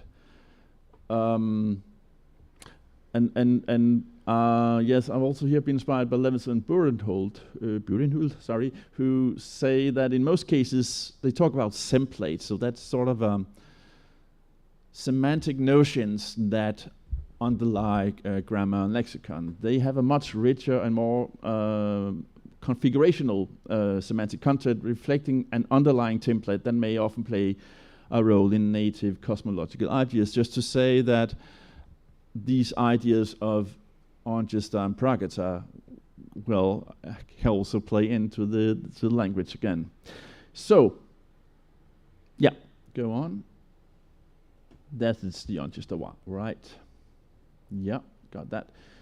Another example I've taken from Win Mackey's book, Are Women Free, where she, so she sketches what are allowed areas for women. So women are, well, Prakata, and they cannot enter the areas above the villages where the goat stables are. These are male world.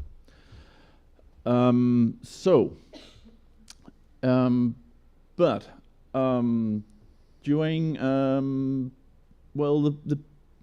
pregnancy or the period of childbirth, the areas where women can go changes according to Win Mackey. So, and they're related to childbirth, there are different phases. One of them is Dagbonyak, and then you have Gulbarik. So before the Dagbonyak, the space where women can go around has been limited quite a lot. So this was a loud area, and then it comes to that. And during childbirth, the women must stay in the Pajali in the lower, indicated in the lower left corner. So, yeah, so after Dagbonyak and before Gulbarik, which I guess is sort of a purification process they have gone through, the area where they can go are extended, so they can still go somewhere else now. They can go more places, but still there are limited places where they can not go. And after they have performed the Gulbarik ceremony, they go back to normal. So the point here is, of course, that the allowed area are changing and that they follow different, boundaries in the landscape. And the point is also that you have to pay attention to these areas, to these boundaries. If you do not, this is not so good if the women, go into the crossed areas here, some sacrifice has to be done. So they have to follow these demarcations and boundaries. Yeah, and the boundaries need not be physical demarcations. So this is 3 pictures of a purification ritual. A very Scandinavian-looking woman is being purified. She is present. This area here is the empty space, consolidates the boundary. This empty space cannot be crossed by neither the woman nor the man, because that would be mixing the 2 worlds, Praganta and Anchester world. So again, a lot of attention in here in the ritual, in the religious rituals. So, just sort of a typology also inspired by Mudefense's work. So, area behind fireplace, no go for women. I'm not sure about men if they can go there. Nah, we'll see. It's definitely not women. High pastures, no go for women. High stables, the highest roofs in the villages, no go for women, okay for men.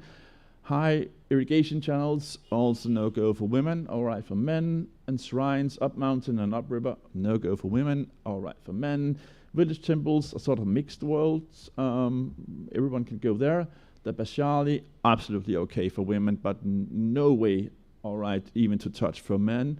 So, and graveyards, no go for anyone. So just to say there are, these boundaries where you can go and where you cannot go, what you should pay attention to is all over in the Kalasha community. So, grammar and lexicon. How am I doing with time? Still not yet 20 minutes. Okay. So I'm going to look at 4 different aspects. No, it is. I got 10 minutes. No. Sorry. No, it's in 8 minutes. You have 10 minutes. Sorry. You have 8 minutes more within 20, and then you have 10 minutes left. 18 minutes. Yes. Right. I'm going to look first at the deitic adverbs that sort of translates into English with sort of here, there, and things like that. So, the Kalasha have a 3-way distinction. They have a word for here, this is near you, and there, which is further away, and then there, which is absent or out of sight. And within this 3-way distinction, there's a distinction between whether the exact location is exact or not exact. So, Aya is exactly here, and A is about here somewhere. Atra is exactly over there, Ale is somewhere over there. So this is sort of a exactness that comes into the system also. This is an example from one of my experiments with the speakers. I showed them a picture and said, what's going on this picture? And the answer was, it is Mesna ek putrao. So there's a son at the table. Ayas Alela Nisiao. He's sitting there, a cross edge to his mother. So what is coded here is the edge or boundary. And this makes me sort of expand the system so we can have one set of dietic adverbs that denote location within a boundary or within an edge. So, and then we have 3 other adverbs that denote location across the edge, across the boundary. And the semantic elaboration is finer, is more detailed within boundary location. Because there are 2 possibilities. There's only one possibility across edge. So, we're going to now look into the geomorphic adverbs, which Almut and Irene have already introduced. So, yeah, let's see. So geomorphic adverbs, words that denote location in relation to the actual geography of the area. And this is sort of an abstraction of how we can describe the use of the adverbs, of these adverbs in Kalasha. So I propose here a vertical axis and a horizontal axis. And I realize that it's not that horizontal because it follows the river, and because the river has a certain inclination. So yeah, this is sort of my take on how the Kalasha geomorphic adverbs structure the Kalasha surroundings. So in a vertical axis and a horizontal axis. On the vertical semantics, as Irene and Albert already have shown us, they have an elaborate semantic system. So Puchuma is high uphill, Puchum is a general direction uphill, and Puchumak is a little bit uphill. Undruak, a little bit downhill, Undrua, long way downhill, Undru, in a general direction downhill. There can be other affixes here, so there could be even more fine grade. So, but if you go across the mountains, you cannot even use an adverb.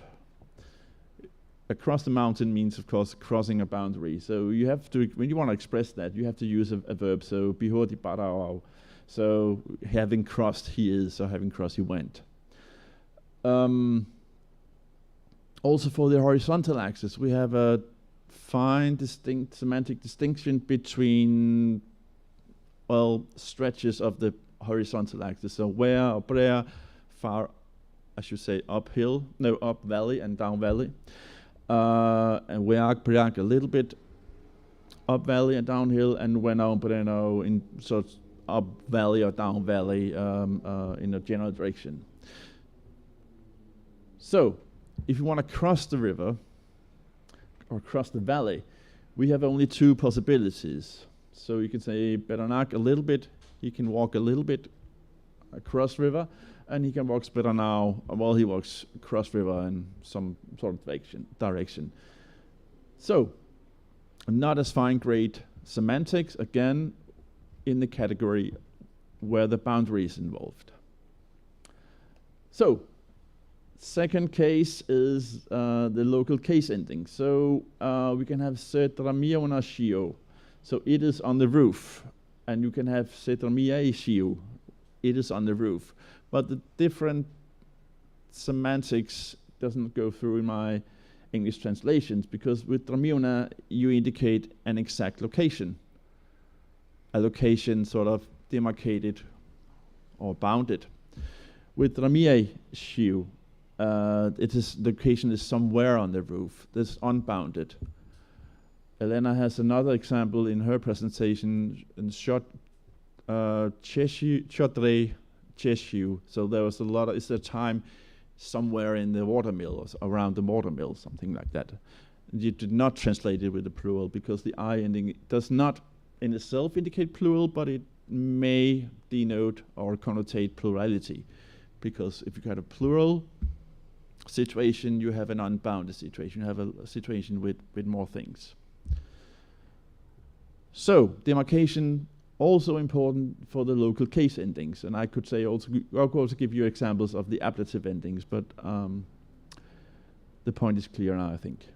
So now it's a little bit more wild, I would guess. So Kalasha have different verbs for putting and taking. So if you want to put something on a surface, you use the word tek, so mus mesonatel, so she puts meat on the table. And if you put it in a container, you will say mus kyuna diel, not tek, but tel, but diek. So different verbs if you place something on a surface or in a container. And also different verbs if you take something out or away from a surface. So mus mesani uprel, to take up, and mus kyani nihel, so you take out from a container. If you put something in a container or take something out of a container, you cross a boundary in the location process. Yeah. What's a boundary? I have a boundary, yeah. Good. So, to sum up, there's a clear semantic category relating to boundary in the dyadic place adverb system, and also relatively clear in the case endings, I would say. So, and within boundary, the within boundary category allows for more elaborated semantics, outside boundary for less elaborated semantics. The parameter, boundary, not parameter, can be said to be conflated with other lexical semantic subsystems. I gave you an example of the put and take verbs. I could use other verbs also. So, we are now approaching a conclusion, or perspective, I would say. So, wow. Going from the outset that I had with cognitive grammar and cultural notions being represented in the grammar or in the lexical system, I might dare to say that boundary seems to be a crucial parameter in landscape, culture, and language for the Kalasha. And I here quote Bickel and Gensel again: by recalling people's embeddedness in the topographical environment, cultural reconstructions of landscape constitute a firm grounding in life in a geomorphic, landscape-based apprehension of space in everyday speech and cognition. So landscape influences the way you structure your language. But all this relies on an acceptance of boundary as a sort of abstract denominator for different sorts of my observations or my imagination of, and other people's behavior. And now I'm going a little bit crazy because where does that abstraction stop, you could say? So in Kalasha, as Elena has described in detail, there's a distinction between, if you want to report something in the past tense, you have to make a grammatical distinction whether you have observed the event yourself or whether you infer it from the so-called hearsay category. So Sedura Bayao, she went home. I noticed it myself. I have witnessed it myself. But Sedura Bayastahiu, she went home. I've heard from other people, or I can figure out. I haven't seen myself. Is that also a boundary where I can say that boundary is a synonym to approachability? So boundary here, or the hearsay, the evidential being sort of a affliction of a mental barrier. This is, just sort of, well, how far can I take this line of thought, really? Can I also take it into some of these verbal categories which are not strictly physical? That's it.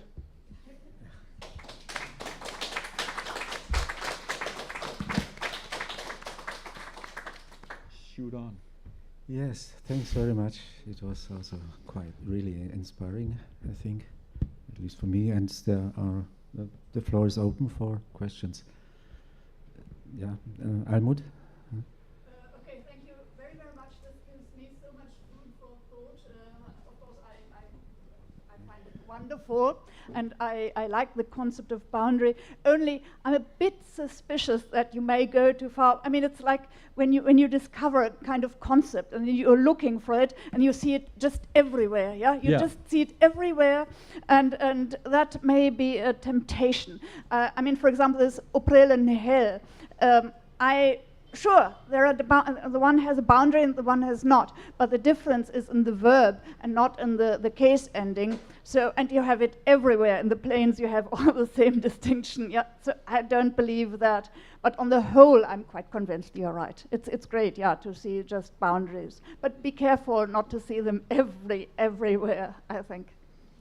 What do you think of that?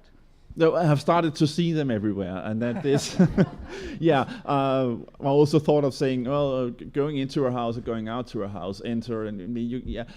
But then, of course, yeah, you can go on.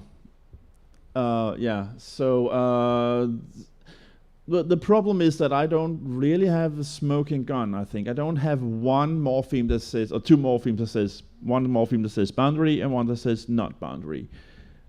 What only thing that comes close is the deictic adverb system. So that's the analysis must then rely on, well, how much we can accept that we sort of stretch the parameter.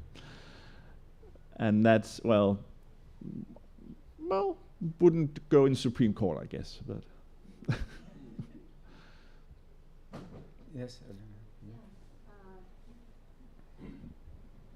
What you just talked about is very much what the focus of the summer school in Venice was about. Oh, right. Absolutely. I mean, they should have invited you there, so you could have presented this, because there would have been a great interest in this topic, as evidenced by a comment by one of the students there, who came to me after I mentioned the idea of boundaries in connection with your work. And she said, oh, in our dialect of Italian, spoken, I think, in the Dolomite Mountains, she says, Latino, okay. She said that we have a preposition which means precisely this, like if we have to cross over the mountain, we have to use this preposition, so. Yeah. Yeah, but that is a sort of smoking gun, doesn't mean that is the morpheme that says, now we go across boundary. Yeah. Language in Europe? Okay, yeah. Good, yeah.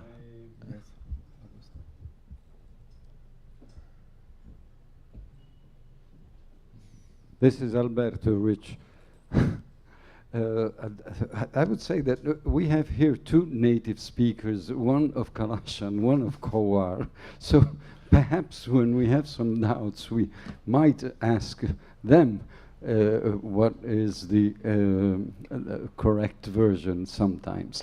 I want to say one thing about boundaries, but I'm asking them if they confirm if I am correct. Not that it is very relevant, really. It doesn't decide anything about your idea about boundaries, but in my experience, the boundaries of a village in that area are not the boundaries of the inhabited area where the houses are. That is something that does not have any particular boundary. Of course, the canals, irrigation canals, are a boundary between agricultural or potentially agricultural land and non-agricultural land. They are an ecological and also a man-made, obviously, boundary that in the Kalasha system is a boundary between more onjusta and less onjusta, if not quite Pragata area. But there are political boundaries of a village that are very clearly defined, in the sense that it is the territory of the village that is called village. And I must add, because Max made a fuss about Bajaigal and all that. The term village, grom, gram, de, whatever it is used just like the term lineage, com, tadbar, or very loosely. They use village to say, for example, if somebody's from Ashret, he will say, it depends who he's speaking to. If he's speaking from somebody from the Ashret Valley, he will say which hamlet in Ashret he's from. But if he's speaking from to somebody from Upper Chitral, he might even say, I'm from Drosh. You see? And surely he won't say, I am from, he will say, I am from Ashret, whether or not he is from the place called Ashret. So in this sense, the boundaries of Ashret, I'm sure Henrik would confirm this, are the boundaries of the territory of the whole valley, which are very important from an economic and political point of view, because they define what is pasture and what is forest that belongs to the community of the valley and does not belong to others, i.e. the Patan, who always tend to encroach. And these boundaries are marked on all sides, up valley, down valley, and on one and the other watershed. In the past, in Kafir times, we know from documents, they used to be guarded with guards. They are often guarded with guards, even today, because the Nuristani come and try to steal goats, and they often succeed. Down valley, they used to have guards. For example, in Gawardesh, they had guards at the mouth of the valley that were always there at critical times. So this is a boundary that is not a fuzzy concept like village, for example, is. But these boundaries are more precise than the boundaries of states in the European Middle Ages. They are more precise because they are more important. I don't know if this has anything,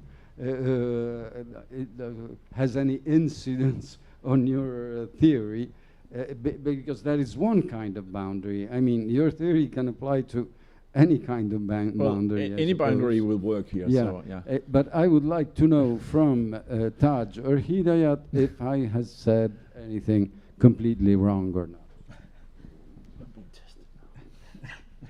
Absolutely not. This is very interesting. I am very intrigued. I just want to go back to the last slide where Sedura Payasta Hill. That, to me, doesn't seem... can you explain what it is? It was supposed to be a construction with the hearsay version inflection of Badik. But yeah, it's, well, I could have taken another example. Yeah. So it's sort of the distinction between you have to code for what you have experienced yourself and what you induce, and that's sort of the important thing here. Thanks. Yeah, I was just curious why you said Pai Asta Hill. Because I've seen it written somewhere. What would you say? She must have gone. So the idea is, where does the abstraction stop? What's Yeah. What is the abstraction? Yeah. How much? How far out can I go? You've gone too far, I think, there. I asked for that. Yeah. But this is very interesting. I think, yes, there is boundaries in the language, and it's the way we think, I think, in terms of, for example, if I am on the other side of the river, I say Peranak Payao. But if you are on the other side of the river, it's the same thing. Say Peranak Payao. So the Peranak remains like which side of the river you are. But it's quite confusing if you are say out of the valleys and there is a river, then what do you say?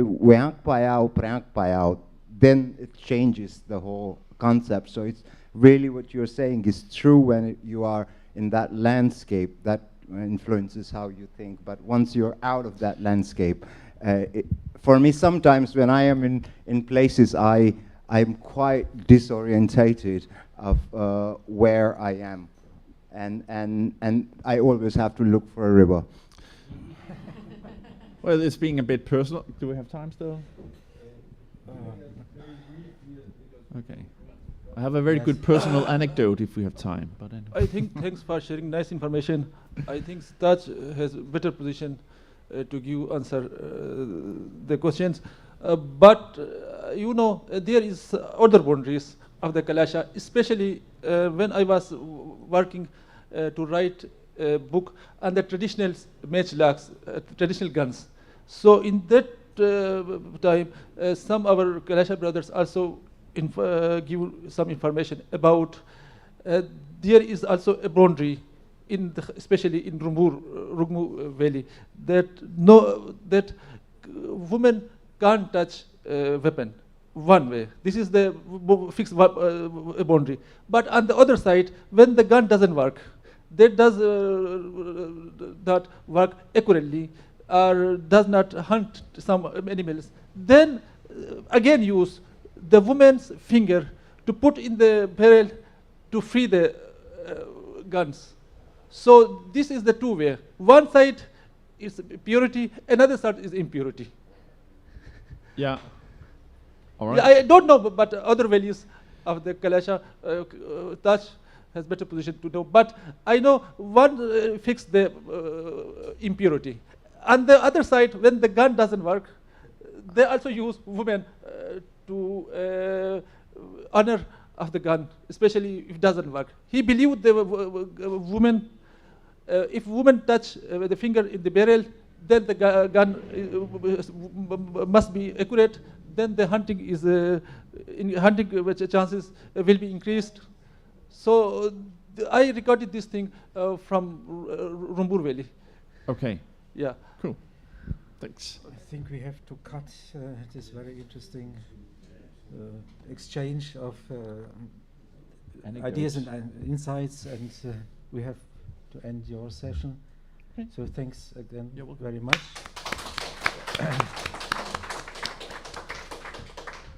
And is it so that Richard Strand will appear through Zoom? Hopefully. Can you hear me?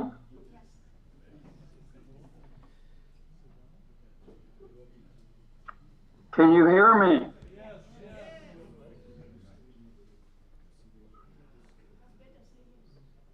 Yes, Should yes. I- Yes, very clear. Mm. Should I start? Yes. Okay. All right. My talk is entitled Cambodjas and Sakas in the Holyoke Mountains.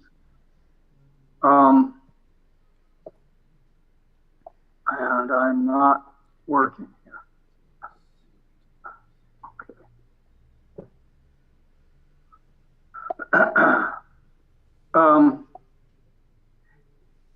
To recap, these are the Nuristani, major Nuristani groups. They occupy the southern slopes of the Hindu Kush, which I call the Holyoke Mountains, because the old Turkish name was the Balut Tog, which is not the ethnocidal or genocidal name that Hindu Kush implies. We can, from the names, we can trace most Nuristani peoples back to ancient Arya, equestrian nomads from the steppes of eastern Central Asia, and the Kom and probably the other Kamkutaviri speakers go back at least 3,500 years to the Cambodjas, and most of the remaining Nuristani peoples go back at least 2,200 years to the various Sakas.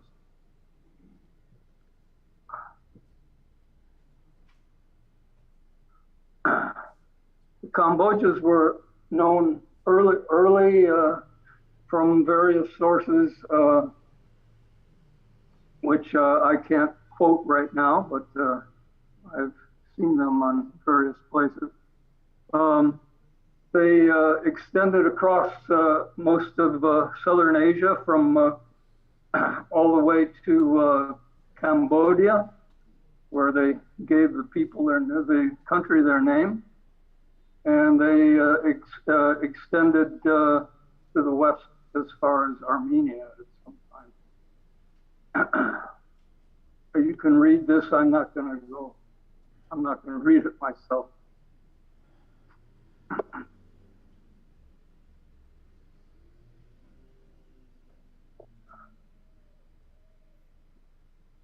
The Kom are called Kamuzi, or formerly Kamuji in Pashto and Persian. They call themselves Kom after the name of their putative progenitor. And that name probably comes from Kama, the place where they came, or where they claim to have come, rather than from Kambu, which is probably the name of the real name from which Cambodia derives.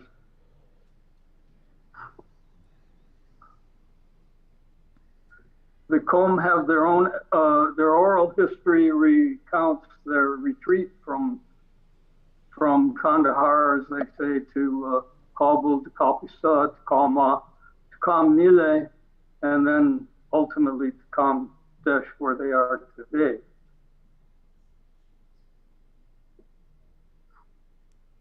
The Katu are the most numerous people in Nuristan.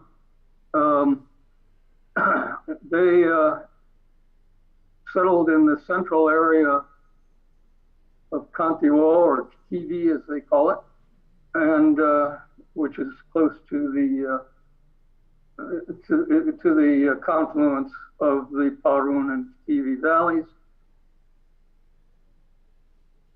And from there they spread east into the Landaisin Valley and west into the upper Lagman Basin. The Eastern Katuri dialect retains archaisms lost in Western Katu, for instance, nasalized vowels, participle. We've heard this already.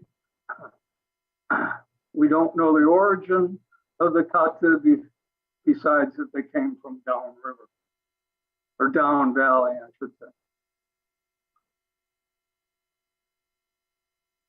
The well-known local historian Nur Muhammad Khan of Ursun has stated that all the other Katuri speakers have come from TV also. Momo come from a place called Moom, Sto from a place called Kust. The most interesting revelation from Nur Muhammad Khan is that the Jazis came from Qatar, from the Qatar Valley, Tregam, in other words. And then there has been a long myth in the area that they are somehow, the Kom, or the Katse anyway, are related to the Gaur people also through two mythical brothers, Satruk and Katruk.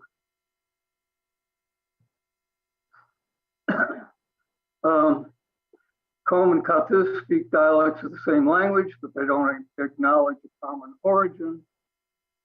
In the local oral histories, Kom claim that they came in later than the other inhabitants. And you can read all this. I think I don't need to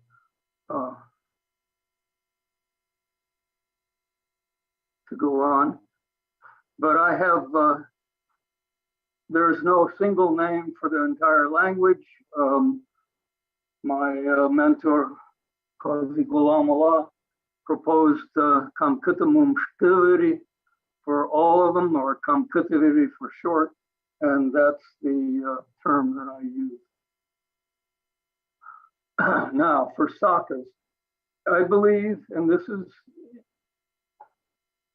I shouldn't say speculative. It works. The historical phonology works, but whether this is the reality, it's always a question.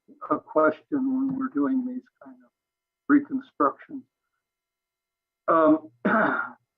I see the word Saka in all those ethonyms, and this is a regular development of the term of the word Saka would be Sagi or Sagi.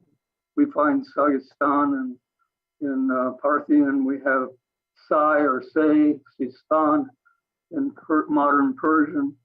Regular loss of intervocalic K.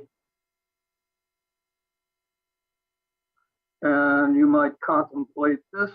This is actually a table from the article I submitted for the Cologne conference, which unfortunately hasn't come out yet, but that can be seen as sort of a precursor to what I'm saying today.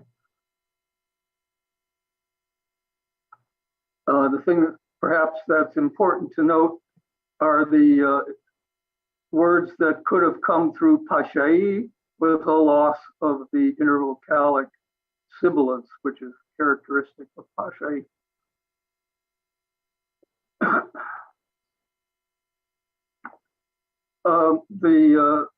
Some of the accounts that I heard in Weigel claim they came from downriver up the Kunar Valley and to the Shigal Valley and across into that, up the Shigal Valley and then across from Madesh into the community of Weigel. And the Gawars that I have interviewed claim that they were run out of Weigel, perhaps some 600 years ago, and moved into the upper Kunar Valley where they are today. I say upper Kunar, I make the distinction between Kunar and Chitral there. Same river, different place.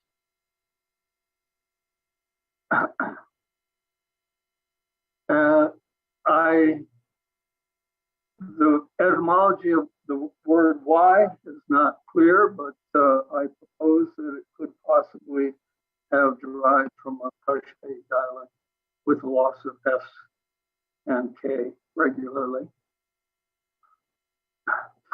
And I find also that, interestingly enough, among the Pashai, there are three place names: Saigal, Alasai, and Pashai.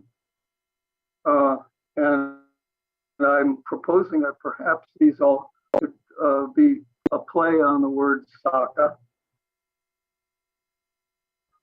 And to these, I add Sarnum and Prasun and Kambiri. All these, the latter two, Prasun and Wasi, Wasi could have become Y, sorry, because of the loss of intervocalic S.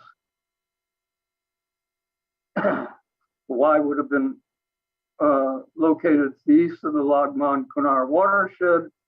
They, according to local legend, they inhabited the Dari Nur Valley, or at least they used the upper end of the Dari Nur Valley as their pasture land.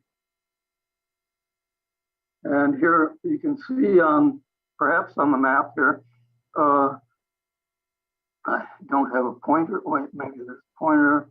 The route up from through Lagman. This is Saigal would be up here, and there's a route that goes all the way across to Alasai and then to Pashai.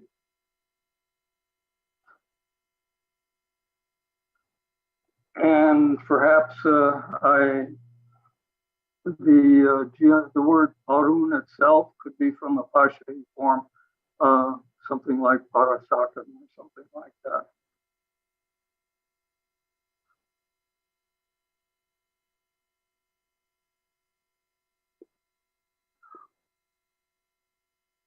And I hypothesized that the Prasun occupied the areas in the upper Page Valley there, in the whereas the Y reached Weigel via the Kunar. That we know pretty well. Anyway, you can read this.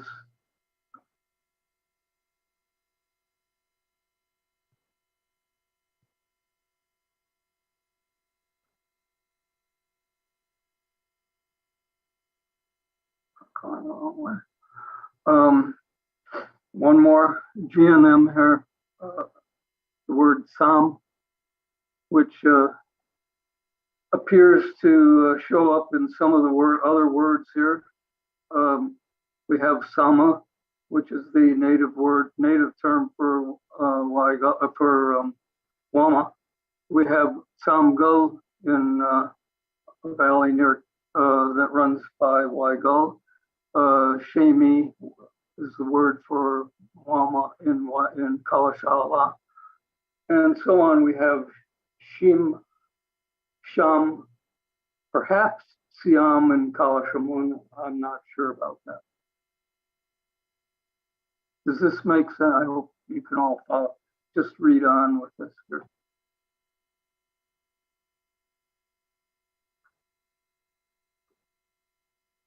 And the names, anyway, point to a group of Sakas that occupied various places named Cham, or something like that. We have, I'm not sure about Chimi, but Tamgo, and perhaps Sham itself was originally the word that referred to Lord Ku.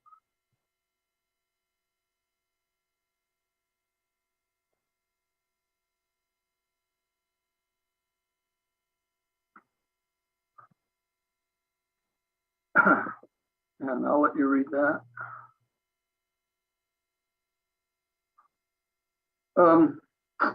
This is based on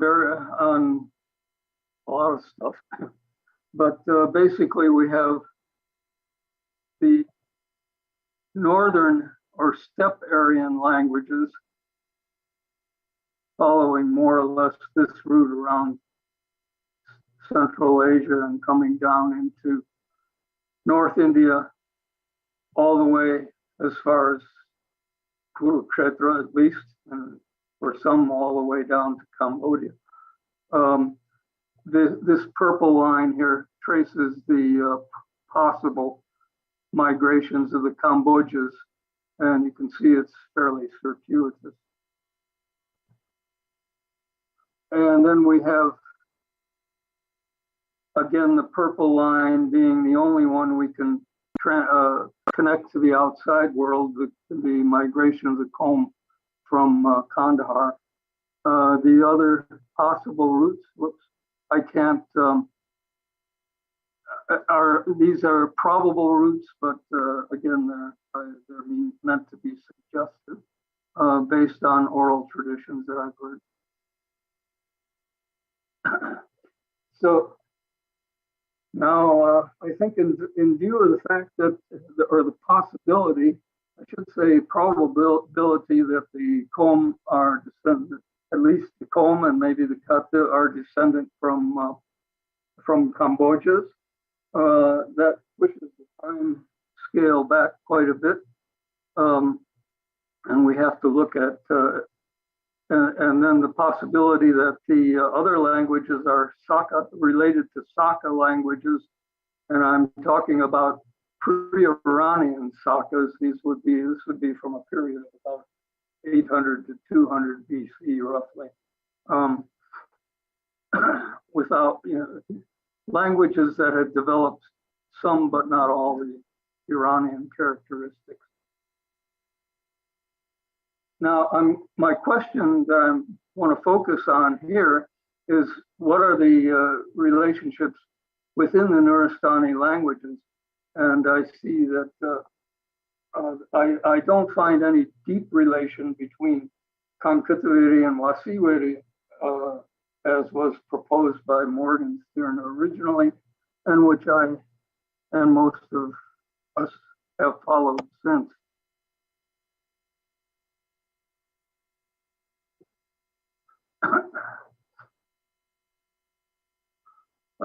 When we look at phonology, we can find certain evolutionary processes here that are distinctive. We have the progressive anterior tensing of the laryngeal lingual complex, producing anterior voicing, lingual fronting, and prognathising, which I have defined before. That is the pressing of the tongue against the back of the lower teeth while sticking the jaw out slightly. It shifts the whole top of the tongue forward, making changes from laminal to dental.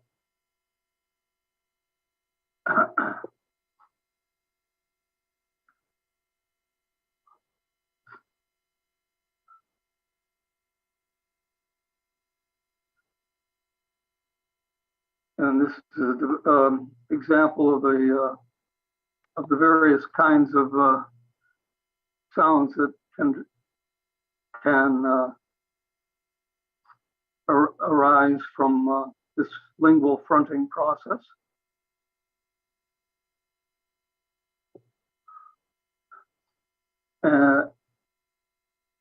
What I call S-laminalization, which is well known. We have it at IRK, but this has been problematical. In Nuristani is sort of famous for not having the Ruki rule after you.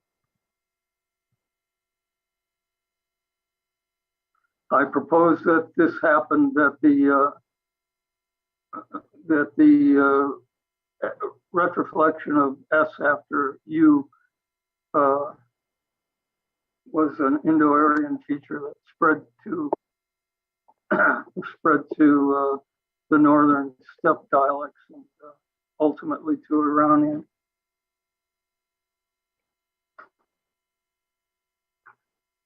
And if we look at the evolution of Aryan vocalic R, we see these developments, and in steppe Aryan, we find two outcomes here. The Nuristani languages agree mostly with the steppe Aryan outcome.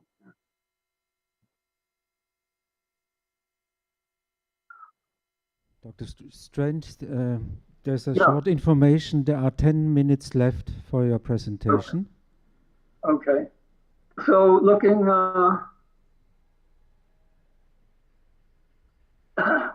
there's scant evidence for some of this development here, but to summarize the development for vocalic R, it developed into various through various strengthening processes in H Valley. And again, Wasi stands out here. There's little evidence for other subgroupings of that. Nasalization, again, Wasi stands out as being different from the rest.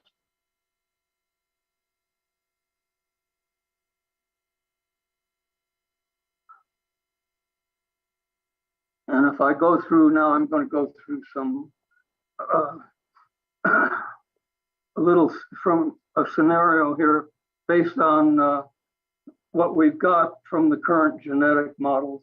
And I think, I don't know if you're familiar with those, but I think they're very important, and we need to inform ourselves with this. If we look at Indo-Aryan, nothing particular interesting there for the Nuristani languages. If we look at I can't see my top of my slide here. These are the various changes that I could assign to the Aryan period.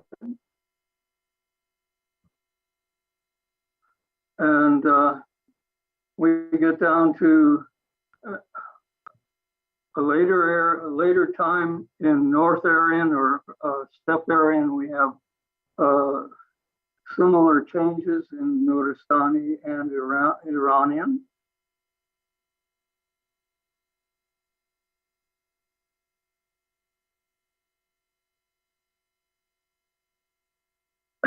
And at a later period, perhaps what I call the Cambodia Saka phase, these are the changes that I can find that particularly distinguish the Nuristani languages. We have loss of H, loss of length after R, after vocalic R, schwa goes to A, so on. Not much there. If we go down to the next phase would be the Indo-Aryan phase, or the Indo-Aryan phase. I assume here that the intrusion of the Steppe Aryans into North India provided some of these examples, like words ending in S after U, perhaps word for bear, and there's a lot of others. But these are influences from Indo-Aryan into Nuristani or Steppe Aryan. Now, once the Nuristani languages all end up in Nuristan,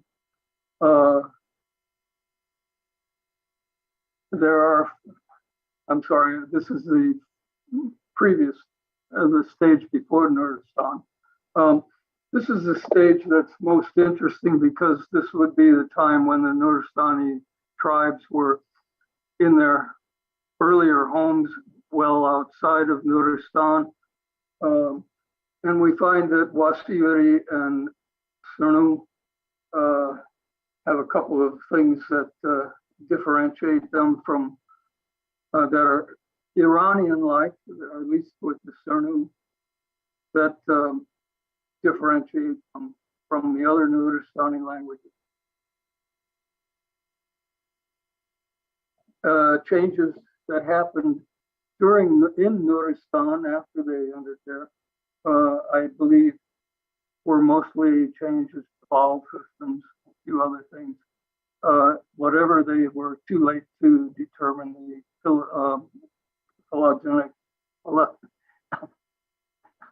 phylogenetic relationship. It's been very long for me. I'm sorry here. I'm not too well, but doing this well. But I've been up since midnight, and it's now 9:45 my time. I will go past this now. What I've come up with is three groups who emerge on the basis of phonology, which does not particularly bode for a northern versus southern group division of Nuristani. For your information, there are 5 minutes left. Okay, let me go quickly to grammar here. These points have already been pointed out by earlier speakers. We can look at directional location. The elements are direction plus pointer plus target. These are for stars. I'll go on.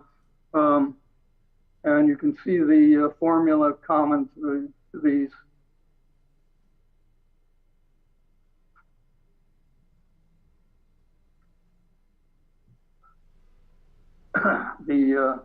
We have the set of directions in, out, up, down, high, low is what I would, those are the etymological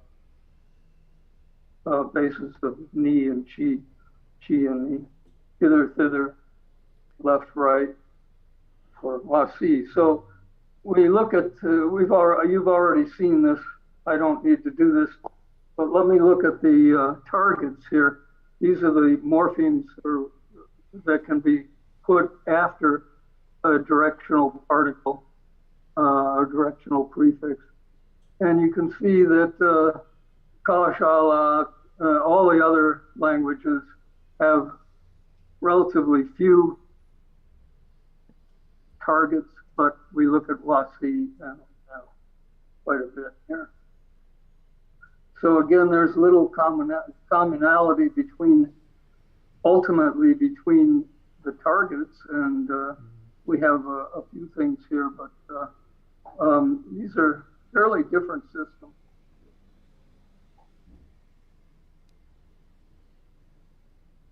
So may go on to possession. While we have different types, again, different types of possession here. Fairly different. I don't see any way that necessarily that Wasi and Kamkipaviri are any more closely related on this basis than anything. We look at verbal systems, and we have, I must say, in response to the earlier paper, that I agree fully that the participle in Cernuviri and probably in Wasi are from middle participles, probably from reminiscent more of systems north of the Hindu Kush. So in summary,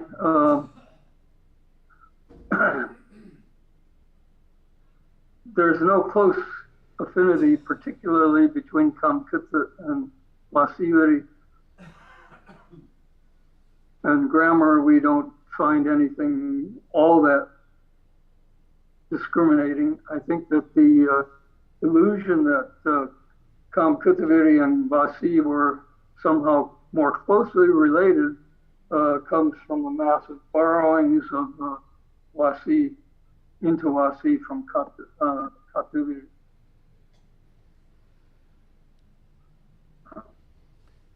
Whoop, I don't know what happened here.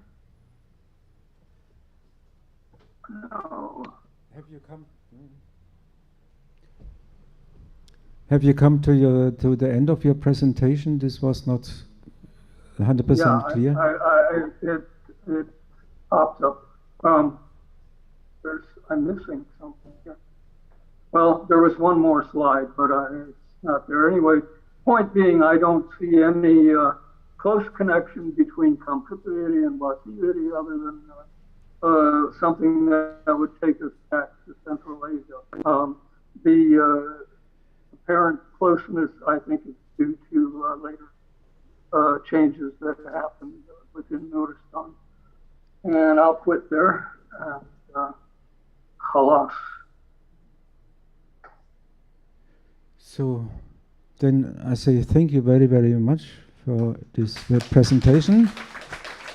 Sorry, I can't, I haven't been able to be too coherent today. It's like I said, it's very late for me. So there is no space for questions? For a short while at least, yes. Hello, Richard, this is Taj. Hi, I want to ask you one question about the Kalasha Ala speakers. And it's also, if you can clarify why, if you think that the Kalasha Ala, the Kalasha in Chitral are, because I read somewhere that you said that the Kalasha migrated from Nuristan to, is that that they have, they maybe were Kalasha Ala speakers and they arrive in Bumbarate and then adopt a different language? It appears to me that there was an invasion from Weigel of Y people into the Kalasha area, and that I'm not saying that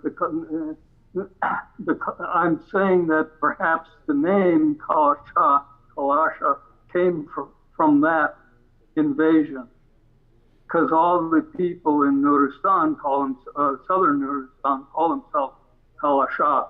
The people in Weigel, the Ashkun and Surnu speakers also claim that they're Kalasha, not the Wasi, not the Kamkita. So, and that along with some ethnonyms and geonyms and Raja Y, whoever he was. Well, I mean, they look like there was some sort of incursion or at least interaction between the people in Y and the people in Kalasha and the Kalasha Valley. One more question is in regard to the ethnonyms. The Kalasha in Chitral, the ethnonym they use for Kam and Kata people is Tsatruma, and yes. And all that region only by the Kalasha is called Satrumadesh. So right. Does that name is that name used in by Kata people as well, or they? No. No. No. That's because something I left out here. I do have something about Katruma in the longer paper, but I didn't put it into the talk. Thank you. I'm sorry. Go on. No, I just was wondering if the ethnonym Tsatruma is only used by the Kalasha for Nuristanis, or is that name also used in Nuristan? I'm not aware of it in Nuristan. Okay. The word in Nuristan, the Qom and the Kata call you people Kazyo. Kazyo, yeah. Kaswo. Kaswo. Depending on dialect. And which is a name that I have no etymology for. I would love to see one. We could think of the Kassites maybe, or something very exotic, but I don't know where that name comes from. But it's clearly to me, clearly the word Kalasha is something that came in later into that area. Otherwise, the Qom would have been calling them Kalasha instead of Kazyo. Thank you. Yeah. Okay. Yes. May I add a little bit? Yeah. Very, very quickly. Can I? Another person? Sviatoslav. This is Alberto. Go ahead. Go ahead. Okay, two very brief statements. Okay, about Kaswo ethnonym, I've read somewhere that it may be derived from the village name Kesu at the eastern bank of Chitral River. I'm not endorsing this. I'm just bringing this. Kesu village and perhaps Kaswo. And another thing with all these statements about ethnonyms like Saka, Tsaka, Chaka, and so on, I can remember the name of the village Kurdar, which Grangali people are using. They say Sukanlam. Sukanlam. And basically, yeah, people of Kurdar are also known as Chugani, who also moved to Darayanur. So this, may be connected with Saka. What do you think? I think it's quite possible. That's another area that I didn't put in the talk here, but I have in the paper. Yeah, I think there are the Chugani are very interesting area there. There's also the name Aliana, which I have heard from one guy who was from Kurdar. He claimed that was his. He took that as his surname. I don't know if that is a real name from there, or whether he got that out of the library. Yeah. Very quickly. Yeah, so they took it from Rig Veda, from perhaps Western scholars, when the people of Nuristan became truly enlightened with education and everything. Some of them got higher education, and all those Vedic and epic stuff was available to those philologists and other people who studied history and literature. So Alina people, they do exist in Rig Veda, and perhaps some people called like that would live in the area of like Gandhara and Lampaka, perhaps.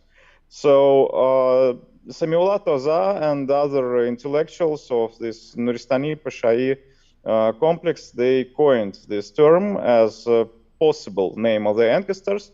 Sometimes they try to divide, like they are our ancestors, no, they are our ancestors. Sometimes they agree like the common ancestors, and I can bring the toponyms Alingara, Lishang, and the Lasai, what they think may be connected with Alina name.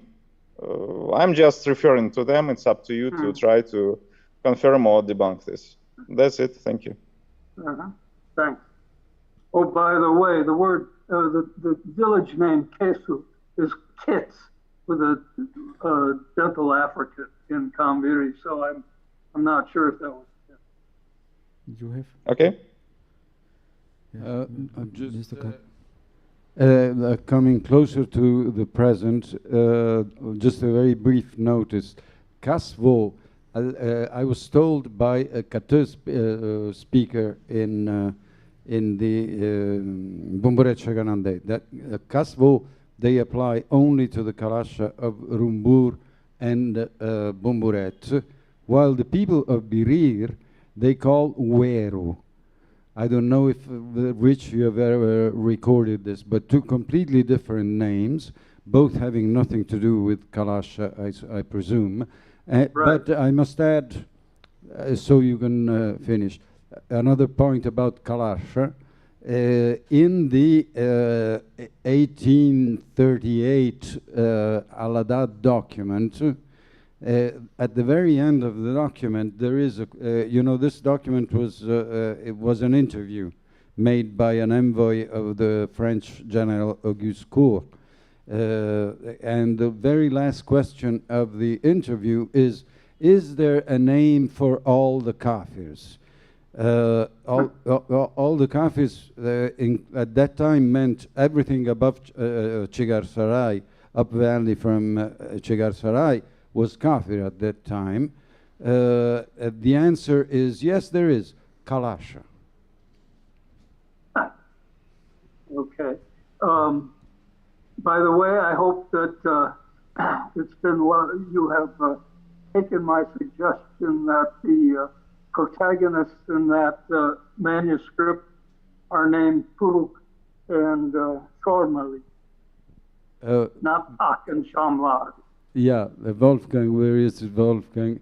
Of course, I take this this notice of yours very, very, very, very seriously, since we're going to publish that document. That is, and that's not the only question I will ask you.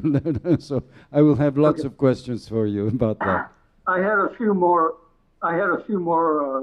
Etymologies for you on that document. We can talk later. Augusto has a question. A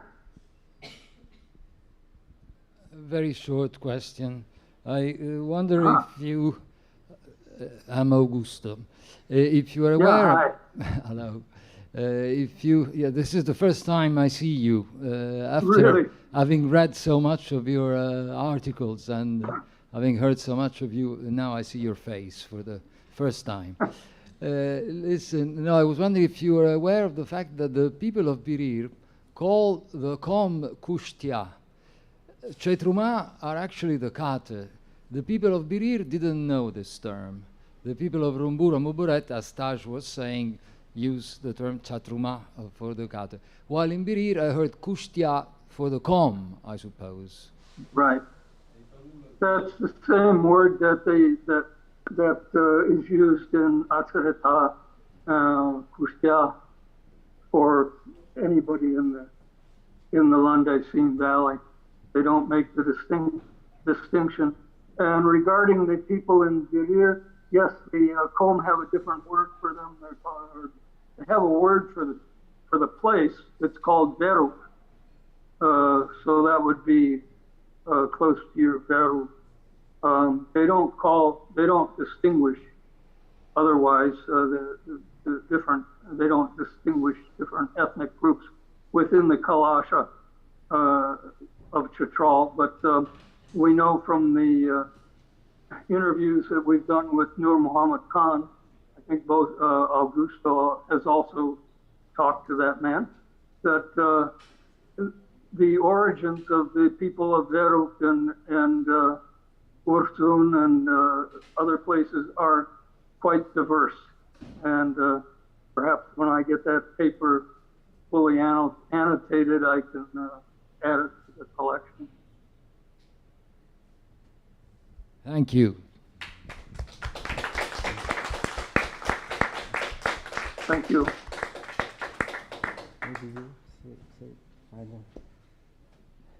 So we are finished for today, I think, and this post-scientific program can follow now.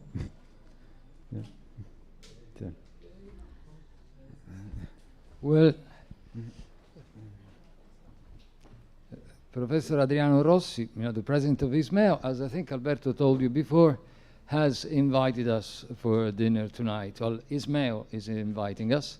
So the program is, he has reserved in a restaurant just 200 meters from here.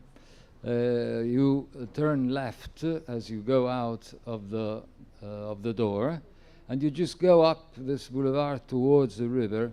But we will go together, but it's very easy because you just walk and you see there is some trees. You get to those trees very, very close, and there it's a square that is actually a park. And we go across the park. It's a square at the opposite end, with respect to the street. That's where the restaurant is. There's two restaurants there, not the first one closer to the main street, the one at the back of the square, and it's called Polese. And there he reserved 4 or 5 tables for 15, 20 people, whoever gets there, and if there is a few, and if we are 22, he said it's okay, So I think we can just proceed in that direction, but I don't think we'll get lost.